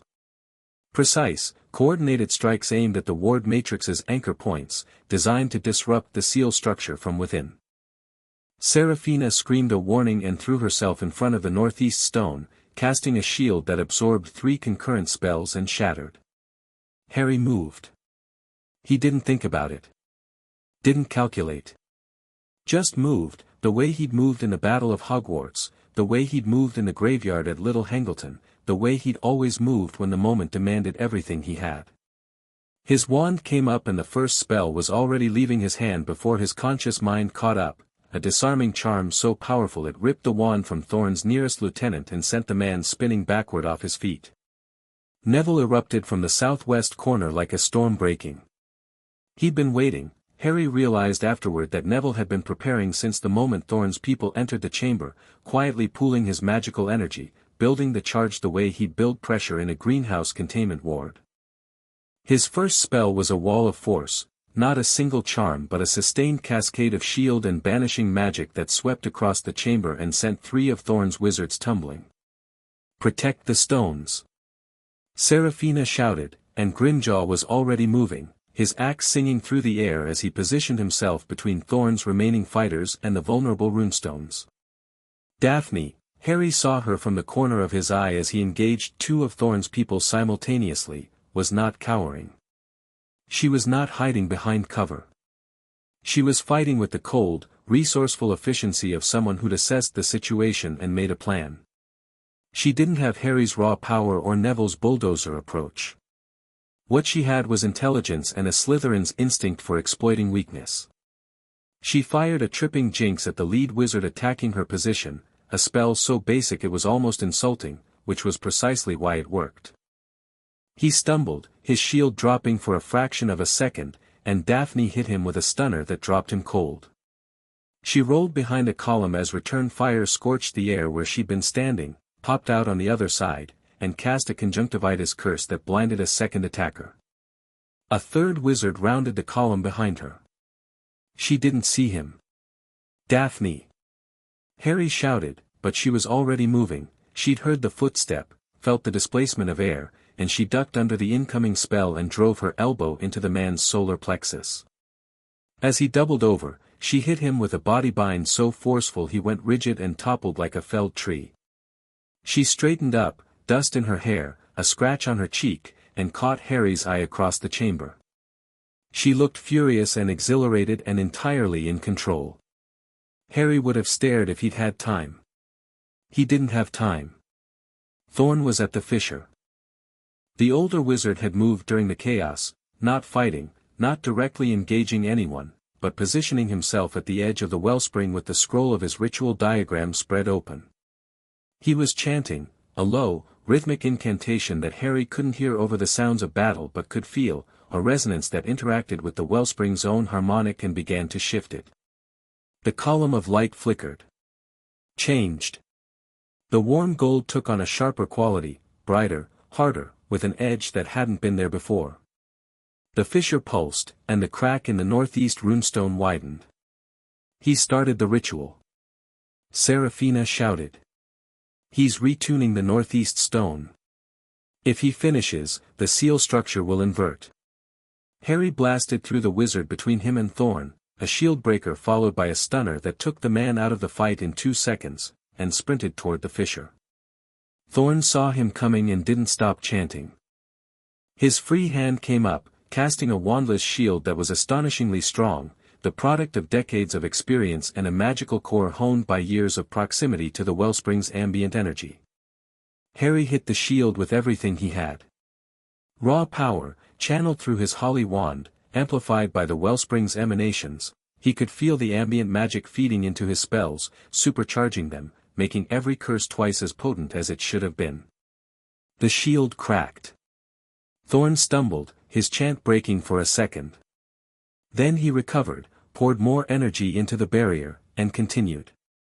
"You can't stop it, Potter," Thorn said between syllables of the chant. "The ritual is already engaging with the ward matrix. If you disrupt it now, the backlash will, then stop the ritual." "I won't. This is too important. Can't you see?" Thorn's eyes blazed with reflected wellspring light. "Can't you feel it? The power. It's right there, right beneath us, enough to change everything. All we have to do is reach out and take it." Harry felt it. God help him, he felt it. The wellspring's energy was intoxicating, a vast, warm, singing presence that promised everything and asked for nothing. Power without cost. Magic without limit. The answer to every question, the solution to every problem. All he had to do was let go, let his magic synchronize with the emanation frequency, let the boundaries dissolve. He gritted his teeth and held on to himself. He'd been offered power before. A wand that couldn't be beaten. A stone that could raise the dead. A cloak that could hide from death itself. He'd had them all, and he'd given them up, because power without wisdom was just another kind of prison. Harry hit Thorn's shield again. And again. And again. Each strike drew on the ambient magic, and each strike was stronger than the last, but Thorn's shield held. The man was feeding it from the wellspring itself, drawing energy from the fissure through his ritual connection. The chamber shook. Another stalactite fell, crashing into the floor near Ragnarok's position. The old goblin dodged with surprising agility, but Harry saw him wince. The proximity to the wellspring was taking a toll. Goblin magic was earthy, grounded, attuned to stone and metal. The wellspring's raw emanations were like a frequency mismatch, setting Ragnarok's magical core vibrating at an uncomfortable resonance. "Neville!" Harry shouted. "Seraphina! I need help." They came from opposite sides. Neville hit Thorn's shield from the left with a bludgeoning curse that cratered the barrier like a cannonball hitting glass. Seraphina hit it from the right with something Harry had never seen, a spell that seemed to eat magical energy, dissolving the shield structure at the molecular level. Between the three of them, Thorn's barrier finally collapsed. But the ritual had progressed too far. The northeast runestone was glowing white-hot, its runes rewriting themselves as Thorn's incantation retuned them. The seal structure was inverting. Harry could feel it in his bones, a fundamental shift in the magical architecture of the chamber. The containment that had held for 1,000 years was turning inside out. Thorn stumbled back from the fissure, and the wellspring reached for him. A tendril of pure light, golden, liquid, alive, rose from the crack and wrapped around Thorn's outstretched hand. For a second, the wizard's face showed something Harry hadn't seen there before: fear. Real, genuine, primal fear, as something far larger than his calculations had accounted for made contact with his magical core. Then the fear was replaced by ecstasy. The wellspring's energy poured into Thorn like a river breaking a dam. His body arched, his eyes blazed with golden light, and the air around him shimmered with heat haze. He wasn't burning, he was transforming. His magical aura, invisible under normal conditions, became visible, a corona of golden fire that rippled outward from his body, washing over the chamber in waves. When it passed, Harry felt his hair stand on end. His magic lurched sideways, responding to the sheer magnitude of the power that Thorn was channeling. Thorn straightened. He looked the same, still tall, still silver-haired, still impeccably dressed. But his eyes were golden now, and the air bent around him like heat shimmer, and when he moved, the stone beneath his feet hummed in response. "Oh," he breathed. The word carried a weight that normal speech couldn't hold. It resonated in Harry's chest, vibrated in his teeth. "Oh, I see now. I see everything." "Thorn!" Seraphina shouted. "You have to release it. The human body can't sustain that level of, can't it?"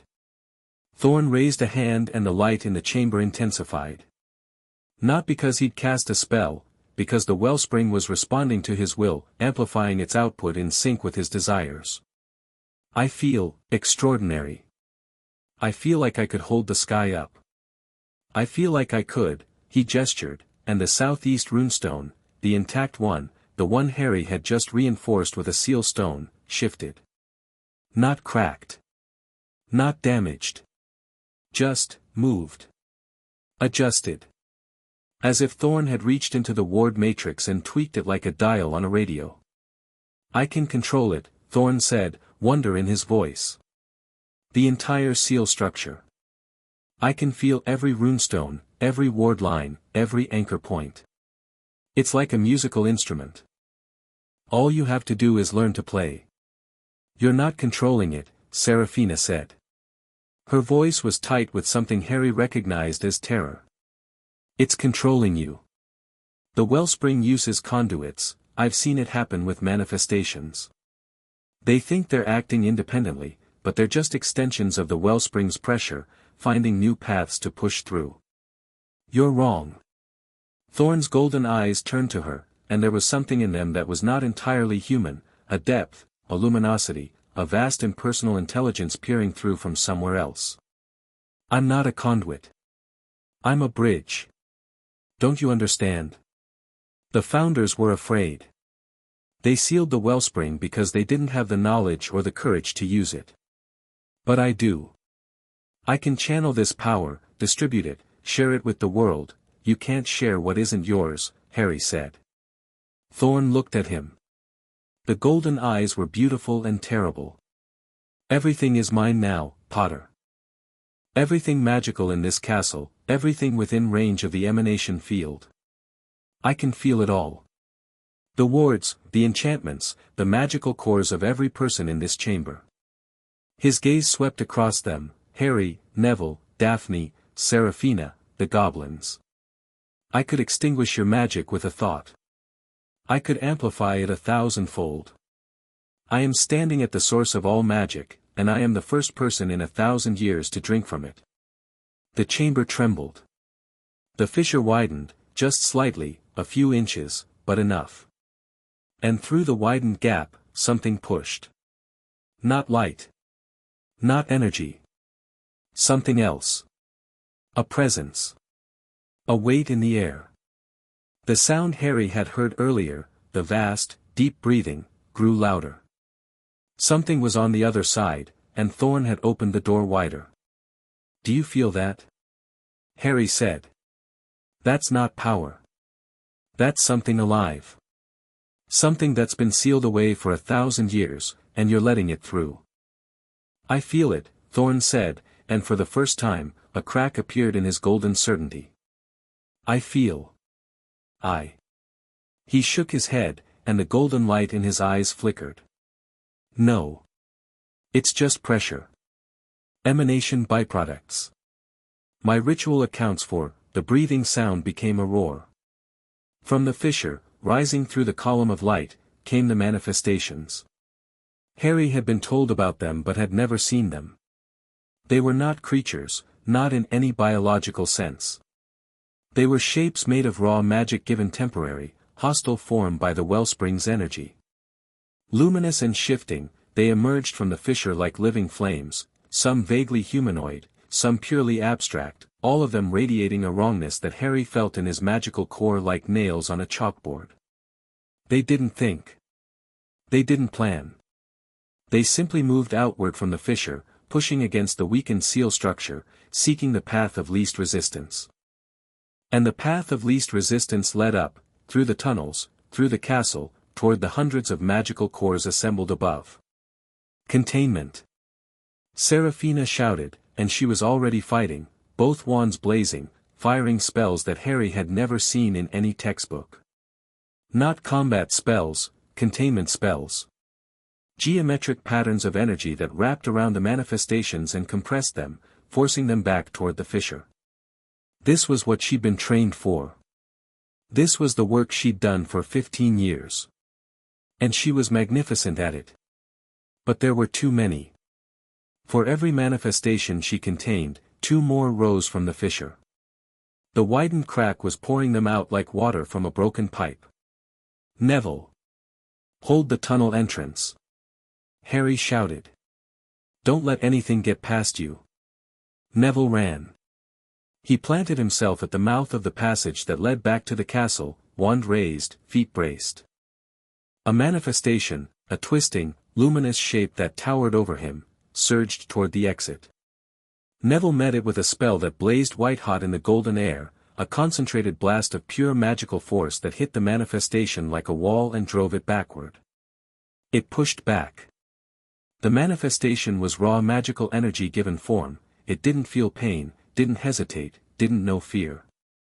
It simply pressed, an elemental force against a human will. Neville held.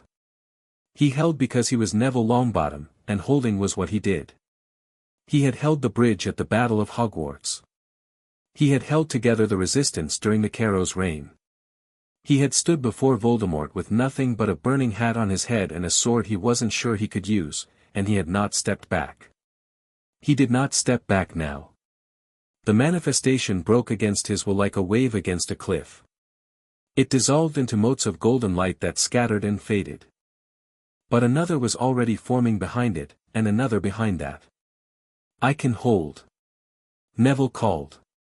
But not forever. Harry turned to Thorn. The empowered wizard was standing near the fissure, his golden eyes wide, watching the manifestations with an expression that was shifting from confidence to confusion to something that looked very much like fear. Close it. Harry shouted at him. You said you could control the seal structure. Close the fissure. I can't. Thorn's hands were shaking. The golden aura around him flickered. It's too strong.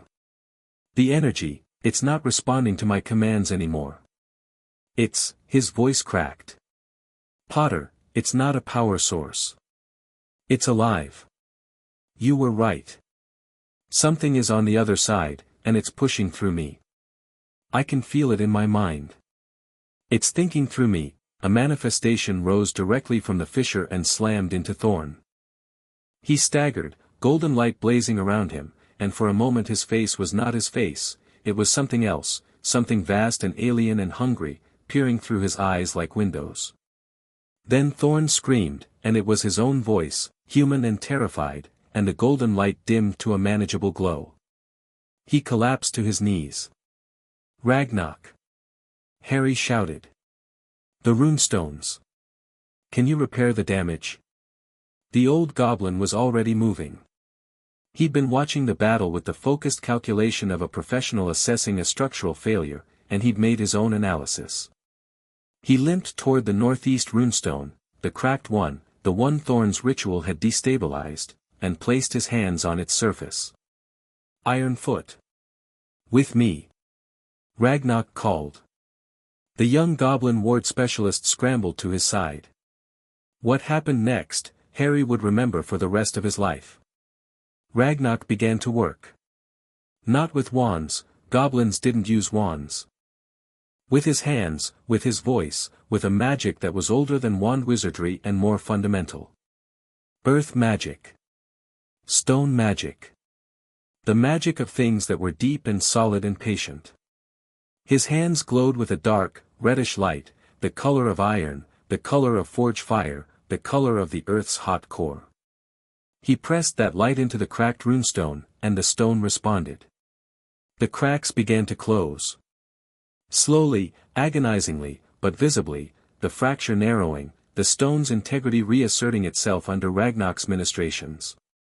Ironfoot worked beside him, his tools tracing patterns of repair on the stone's surface, reinforcing the goblin magic with technical precision. But the wellspring fought back.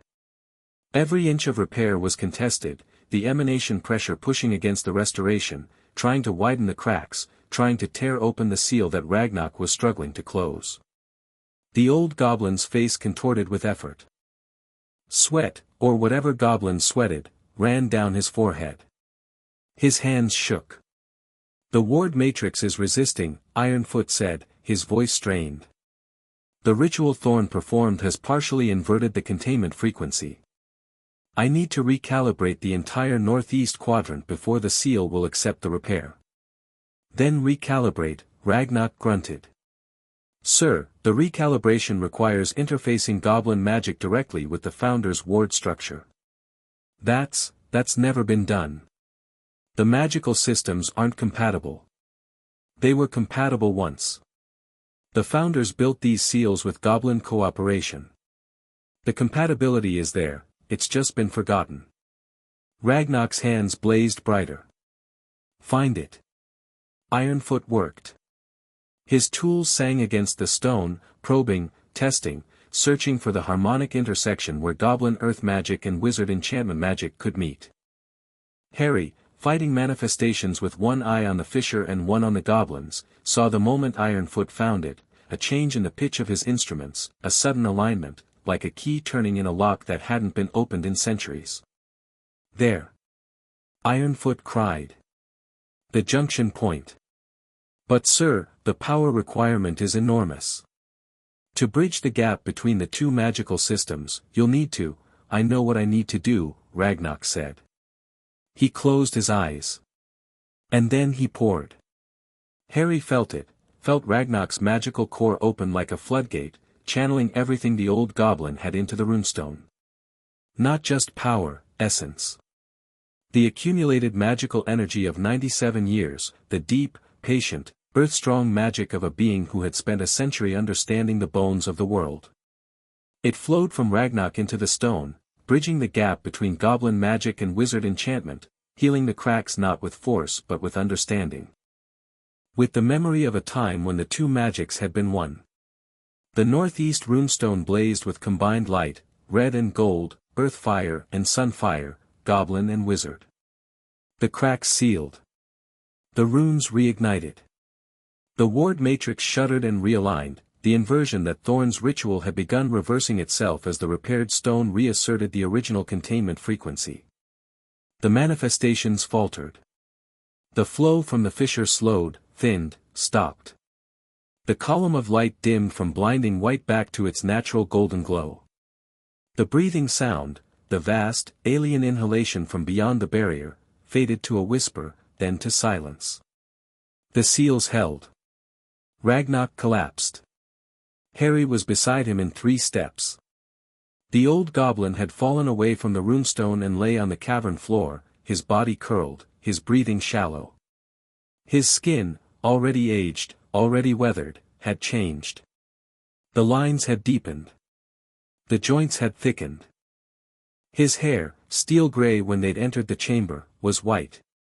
The magic he'd channeled, the bridge he'd built between goblin and wizard magic, the raw power he'd poured into the seal, had burned through him. Not killed him. But aged him. Decades, compressed into moments. The cost of using goblin magic to repair wizard wards, of bridging a gap that had existed for 1,000 years. Ragnar, Harry said, kneeling. Ragnar, can you hear me? The old goblin's eyes opened. They were the same, dark, sharp, unimpressed. But the body around them was diminished, shrunken, fragile in a way it hadn't been an hour ago. The stone, Ragnar whispered. Did it hold? It held. You repaired it. Good. A pause. A breath that rattled. That was expensive. You shouldn't have. Don't tell me what I should and shouldn't have done, Mr. Potter. I am a goblin. I make my own choices. His eyes found Harry's, and even through the pain and exhaustion, something fierce burned in them. The seal stones. Goblin work and wizard work, fused together. The founders knew. They knew that our magics were meant to complement each other. We forgot. All of us forgot. His hand moved, reaching for Harry's. The debt between our peoples, consider it lessened. Harry took the goblin's hand. It was small and light and papery, the skin thin as parchment over bones that felt like bird bones. He held it gently. Not lessened, Harry said. Repaid. And then some. Ragnar's thin lips curved. Acceptable. For now. His eyes closed. His breathing steadied. Ironfoot and Grimjaw were beside him in seconds, the younger goblin's hands running diagnostic spells while Grimjaw stood guard with his axe and an expression that dared the universe to try anything. Harry stood and turned. Thorn was on his knees by the fissure. The golden light in his eyes was fading, the wellspring's energy draining from him as the seals reasserted their containment. He looked diminished, not physically, but fundamentally, like a man who'd been shown the face of God and found it nothing like what he'd expected. It's alive, Thorn said. His voice was small. Human. I felt it. Inside my mind. Not just energy, intelligence. Ancient, vast, patient. He looked up at Harry. It was using me. The whole time, from the moment I touched the wellspring, it was using me to widen the gap. Yes. My ritual. The channeling framework. It was never going to work, was it? You can't channel something that has its own agenda. No. Thorn's shoulders sagged. The silver-haired politician, the consummate strategist, the man who'd spent 20 years planning to harness the wellspring's power, looked like what he was, a 60-year-old man who'd made a terrible mistake. "What happens to me now?" he asked. "You'll answer for what you've done. The fraud, the manipulation, the attempted breach. All of it. And the wellspring? We maintain the seals. Properly. Publicly. Without secrets and without one person controlling the process." Thorn laughed, a bitter, exhausted sound. "You're going to tell the world?" "Yes. They'll panic. Maybe. But they'll know the truth.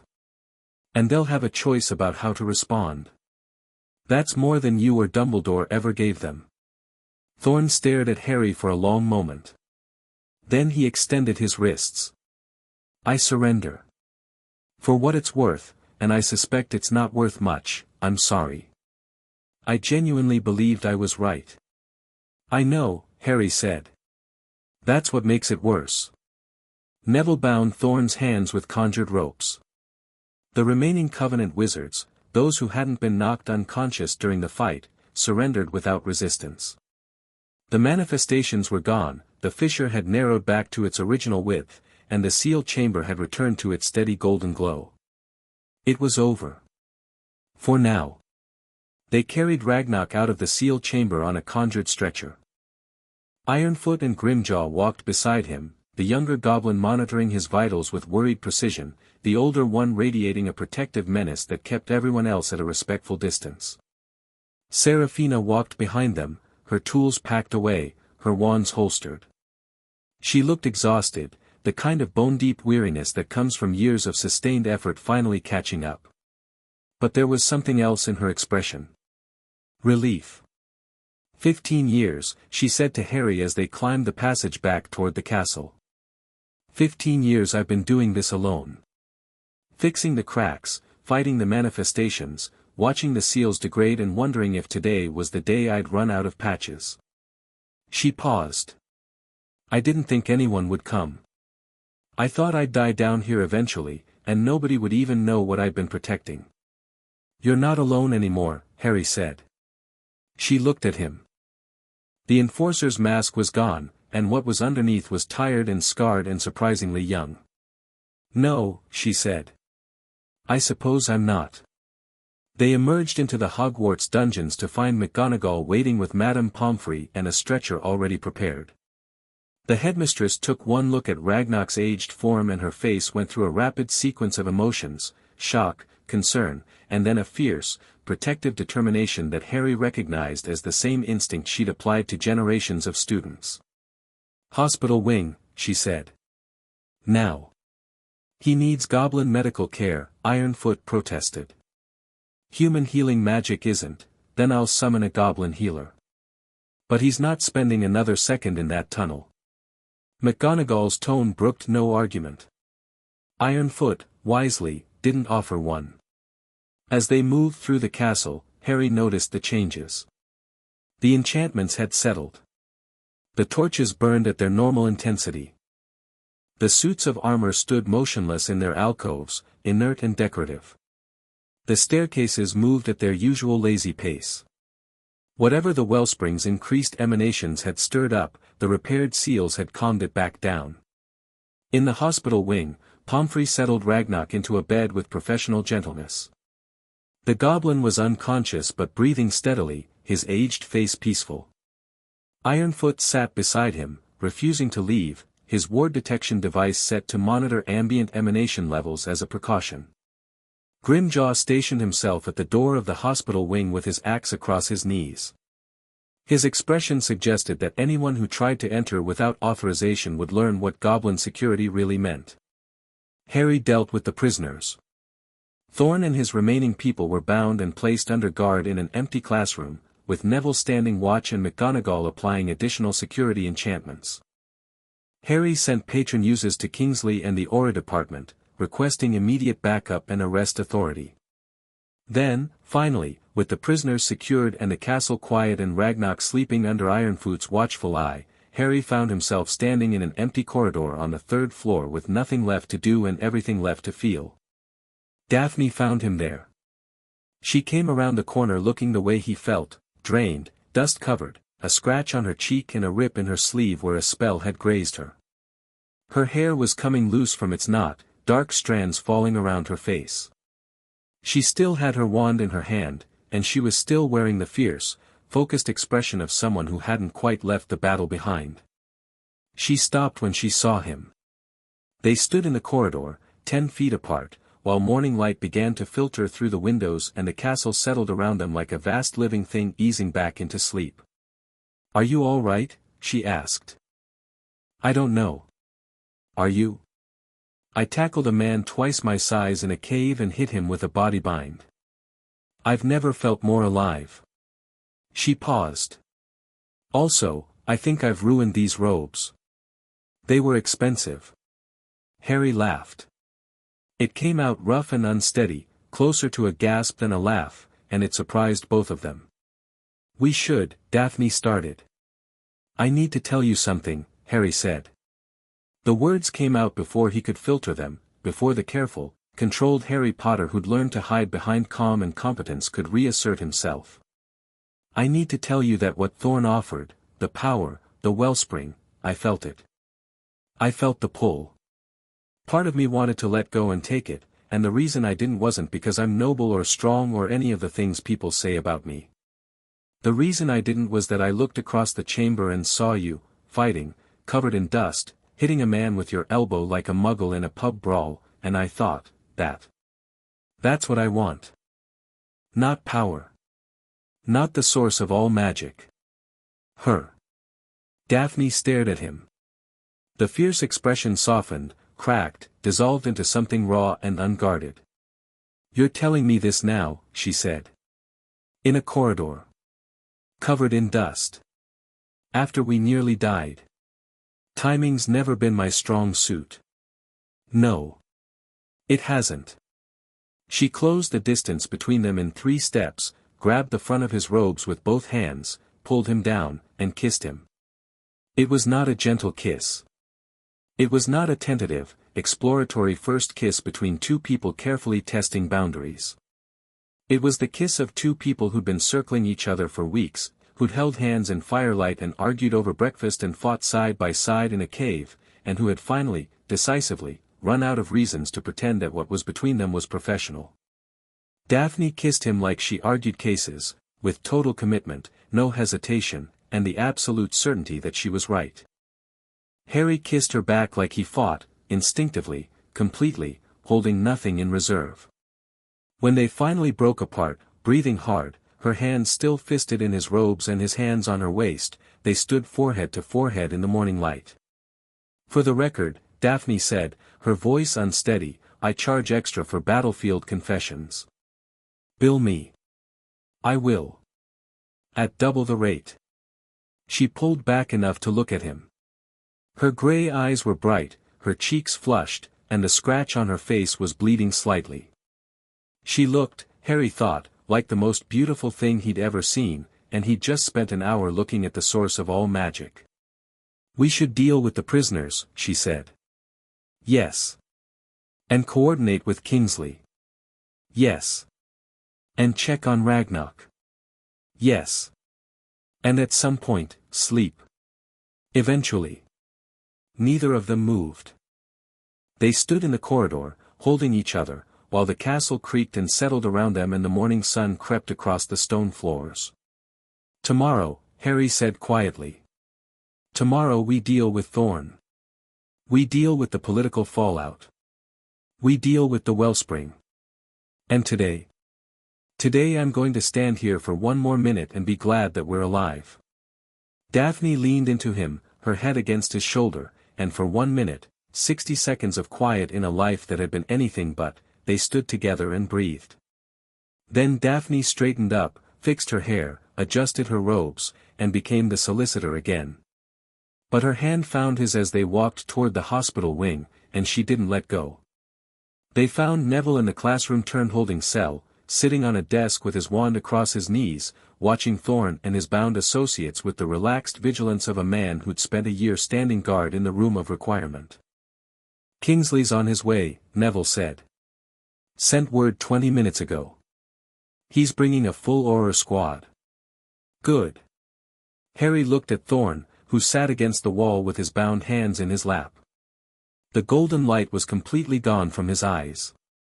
He looked like a man who'd had a vision of the future and watched it crumble. Potter, Thorn said. What? When you go public, and I know you will, tell them the truth. Not just about the fraud and the manipulation. Tell them about the wellspring. Tell them what it is, what it can do, and what happens if the seals fail. Give them the complete picture. That's the plan. And tell them this, what I tried to do wasn't possible. The wellspring can't be harnessed. It can't be controlled. It's not a resource to be exploited, it's a boundary to be maintained. The founders were right to seal it, and I was wrong to try to open it. He paused. I don't expect forgiveness. I don't deserve it. But the information matters more than my reputation. Harry studied him. Even now, bound, defeated, stripped of the power he'd stolen, Thorn's mind was working. He was still a strategist. Still thinking about outcomes, about narratives, about the shape of the story that would be told. But he was also, Harry believed, telling the truth. The thing on the other side of the fissure had scared him. Genuinely, fundamentally scared him. And fear, Harry had learned, was sometimes the fastest road to honesty. I'll tell them, Harry said. All of it. Kingsley arrived with a squad of 8 Aurors at noon. The Minister for Magic stepped out of the Hogwarts float with the controlled urgency of a man who'd received a Patronus message saying, "Come now, bring everyone, things have gone sideways." He took in the scene in McGonagall's office, Harry dust-covered and exhausted, Daphne with a scratch on her face and legal documents in both hands, Neville standing guard, Seraphina Voss sitting in a corner looking like she hadn't slept in a decade, and his expression went through a journey.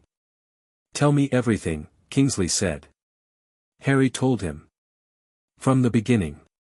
The full story, the audit, the covenant, the wellspring, Thorn's attempted breach, Ragnarok's sacrifice, the repaired seals, the manifestations, the thing on the other side of the fissure. He told it simply and completely, with Daphne providing legal context and Seraphina providing technical detail. When he finished, Kingsley was quiet for a long time. "You're telling me," the minister said slowly, "that beneath Hogwarts, beneath the school where I spent 7 years of my life, there is a tear in the fabric of magical reality. That this tear has been leaking raw magical energy for over 1,000 years.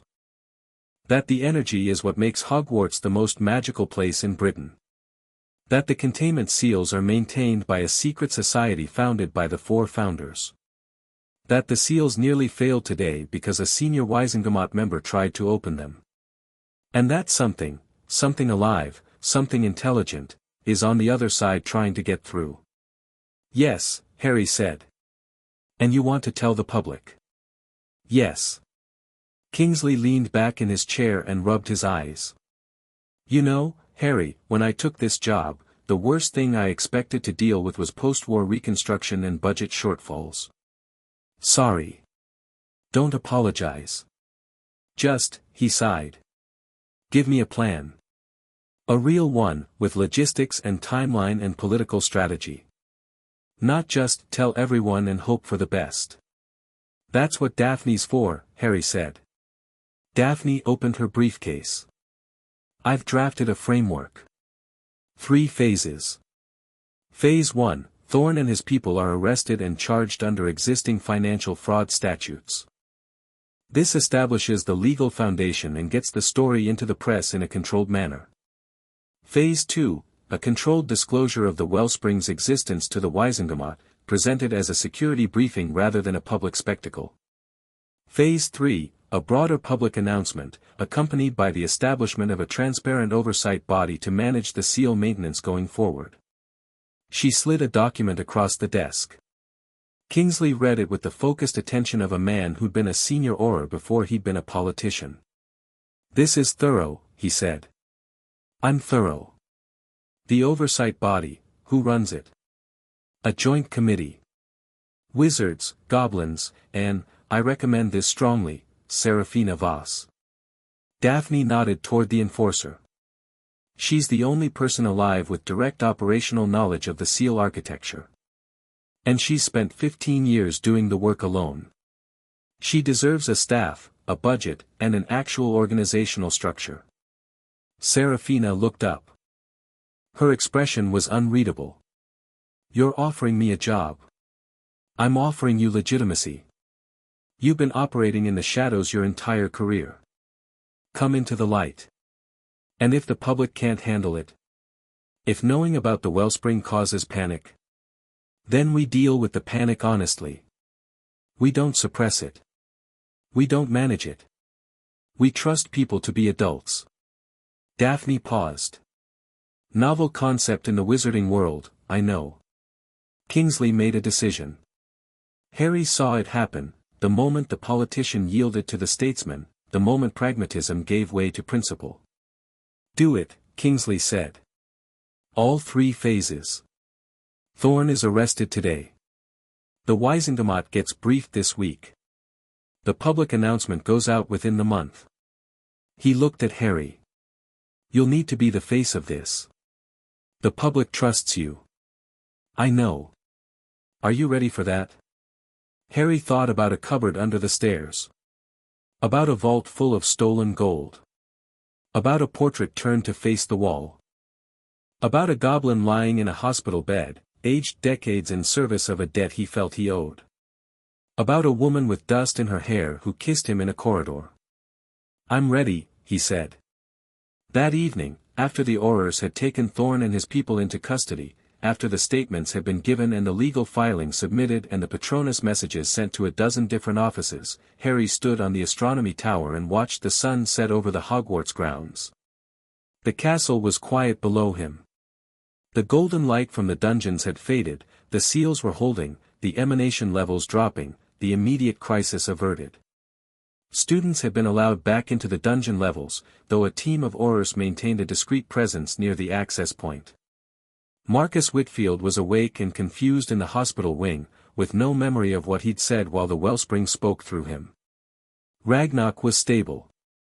The goblin healer who'd arrived from Gringotts, a female goblin named Stoneheart, whose bedside manner was approximately as warm as her name suggested, had confirmed that the aging was permanent but not life-threatening. Ragnarok would recover, but he would carry the cost of what he'd done for the rest of his life.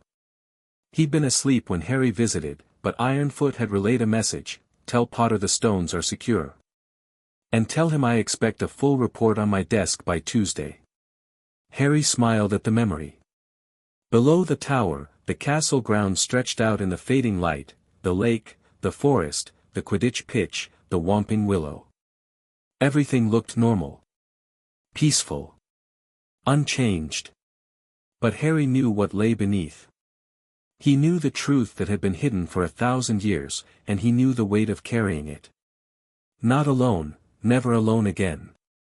But carrying it nonetheless. He heard footsteps on the stairs. Daphne emerged onto the tower, wrapped in a borrowed cloak, McGonagall's, judging by the tartan, carrying 2 cups of tea. She handed him one. They stood together at the railing, looking out over the grounds, and drank their tea in comfortable silence. What are you thinking about? She asked. The future. What it looks like when you tear down 1,000 years of secrecy and build something honest in its place. Messy, probably. Complicated. Full of people arguing about things they don't understand. So basically the Wisengamot. She laughed. The sound was warm in the cold air, and Harry felt something in his chest ease, a tightness he'd been carrying for so long he'd forgotten it was there. It'll be hard, Daphne said. The disclosure, the politics, the oversight body. Every step of the way, there'll be people who want to go back to the shadows. Who think secrecy is safer. I know. And you'll have to lead it. Not because you want to, but because you're the one people will follow. I know that too. She leaned into him, her shoulder against his, the tartan cloak rustling in the evening wind. For what it's worth, I think you're up to it. That means a lot, coming from someone who once called me adequate. You've improved. They stood together on the tower as the sun went down and the stars came out, one by one, above the castle that held the world's oldest secret. Below them, deep beneath the foundations, the wellspring pulsed its patient golden light, contained and guarded, waiting as it had waited for 1,000 years. But for the first time in all those centuries, it wasn't waiting in the dark. The light was coming. Chapter 5, The Balance. The morning after the world changed, Harry Potter ate breakfast in the Hogwarts hospital wing with a goblin who looked 90 years older than he had 3 days ago and a woman who'd spent 15 years fighting monsters in the dark alone. Ragnarok was sitting up in bed, looking frail and ancient and absolutely furious about both of those things. The goblin healer, Stoneheart, had declared him stable but confined to bed rest for at least a week, a pronouncement that Ragnarok had responded to with a stream of gobbledygook so blistering that Ironfoot had physically covered his ears. Stoneheart had been unmoved. She was 4 feet tall, built like a fire hydrant, and had apparently been healing goblins since before Ragnarok was born. She was the only living creature Harry had ever seen make Ragnarok back down. The decryption of the remaining coded ledgers is 70% complete, Ragnarok said, ignoring his porridge in favor of the documents Ironfoot had smuggled in under Stoneheart's radar. His voice was thinner than it had been, the aging had taken some of the resonance from it, but the mind behind it was unchanged. The full financial picture is becoming clear. Dumbledore's network touched every major institution in magical Britain. The Wisengamot Pension Fund. The St. Mungo's Endowment. The Hogwarts Scholarship Program. Even the prize fund for the Triwizard Tournament was skimmed. How much in total? Harry asked. Across all sources, over a 60-year period. Approximately 14 million galleons. The number sat in the air like something physical. Harry heard Serafina draw a sharp breath from the chair by the window. 14 million, Harry repeated. Give or take a few 100,000. The accounting is imprecise in places, Dumbledore was brilliant at obfuscation, I'll give him that. But the broad strokes are clear. Ragnarok set down the document and looked at Harry with eyes that were ancient and tired and sharp as ever. You asked me to follow the money. I've followed it. The question now is what you do with what we've found. We publish it. All of it. The public won't like what they see. The public deserves to see it anyway. Ragnarok studied him for a moment. Then the thin lips curved in the ghost of a smile. Acceptable. Serafina, who'd been quiet through the exchange, spoke from the window. She was looking out over the grounds, her scarred forearms resting on the sill, her expression troubled in a way that had nothing to do with financial records. We have a bigger problem than the money. Harry looked at her. The seals. The seals. She turned from the window. I went down to the chamber at dawn. Ran a full diagnostic. Ragnarok's repair on the northeast stone is holding, it's remarkable work, honestly, the kind of thing that should be studied for centuries, but Thorn's ritual did more damage than we realized. She paused, choosing her words carefully. The partial inversion he performed didn't just destabilize the northeast quadrant. It resonated through the entire ward matrix. All 4 anchor points are under increased stress. The seal stones are compensating, but they're drawing from their reserves faster than I'd like. How fast? At the current rate? The stones will be depleted in 3 to 4 months. After that, the runestones are on their own, and they were already degraded before Thorn made things worse. Can we recharge the seal stones? Not conventionally. They're not like batteries you can fill from an external source. They were created as part of the original sealing, charged with the Founder's own magic during the ritual that established the containment. The energy they contain isn't generic magical power. It's specific. Keyed to the seal's frequency. You can't replicate it without repeating the original process. The original process that required a sacrifice of blood and memory from each of the Founders. Yes. The hospital wing was quiet. Through the window, morning light fell across the grounds in long golden streaks. Harry could hear the distant sounds of the castle waking up, students moving to breakfast, portraits conversing, the normal rhythms of a place that didn't know how close it had come to catastrophe. "There's something else," Seraphina said. "The entity. The presence on the other side of the fissure." She met Harry's eyes. "It's more active than before." Thorn's breach, the few minutes when the fissure was widened and the seals were partially inverted, was enough to get its attention. Really get its attention. Before, it was just pressure. Blind force pushing against the barrier. Now it's focused. Directed. I could feel it during my diagnostic. It's not just trying to push through anymore. It's working at the seals. Testing them. Looking for weak points. Looking implies intelligence. Yes. It does. Harry was quiet for a moment. He thought about the breathing sound he'd heard in the chamber. The vast, patient inhalation of something enormous. The way Thorn's face had changed when the entity had looked through his eyes, the terror of a man realizing he'd opened a door to something he couldn't comprehend. "How long do we have?" Harry asked. "If the entity keeps working at the current rate? If nothing else destabilizes the seals? If we're very, very lucky?" Seraphina exhaled. "Months. 6, maybe. Maybe fewer. Then we have months to find a permanent solution." "Harry, there may not be a permanent solution. The Founder's Seal was the best magic the world has ever produced, and it's been failing for centuries.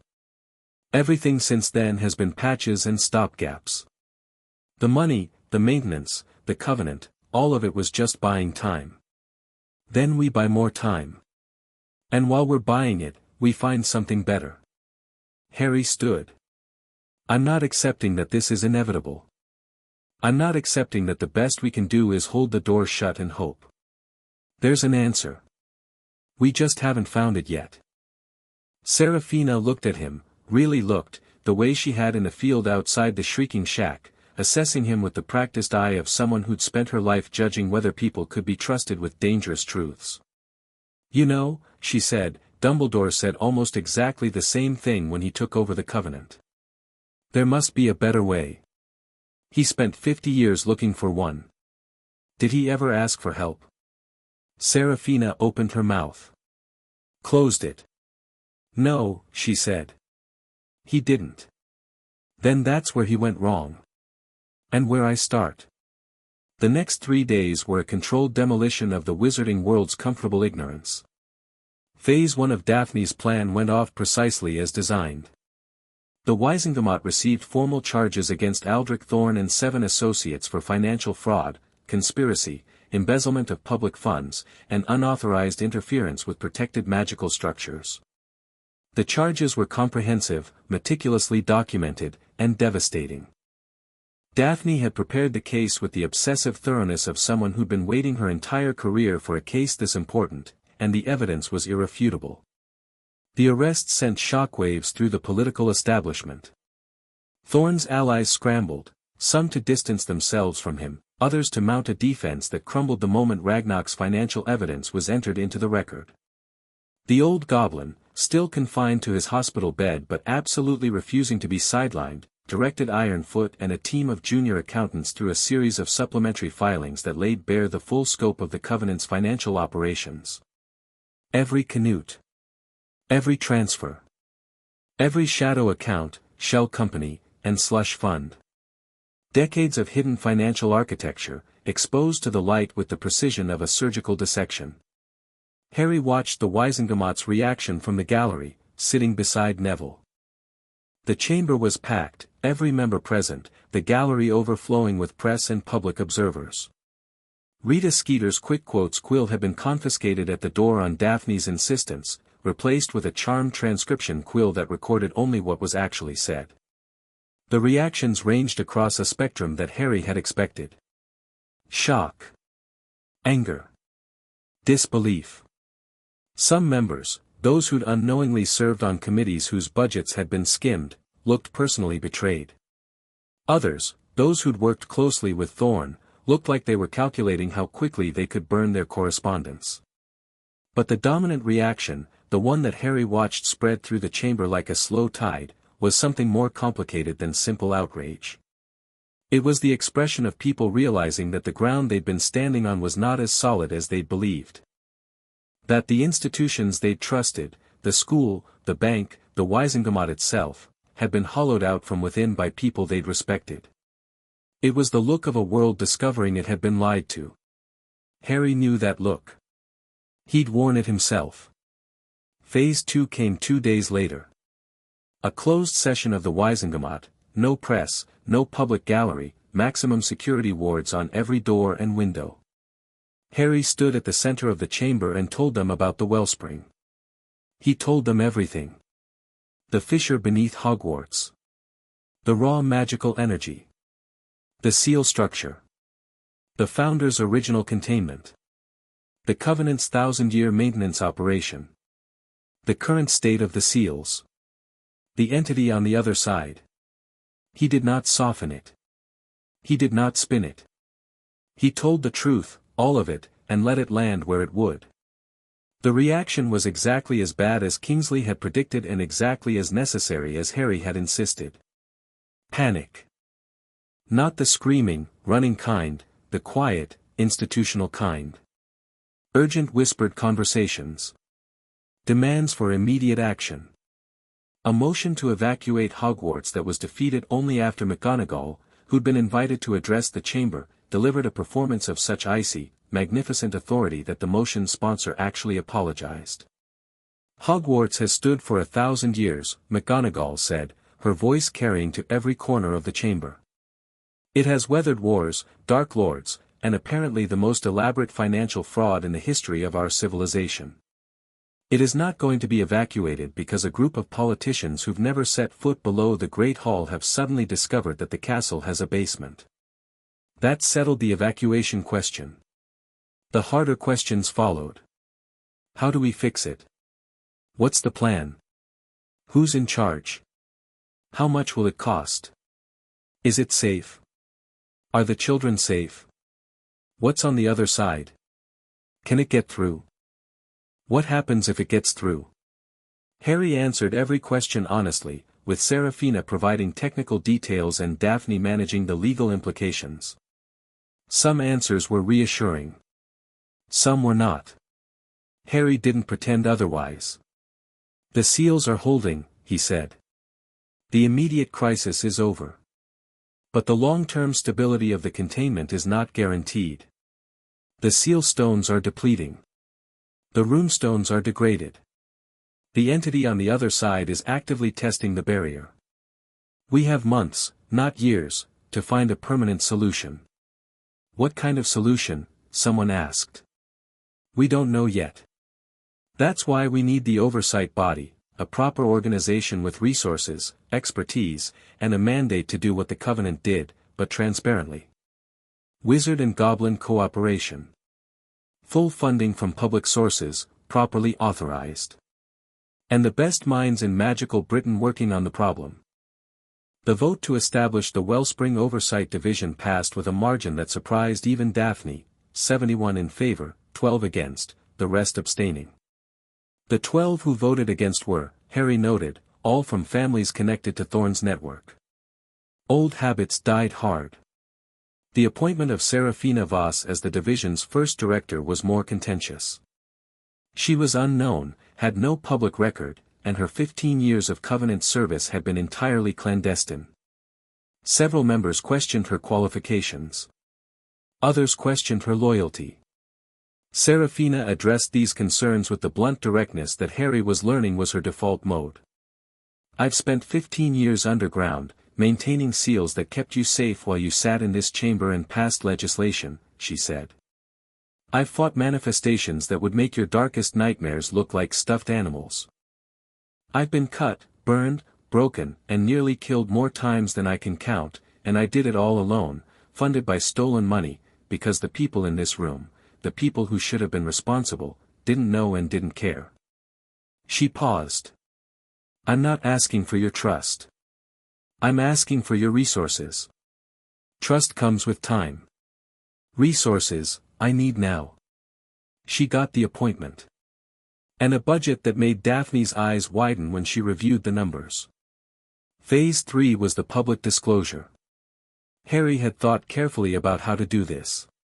A ministry press conference would feel bureaucratic, distant. A Daily Prophet exclusive would feel controlled, managed. He wanted something that felt honest, direct communication between the people who knew the truth and the public who deserved to hear it. Luna Lovegood solved the problem. Harry hadn't seen Luna since the immediate aftermath of the war.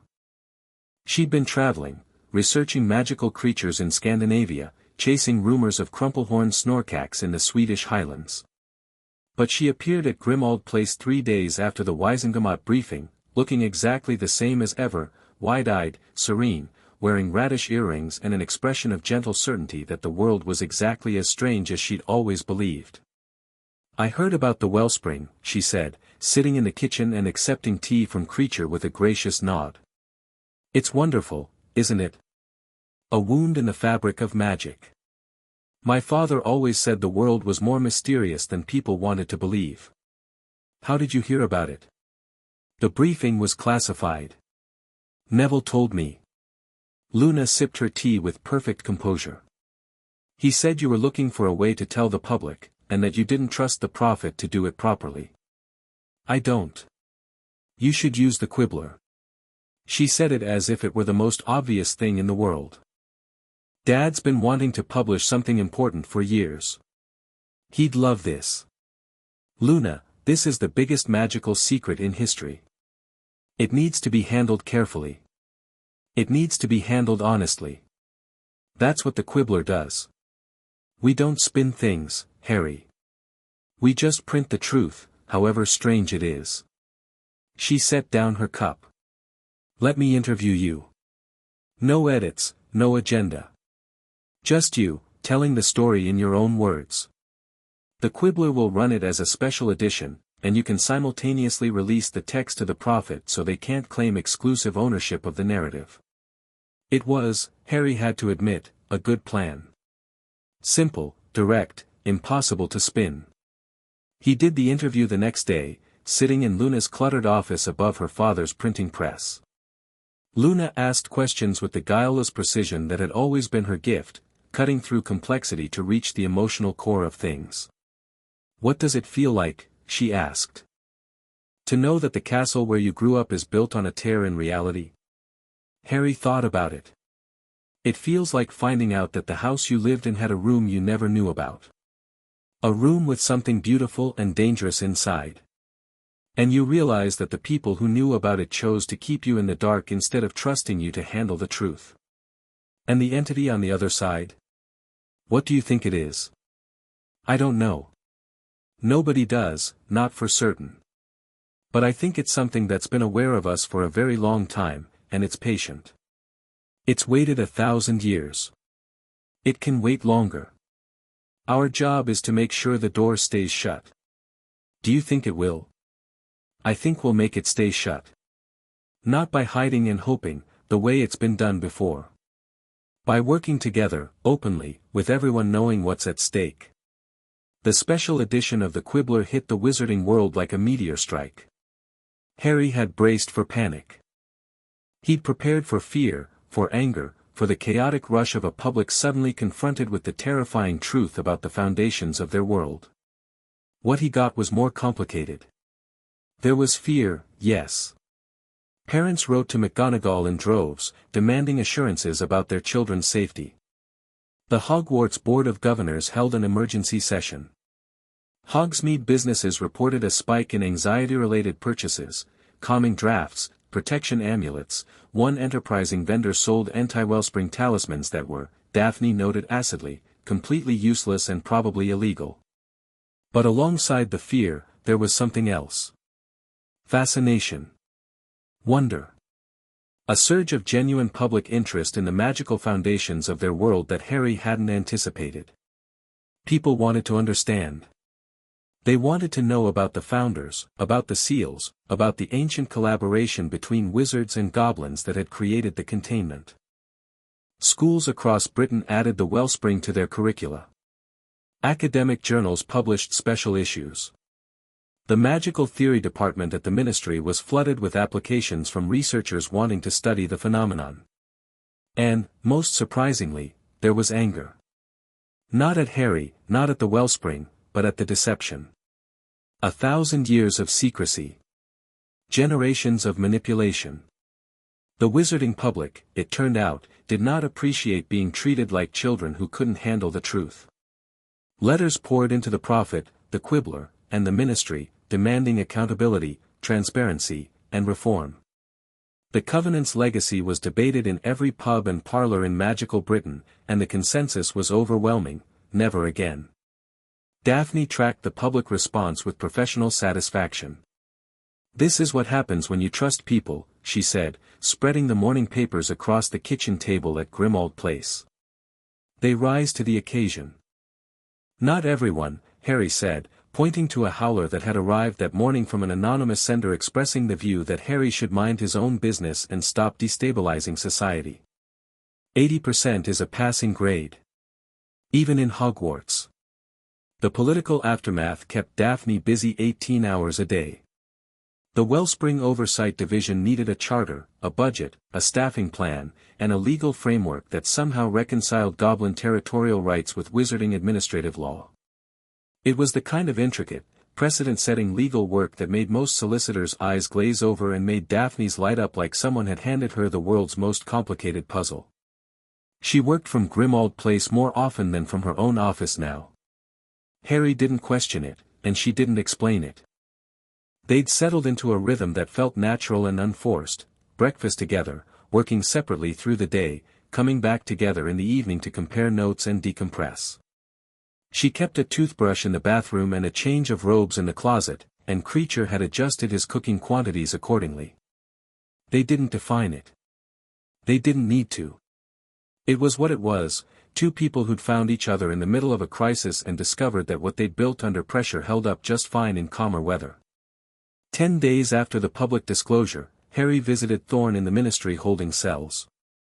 The cells were deep beneath the ministry, not Azkaban, which was being reformed under Kingsley's administration, but a high-security wing with suppression wards and round-the-clock Auror Guard. Thorn had been cooperative since his arrest, providing detailed information about the Covenant's operational history in exchange for nothing: no plea deal, no reduced charges. Just information, freely given, as if he'd decided that the best thing he could do with his remaining influence was ensure that the people who replaced him had the tools they needed. Harry found him sitting in a clean, well-lit cell, reading a book. He looked older than Harry remembered, not physically, but in the way a person looks when the thing that gave their life purpose has been taken away. The smooth confidence, the political ease, the effortless authority, all of it was gone. What remained was a tired man in prison robes, reading about magical theory because it was the only thing left that interested him. "Potter." Thorn set down his book. "I wondered when you'd come. I have questions." "I assumed so. Sit." Harry sat on the bench across from Thorn's cot. The suppression wards hummed faintly in the walls, dampening magic to a whisper. In here, they were just two men talking. "The ritual you performed," Harry said. "The modified sealing protocol. Where did the design come from?" "My own research, mostly. Based on the Founder's original schematics, which I found in the Covenant archives 20 years ago. I spent 12 years developing the reversal protocol, working out the runic sequences, calculating the energy requirements, designing the channeling framework." Thorn's voice was flat, clinical. The voice of a man reviewing his own mistakes with surgical detachment. "I was thorough. I was careful. And I was wrong." "Wrong about what, specifically?" "Wrong about the fundamental assumption. I assumed the wellspring was a natural phenomenon, a geological feature of the magical landscape. A resource.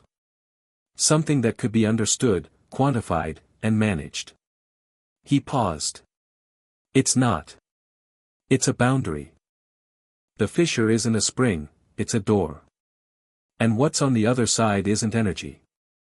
It's something that uses energy the way we use air. It breathes magic. It thinks in frequencies that our minds aren't built to process. You felt it. When it came through you. I felt it. Thorn's composure cracked, just for a moment, a flicker of something raw and frightened behind his eyes. It was vast, Potter. Not just powerful, vast. Like standing at the edge of an ocean and realizing the ocean is looking back at you. It didn't try to communicate. It didn't need to. It just was. And for the few minutes that it was flowing through me, I wasn't Aldrich Thorn anymore. I was a window. A hole in a wall that something enormous was peering through. Could you have stopped it? If you'd wanted to. I don't know. I think, by the time I realized what was happening, I didn't want to stop it. That's the real danger. The entity doesn't force itself through. It doesn't break down the door.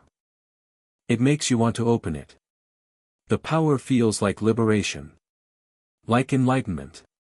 Like the answer to every question you've ever asked. And by the time you realize it's using you, you don't care anymore. Harry sat with that. It matched what he'd felt in the seal chamber, the wellspring's seductive pull, the singing warmth that promised everything. He'd resisted it. But he'd felt the temptation, and he understood how someone less prepared, or more ambitious, could fall. The Founders' journals described the original sealing, Harry said. They gave parts of themselves, blood, memory, magic. A sacrifice that powered the containment. Do you know the details of the ritual? Thorn's eyes sharpened. You're thinking about reinforcing the seals. I'm thinking about making them permanent. Or as close to permanent as possible. The Founders' sacrifice was a one-time event. They poured their magic into the seal stones and the runestones, creating a self-sustaining containment that was supposed to last indefinitely. It didn't, the containment degraded over centuries because nothing is truly self-sustaining. The Covenant was created to bridge the gap, to provide the ongoing maintenance that the Founders' sacrifice couldn't. But the ongoing maintenance has failed. The financial infrastructure collapsed. The Covenant is gone. The seal stones are depleting. We need something more fundamental. Thorn was quiet for a long moment. When he spoke, his voice was different, softer, more thoughtful, stripped of the political polish that had defined him for decades. The Founders' journals, the oldest ones, the ones that predate the Covenant Charter, described something they considered and rejected. A renewable sacrifice. Not a one-time gift of power, but a periodic renewal, a willing magical contribution from a living witch or wizard, given freely, to refresh the seal's energy. They rejected it because the cost was too high. The contributor would lose a significant portion of their magical core. Not permanently, it would regenerate over time, but the immediate cost would be substantial. How substantial? The journals estimate, 1/3. Perhaps more. 1/3 of your magical core, given to the seals, buying decades of stability. Thorn looked at Harry with an expression that was almost gentle. You're considering it. Would it work? Theoretically. Yes. The seal structure was designed to accept voluntary magical contributions. The original ritual included provisions for renewal, the Founders intended for their descendants to refresh the containment periodically. It was the one part of the plan that was never implemented, because no one was ever willing to make the sacrifice. No one was ever asked. Thorn blinked. Then he laughed, a genuine, surprised laugh, the first honest sound Harry had heard from him. No. I suppose they weren't. The Covenant operated on the assumption that secrecy precluded consent. You can't ask someone to sacrifice for a cause they don't know exists. And now they know. And now they know. Thorn leaned forward. Potter, listen to me. If you do this, if you go down there and pour 1/3 of your magic into the seals, you won't be the most powerful wizard in Britain anymore. You'll still be formidable, your base power is extraordinary, but you'll be diminished. Permanently weaker than you are now, even after your core regenerates. There will be spells you can no longer cast, abilities you'll lose. The cost is real. I know. And you'll have to do it publicly. Transparently. In front of witnesses. Because the whole point of your crusade is that nothing happens in secret anymore. I know that too. Thorn sat back. He studied Harry for a long time, and something shifted in his expression, not admiration exactly, but a grudging, almost painful recognition. You know, he said, I spent 20 years telling myself that I was the one who should control the wellspring. That I had the knowledge, the vision, the will. That no one else could be trusted with that kind of power. He paused. I was wrong about the wellspring. But I was also wrong about something else. I was wrong about you. How so? I thought you were a soldier playing at politics. A war hero who'd stumbled into something bigger than he could handle. I underestimated you, not your power, not your courage, but your clarity. You see things simply. Not simplistically, simply. The right thing to do, the honest way to do it. And you don't let complexity become an excuse for cowardice. That might be the nicest thing anyone's ever said about me in a prison cell. Thorn smiled. Then it faded, and the tired man returned. There's one more thing you should know. When the entity pushed through me, when it was looking through my eyes, it saw you. It recognized you. Not as Harry Potter, not as a specific individual. As a pattern. A type. It's encountered people like you before. People who stand at the boundary and refuse to let it open. The founders. Perhaps. Or others, further back. The wellspring is old, Potter. Older than Hogwarts, older than the founders, possibly older than human magic itself. And the entity behind it has been pushing against the barrier for all of that time. It's patient. It will outlast any seal, any sacrifice, any single human lifetime. Thorn leaned forward one last time. You've just delayed the inevitable. Someone will have to maintain those seals. Congratulations, you've inherited Dumbledore's burden.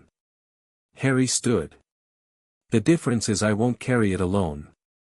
And I won't carry it in secret. He walked to the cell door and paused. Thorn. For what it's worth, you were right about some things. The wizarding world does need to change. Magical scarcity is real. The inequality between strong and weak magical cores causes genuine suffering. Those problems need solutions. Just not the solution I offered. Not that one. But the questions you were asking weren't wrong. Just the answers. He left. Thorn picked up his book. Behind him, the suppression wards hummed their quiet song, and a man who tried to become a god settled back into the smaller, harder work of being human. Harry returned to Hogwarts that evening and went directly to the hospital wing. Ragnock was awake, sitting up in bed, surrounded by documents, arguing with Stoneheart about whether financial analysis constituted rest. It constitutes rest for my mind, Ragnock snapped. My mind is the only part of me that still works properly. Your mind works too hard and your body pays the price, Stoneheart retorted. Sleep. Or I'll make you. I'd like to see you try. I turned a dragon's broken leg without anesthesia in 1847. Don't test me. Harry waited for the argument to reach its natural conclusion, Stoneheart confiscating half of Ragnock's documents and Ragnock sulking magnificently, before pulling up a chair. I need your advice, Harry said. Professional or personal? Both, probably. My professional rate is 6%. My personal rate is friendship, which I don't offer lightly. Ragnock's dark eyes met Harry's. Ask. Harry told him about the renewable sacrifice. The Founder's rejected solution. The possibility of pouring a third of his magical core into the seals to buy decades of stability. The cost, permanent diminishment, reduced magical capacity, the loss of abilities he'd come to take for granted. Ragnock listened without interruption. When Harry finished, the old goblin was quiet for a long time. You're asking me whether you should do it, Ragnar said. I'm asking you whether it's the right thing to do. Those are different questions. Ragnar shifted in his bed, wincing. The aging had left him with joint pain that no healing spell could fully address. The right thing is whatever serves the greatest good with the least harm. By that standard, yes, sacrificing a portion of your power to stabilize the seals is the right thing. It protects Hogwarts, protects the wizarding world, and buys time for the Oversight Division to develop longer-term solutions. But the question you're really asking is whether you should be the one to do it. And the answer to that is more complicated. Ragnar's expression softened, a rare thing, like watching stone develop gentle edges. You've already given more than anyone should have been asked to give, Mr. Potter. Your childhood. Your parents. Years of your life spent fighting other people's wars. The scar on your forehead is a mark of sacrifice that was made for you, not by you. And now you're proposing to make another sacrifice, voluntarily, because no one else will. Someone has to. Does someone have to be you? Harry was quiet.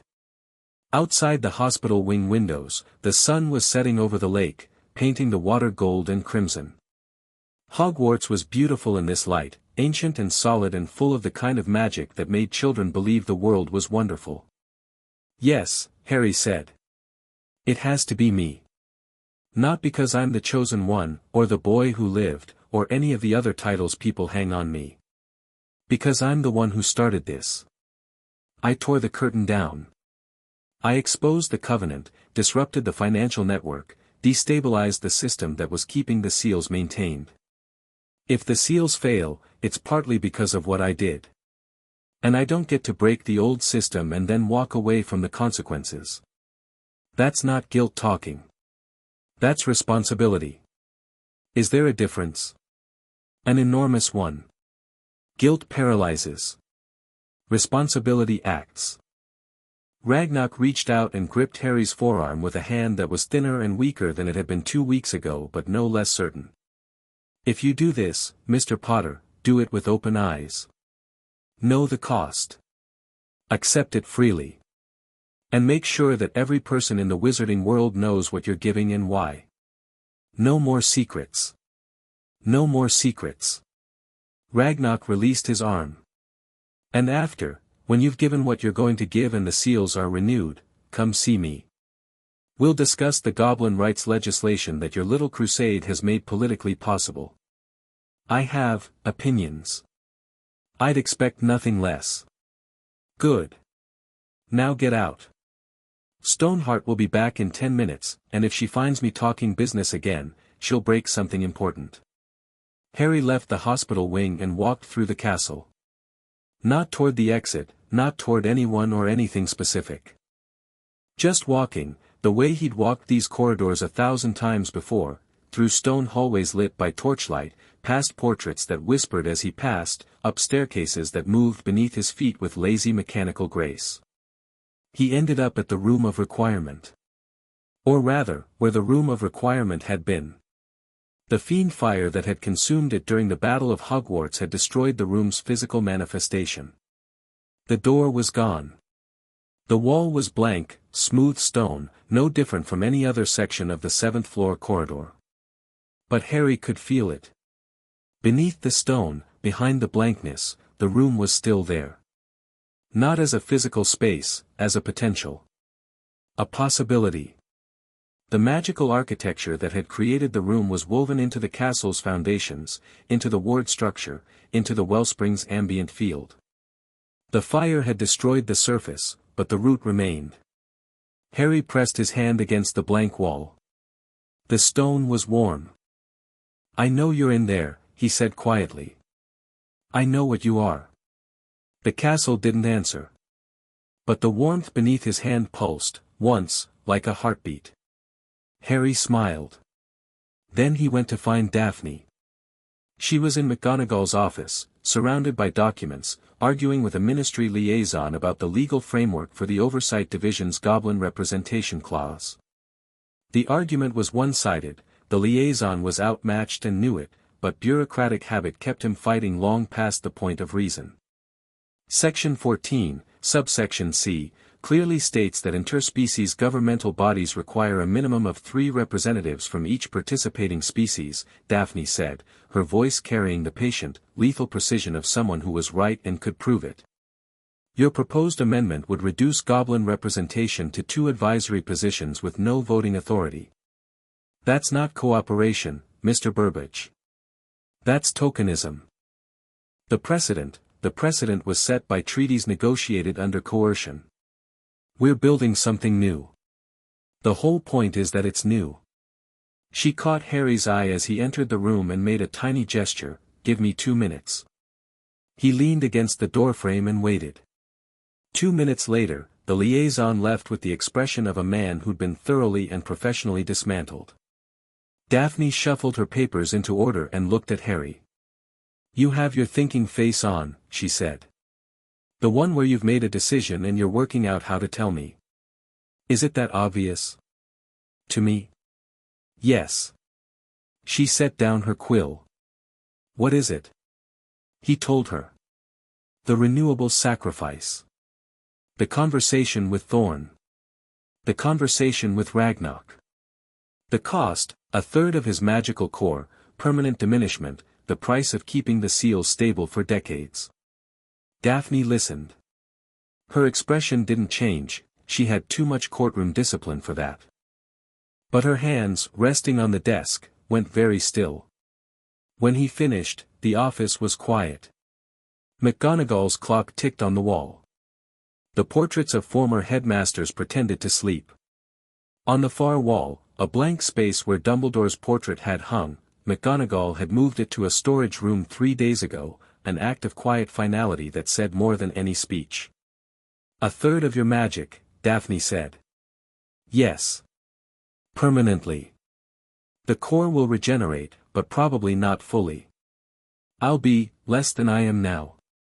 You'll be alive." "Yes. And the seals will hold. 4 decades. Long enough for the Oversight Division to develop a long-term solution. Maybe long enough for someone to understand the wellspring well enough to close the fissure permanently." Daphne stood.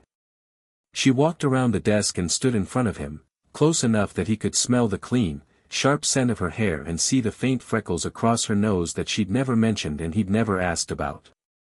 "I'm not going to tell you not to do it," she said. "You've already decided, and I respect you too much to pretend I can change your mind.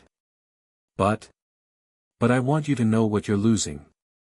Not the magic, the expectations. Right now, you're Harry Potter. The most powerful wizard of your generation. People look at you and see strength, certainty, the man who killed Voldemort. After this, they'll look at you and see someone diminished. Someone who gave away part of what made him extraordinary. Some of them won't understand. Some of them will think you're foolish. Do you think I'm foolish?" She looked at him for a long moment. Her gray eyes were bright, and something moved behind them, not tears. Daphne Greengrass did not cry in professional settings even when the professional setting was a recently decursed headmistress's office, but something close. "I think you're the bravest person I've ever met," she said. "And I think that what you're about to do is more heroic than killing Voldemort, because killing Voldemort was survival. This is choice. You're choosing to give up power. Nobody does that. Dumbledore did. In his own way. He chose to carry the burden alone. I'm choosing to share it. That's not the same thing, and you know it." She took his hand. "Dumbledore gave up comfort. You're giving up capability. That's a real sacrifice, not a philosophical one." Harry squeezed her hand. "Will you be there? When you do it?" "Yes. Obviously. Someone needs to document it for the legal record." A pause. The mask cracked, just a little. "And someone needs to make sure you don't do anything stupider than what you've already planned." He kissed her forehead.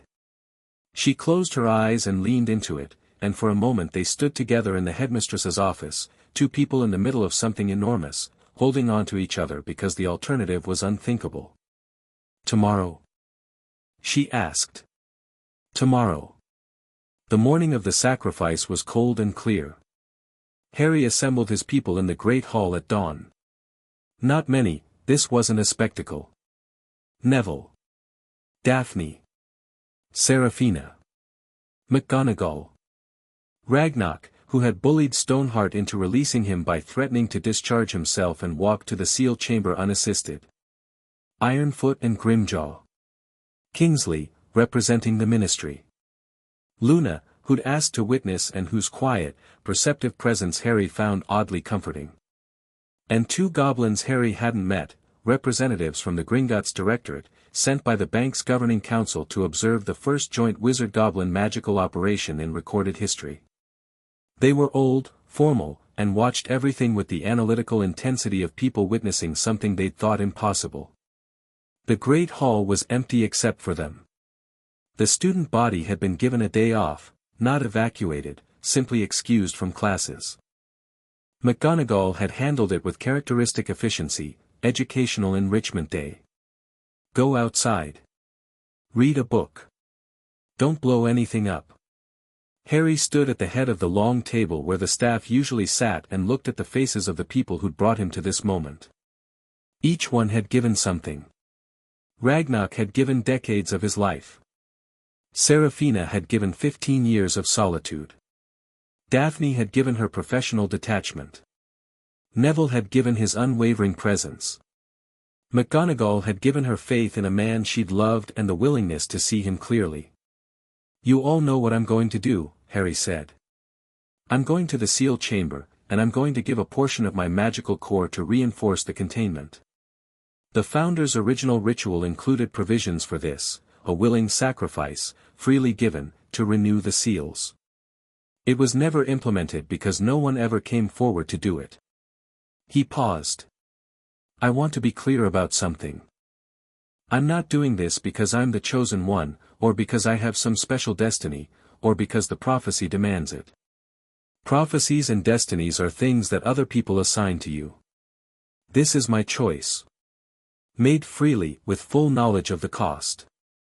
And I'm doing it publicly because the whole point of everything we've done, the audit, the investigation, the disclosure, is that important things shouldn't happen in secret." "How much will it cost you?" Kingsley asked. The minister's voice was steady, but his eyes were worried. "Approximately 1/3 of my magical core. It will regenerate partially over time. I'll still be a functional wizard. I'll still be able to cast spells, brew potions, fly a broom. But I'll be less powerful than I am now. Permanently." The hall was quiet. Harry saw the reactions register on different faces: concern from Neville, professional calculation from Kingsley, fierce pride from McGonagall, something complicated and private from Daphne. Ragnock spoke. "For the record, Mr. Potter's sacrifice will be documented by Gringotts as a voluntary magical contribution under the terms of the Wellspring Oversight Charter. It will serve as the foundational act of the new oversight regime, a public, transparent, accountable use of magical power in service of the common good." He paused. "It is, in my 97 years, the most significant act of wizard-goblin cooperation I have witnessed. And I say that as someone who just poured his own magic into a wizard-made seal and aged 30 years in the process." 98 years, Stoneheart corrected from the doorway, where she'd stationed herself with a medical kit and an expression that suggested she was there to treat anyone who needed treating and she didn't care who they were. 97, Ragnock insisted. "I refuse to count this year. It's been terrible." A ripple of laughter broke the tension. Harry smiled. "Let's go," he said. They descended through the dungeon access point, the same narrow, steep passage that Harry had walked with Seraphina 2 weeks ago. The tunnels were warmer than before, the golden light brighter, the ambient magic more insistent. Harry could feel the wellspring's presence growing stronger as they went deeper, the warm pulse that resonated with his magical core like a heartbeat calling to a heartbeat. Seraphina led, as she always did. She'd prepared the seal chamber overnight, clearing debris from Thorn's battle, checking the runestones, verifying the ward matrix's integrity. She'd also done something new. She'd drawn a ritual circle on the floor of the chamber, centered on the fissure, using the specifications from the founder's original journals. The circle focuses the contribution, she explained as they entered the chamber. Without it, the energy would dissipate into the ambient field. With it, every ounce goes directly into the seal structure. The seal chamber opened around them, and even those who'd been here before caught their breath. The wellspring's column of light rose from the fissure in its eternal, undulating ascent, gold and white and amber, shifting with a rhythm that was almost organic. The 4 runestones stood at their cardinal points, their carved runes glowing with renewed energy from the seal stones. The air hummed. Harry walked to the center of the chamber. His footsteps echoed on the stone. The ritual circle that Seraphina had drawn surrounded the fissure, a complex pattern of interlocking geometric shapes, drawn in powdered silver and moonstone, anchored at 4 points by smaller circles that aligned with the runestones. He stood at the edge of the fissure and looked down. The light rose around him, warm and golden, and he felt the wellspring's pull, that seductive, singing invitation to let go, to merge, to become part of something infinite. He resisted it not with force but with clarity, the clear, bright knowledge of who he was and what he was choosing. He thought about the cupboard under the stairs. About the first time he'd held a wand and felt magic stir inside him. About Quidditch and friendship and the first meal he'd ever eaten in the Great Hall.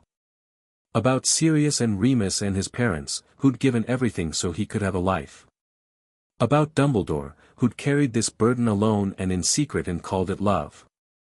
About Ragnarok, who'd poured his goblin magic into a wizard seal and aged 30 years because he believed in the principle. About Daphne, who'd taken his hand in the firelight and held on. About all the people who'd sacrificed for him, and for the world, and who'd never been given a choice. He was given a choice. He chose.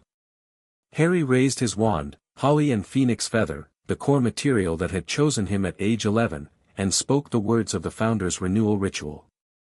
Seraphina had taught him the pronunciation. Ragnarok had verified the runic sequences. Luna had, oddly, corrected one syllable that everyone else had missed, because Luna noticed things that other people didn't. The words were old. Older than English, older than Latin, older than any language Harry had ever encountered. They weren't words in the conventional sense, they were sounds that carried meaning through resonance rather than definition. Each syllable vibrated in his chest, in his bones, in the magical core that lived at the center of his being. As he spoke, his magic began to move. It didn't feel like casting a spell. Spells were directed, focused, channeled through the wand and aimed at a target. This was different. This was a release, a deliberate opening of the gates that every wizard kept closed around their magical core, the unconscious barriers that prevented magical energy from flowing freely into the environment. Harry opened those gates. His magic poured out of him like water from a broken dam. Not through his wand, through his entire body, through every cell and nerve and fiber, streaming outward in a tide of energy that was visible even to normal eyes. A corona of light surrounded him, not the golden light of the wellspring, but his own light, a blazing silver-white radiance that had the quality of starlight. The ritual circle caught the energy and directed it. The geometric patterns blazed to life, channeling Harry's magic along prescribed paths toward the 4 runestones. The stones drank it in, Harry could feel them absorbing his power, converting it, integrating it into the ward matrix. The seal strengthened. The containment tightened. The fissure narrowed, barely perceptibly, but measurably. And the wellspring responded. The column of light surged, pressing outward against the renewed containment. Harry felt the entity behind it, the vast, patient intelligence that Thorne had described, register the change. It pushed. Not violently, not frantically. Just pushed, with the steady, inexorable pressure of something that had been pushing for 1,000 years and intended to push for 1,000 more. Harry pushed back. Not with force, with will. With the clear, quiet certainty of a man who knew exactly what he was doing and why. He gave his magic freely, without reservation, without resentment, without the poisonous sense of obligation that had tainted every sacrifice Dumbledore had ever demanded. This was different. This was his. The cost hit him like a physical blow. He felt his magical core diminish, not all at once, but in a steady, draining flow, like blood leaving a wound. His power ebbed. The reservoir of magic that had always been there, vast, deep, seemingly inexhaustible, shrank.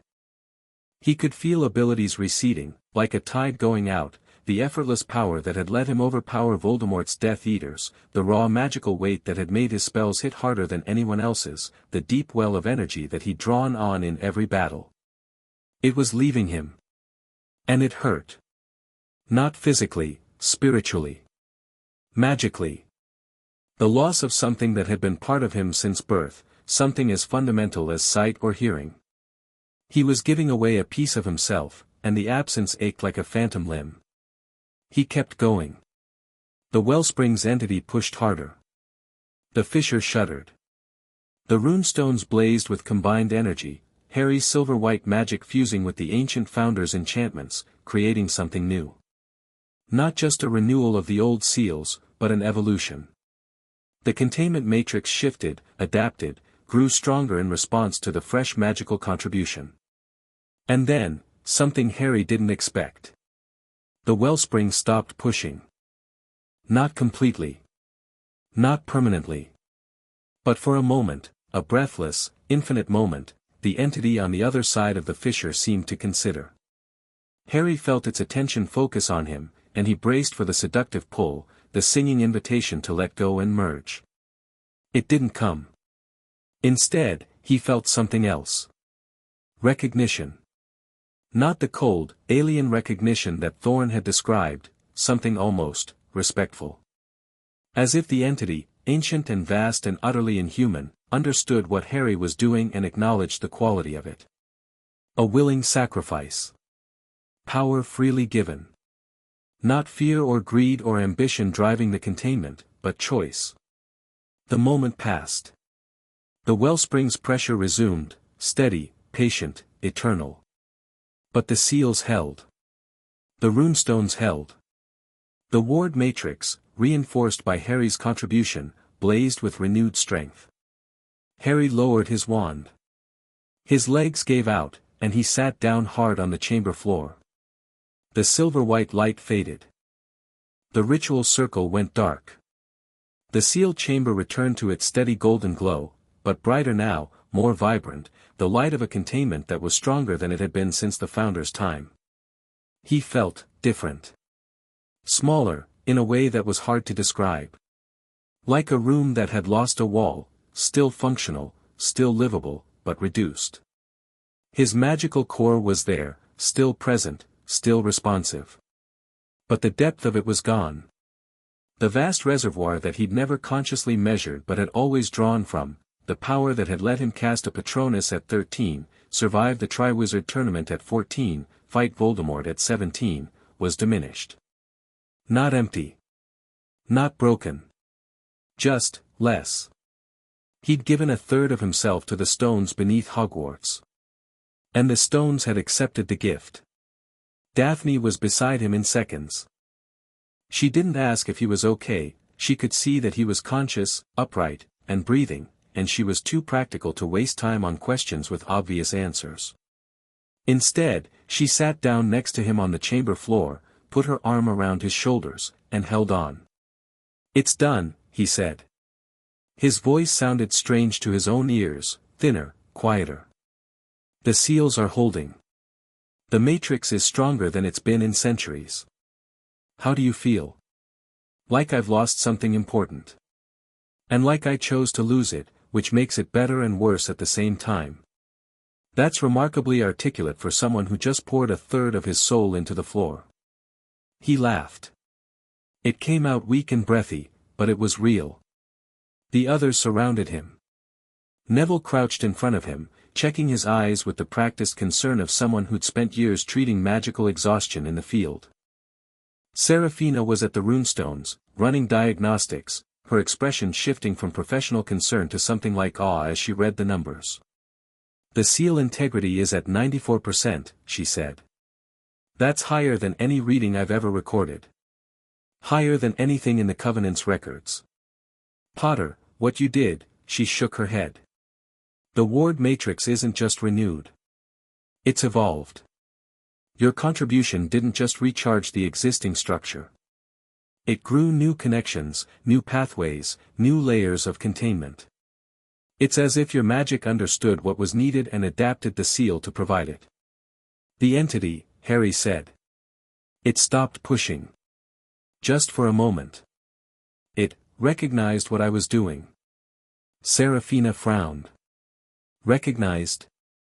I don't know how else to describe it. It felt what I was giving and it respected it. Or acknowledged it. Something. That's never happened before. In 1,000 years of Covenant records, no report describes the entity responding to a human action with anything other than pressure. Maybe no one ever offered it a willing sacrifice before. The founders sealed it by force. The Covenant maintained the seal through deception. Maybe what it responds to isn't power but intention." Serafina looked at the fissure. The column of light pulsed with its eternal rhythm, and for just a moment, it seemed to Harry that the pulse was slower. Calmer. As if something on the other side had settled back, content, for now, to wait. 94%, Serafina repeated, almost to herself. At current degradation rates, with the seal stones supplementing, decades. Maybe a century. Enough time, Harry said. Enough time for what? To figure out a better way. To study the wellspring properly. To understand the entity. To build something that doesn't depend on one person's sacrifice or one organization's secrets. He looked at her. You're in charge now. The Oversight Division. The resources, the staff, the mandate. It's yours. I know. She paused. Thank you, Potter. For what? For asking me to come in from the cold. I'd forgotten what it felt like to have people watching my back. Ragnarok appeared at Harry's side, leaning heavily on Ironfoot's shoulder but refusing to be carried. The old goblin looked at Harry with an expression that combined professional assessment with something warmer and more personal. Your magical signature has changed, Ragnarok observed. It's thinner. But the quality is the same. Interesting. He paused. How do you feel? Like I need a nap. You need more than a nap. You need a week of bed rest and a comprehensive magical recovery regimen. Stoneheart had appeared, medical kit in hand, looking at Harry with the same expression she'd used on Ragnarok, equal parts concern and don't you dare argue. Later, Harry said. First, I need to tell someone something. He looked at Daphne. She looked at him. Later, she agreed, and helped him stand. The walk back to the surface was slow. Harry leaned on Daphne for the steep sections, which was most of them. His body felt heavy in a way that had nothing to do with physical exhaustion. His magic was redistributing, adjusting to the reduced core, finding new equilibrium. It would take time. Weeks, maybe months, before he felt normal again. Different normal. A new normal. The normal of a man who'd given away part of what made him powerful and received something else in return, something he couldn't yet name but could feel, like a note sustained after a chord has ended. They emerged into the Hogwarts dungeons to find a surprise. The dungeon corridor was full of students. Not running, not panicking. Standing. Waiting. Word had spread, not about the sacrifice specifically, but about the fact that Harry Potter was going down to the wellspring to do something important. And the students of Hogwarts, who'd lived through a war, who'd fought Death Eaters in these corridors, who'd buried friends and rebuilt their world, had decided to be present. They lined the corridor in silence. First years next to seventh years. Gryffindors beside Slytherins. They didn't cheer. They didn't applaud.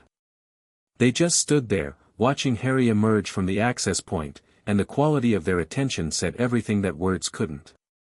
A boy near the front, Harry recognized Marcus Whitfield, the third year who'd channeled the Wellspring's voice, stepped forward. He looked nervous, but determined. "Sir. Did it work?" Harry looked at the boy. At all of them.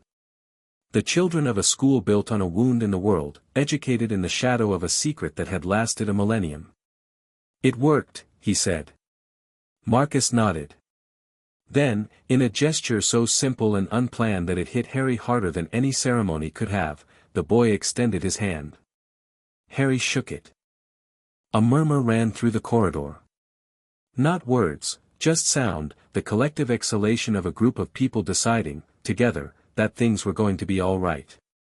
Then Peeves the poltergeist dropped a water balloon on Neville's head, and the moment dissolved into the wonderful, chaotic normalcy of Hogwarts being Hogwarts. The weeks that followed were the busiest of Harry's life, and also, paradoxically, the most peaceful.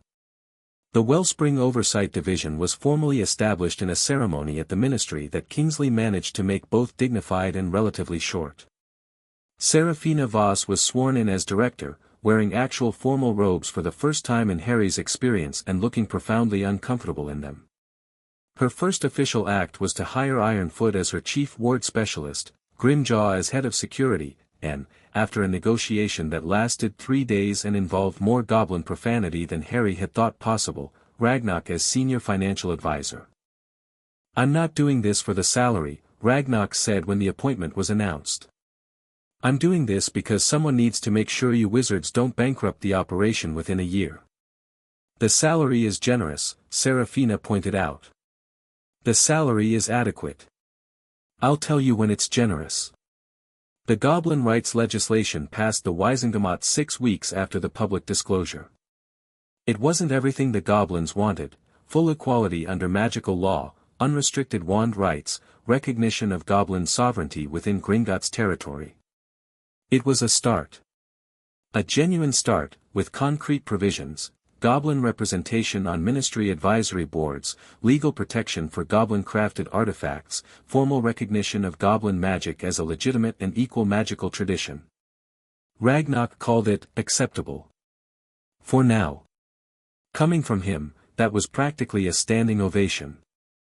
The seal stones, all 4 of them, returned to the seal chamber and placed at their proper anchor points, were designated as joint Wizard-Goblin heritage artifacts under the new legislation. Their maintenance would be overseen by the Oversight Division, funded by public appropriation, and documented in records accessible to both species. No more secrets. No more shadows. Just the steady, patient work of keeping the world safe, done in the light.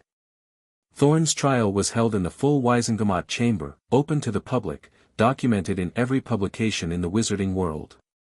Daphne prosecuted, not as Harry's personal solicitor but as a special counsel appointed by the ministry, a role she took to with the focused intensity of a woman who'd been waiting her entire career for a case that mattered this much. The evidence was overwhelming. The testimony was damning. Thorn's own admissions, given freely during his post-arrest cooperation, painted a picture of systematic deception that spanned decades. But the trial wasn't a show trial. Daphne made sure of that. She presented Thorn's motivations honestly, without distortion or caricature. She let the court see the man as he was: brilliant, misguided, genuinely convinced that he was serving the greater good. She did not demonize him. She held him accountable. Thorn was sentenced to 12 years in minimum security confinement, with credit for cooperation. It was, by wizarding standards, a moderate sentence, less than many had demanded, more than some had expected. The Wisengamot's decision reflected the complicated truth that Thorn's crimes were real but his motives were not entirely selfish. Harry attended the sentencing. When it was over, he and Thorn exchanged a look across the chamber, brief, weighted with everything they'd said and everything they hadn't. Thorn nodded once. Harry returned the nod. Then the Aurors led Thorn away, and the chapter closed. McGonagall kept Dumbledore's portrait in storage for 3 months. Then, on a quiet Sunday afternoon, she hung it back on the wall. Not behind her desk. On the side wall, near the door, at a height where students entering the office would see it as they came in, a reminder, not a guide. The portrait's occupant watched the room with the same painted blue eyes, but the twinkle was muted, and the half-moon spectacles sat lower on the nose, as if the weight of things had settled on even a painted version of the man. Harry found out about it from Neville, who'd been at the castle helping Professor Sprout with the spring planting. She didn't say anything about it, Neville reported. Just hung it up and went back to work. But the portrait, Dumbledore, he looked. I don't know. Grateful? Sad? Both? Both sounds about right, Harry said. He didn't visit the portrait. Not because he was angry, the anger had burned itself out months ago, replaced by something more durable and less destructive. He didn't visit because there was nothing left to say. Dumbledore had done what he'd done. Harry had done what he'd done. The consequences were playing out, and no conversation, with a painting or a person, could change them. But he thought about the old man sometimes. In the quiet moments, the in-between spaces of a life that was slowly, carefully filling up with something resembling normalcy. He'd think about Dumbledore's journals, about the entry where the headmaster had written "Forgive me, Harry, for all of it," and he'd feel something that wasn't forgiveness and wasn't resentment but lived in the space between the two, a complicated, adult understanding that people could be good and wrong at the same time, that love could coexist with manipulation, and that the only way forward was to learn from the mistakes of the people who came before without being consumed by anger at them. It wasn't forgiveness. But it was close enough to live with. Harry's magic settled into its new configuration over the course of 2 months. Stoneheart monitored his recovery with goblin thoroughness, running weekly diagnostics and producing charts that showed the gradual stabilization of his magical core. The loss was real, he could feel it every time he cast a spell. The effortless power was gone. Spells that had once come naturally now required concentration. Wandless magic, which he'd developed a facility for during the war, was significantly diminished. His Patronus, when he cast it, was smaller and less defined, still a stag, still silver, but thinner, as if it were running on fewer calories. He adjusted. It was, he discovered, not unlike physical rehabilitation after an injury, a process of learning what his new limits were and working within them. He could still cast every spell he knew. He could still fight, still defend, still protect. He just couldn't overwhelm opponents with raw power the way he'd been able to before. In some ways, the limitation made him better. Without the option of brute force, he became more precise, more creative, more efficient. He developed new techniques, lower power variants of standard spells, clever applications of charms and transfiguration that achieved the same results with less energy. Neville, who sparred with him weekly, noticed the change before Harry did. "You're faster," Neville said, after a practice session that Harry had won despite using half the magical energy he would have used 3 months ago. "You're thinking more. Casting smarter. I have to. Can't throw around power I don't have. Suits you. You were always better when you had to work for it." Harry grinned. "Is that your way of saying I was lazy before?" "That's my way of saying you're still the most annoyingly competent wizard I know, and losing a third of your magic hasn't changed that." They clasped hands. Brothers in everything but blood. Spring came to Hogwarts. The grounds erupted in green. The lake thawed. The whomping willow, still the most aggressive tree in Britain, put out new leaves that it used to swat at birds with renewed enthusiasm. Students sat by the water, studied under trees, lived the ordinary lives that Harry had fought to protect. Beneath their feet, deep in the foundations, the wellspring pulsed its steady golden light. The seals held. The runestones blazed with the combined magic of the founders and Harry Potter, a living testament to the idea that transparency and sacrifice could accomplish what secrecy and manipulation could not. The Oversight Division had established a permanent monitoring station in the seal chamber, staffed around the clock by a rotating team of wizard and goblin ward specialists. Serafina visited weekly, running her own diagnostics, checking the work of her staff with the exacting standards of someone who'd maintained the seals alone for 15 years and wasn't about to lower her expectations just because she had help. She and Harry had developed an odd friendship, not close, not warm, but built on mutual respect and the shared experience of having carried impossible burdens. She called him Potter. He called her Voss. They argued about maintenance protocols, agreed about the importance of transparency, and occasionally shared a drink at the Three Broomsticks during which neither of them talked about the wellspring at all. Once, over a glass of mead, she said, "I used to think the Covenant was the most important thing in the world. The only thing that mattered. Now I have a staff of 23, a budget that makes my eyes water, and a seat on an interspecies oversight committee. And you know what I've discovered?" "What?" "Having a life outside of work is remarkably pleasant. I'd almost forgotten what it felt like to sleep through the night without worrying about seal degradation. Welcome to the world, Voss. It's not what I expected. It never is." On a warm afternoon in late April, Harry sat in the rebuilt Gringotts conference room with Ragnarok, Daphne, and a stack of documents that represented the final accounting of the Covenant's financial operations. The audit was complete. Every galleon traced. Every account closed. Every recipient identified.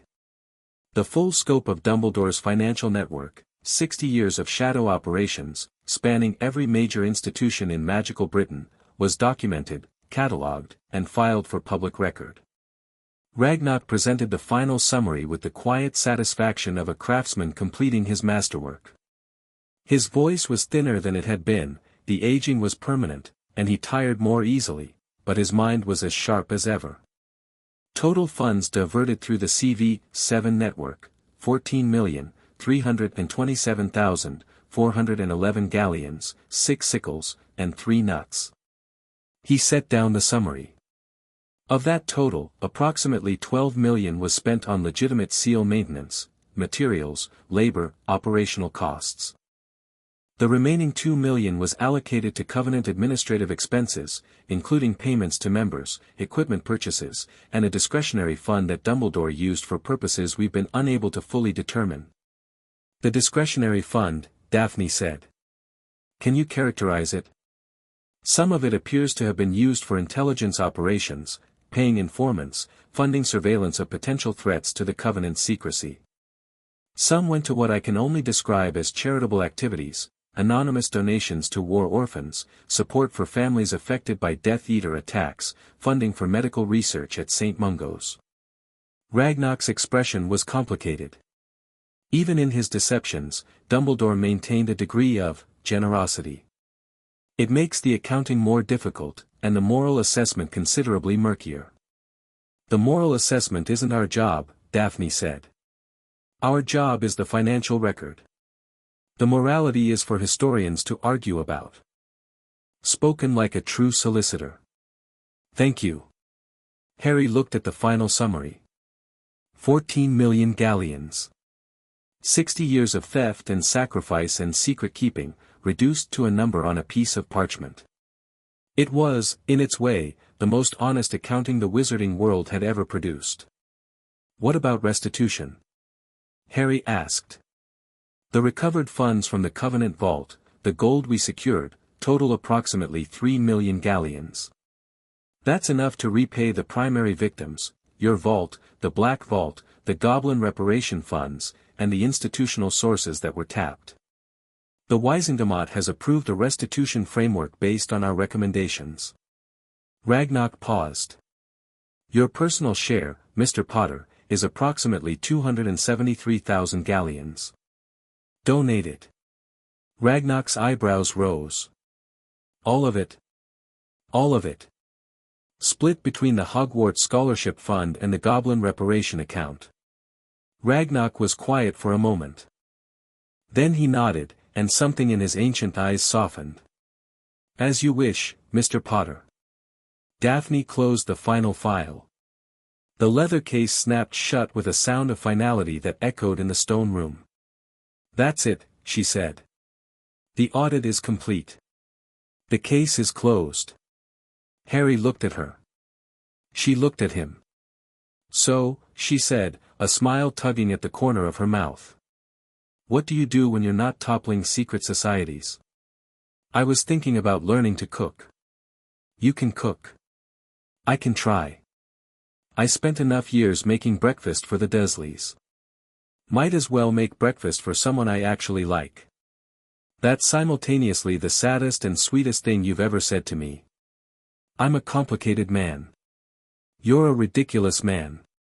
But she was smiling, the real smile, the one she saved for moments when the professional armor came all the way off. I accept the breakfast offer. On one condition. Name it. You teach me too. I've been living on takeaway and creatures cooking for months. I should probably learn to feed myself like an adult. Deal. Ragnarok cleared his throat. If you two are quite finished, I have a governance committee meeting in 20 minutes, and I'd rather not arrive with the lingering scent of human romance. Our romance has a lovely scent, Daphne said. Ask Creature. They packed up the last of the documents.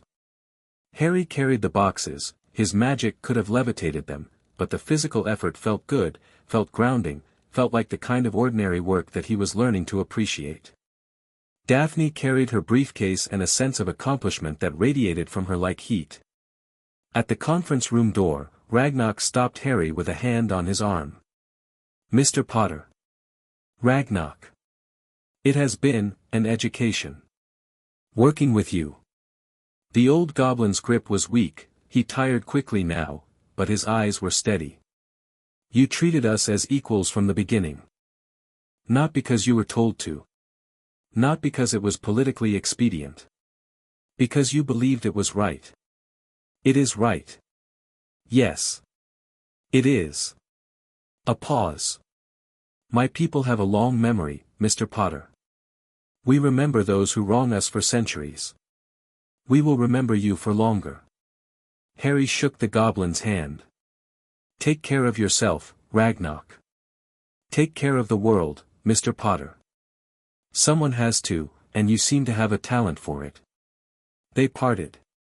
Ragnarok walked back into the depths of Gringotts, flanked by Ironfoot and Grimjaw, heading toward a meeting that would shape goblin-wizard relations for generations. Harry watched him go and felt the weight of gratitude settle in his chest like a warm stone. Harry and Daphne walked out of Gringotts into the afternoon sunlight. Diagon Alley was busy. Shops were open. Children ran between the stalls. The scaffolding that had covered half the buildings a year ago was mostly gone, replaced by fresh paint and new awnings. The wizarding world was rebuilding, not just the physical structures, but the invisible ones. The systems, the institutions, the trust. It would take time. Years, probably. Decades.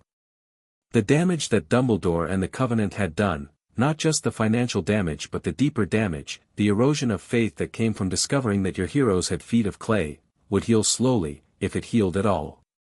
But it would heal. Harry believed that. Not with the blind faith of someone who'd never been disappointed, but with the clear-eyed conviction of someone who'd seen the worst of human nature and chosen, deliberately and repeatedly, to bet on the best.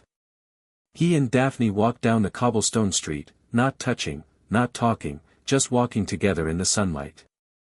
The noise of the alley surrounded them, vendors calling out, children laughing, the clatter of cauldrons, the flutter of owl wings. The ordinary, chaotic, wonderful noise of a world going about its business. At the corner of Diagon Alley and Horizon Alley, Daphne stopped. Harry. Yeah. Thank you. For what? For being the right kind of mad. For starting this. For finishing it. For giving away a third of your magic to keep the world safe and then donating the money they owed you because you thought someone else needed it more. She turned to face him, and her gray eyes were bright in the sunlight, bright and warm and certain. For being the person who pulled back the curtain and trusted the world to handle what it saw.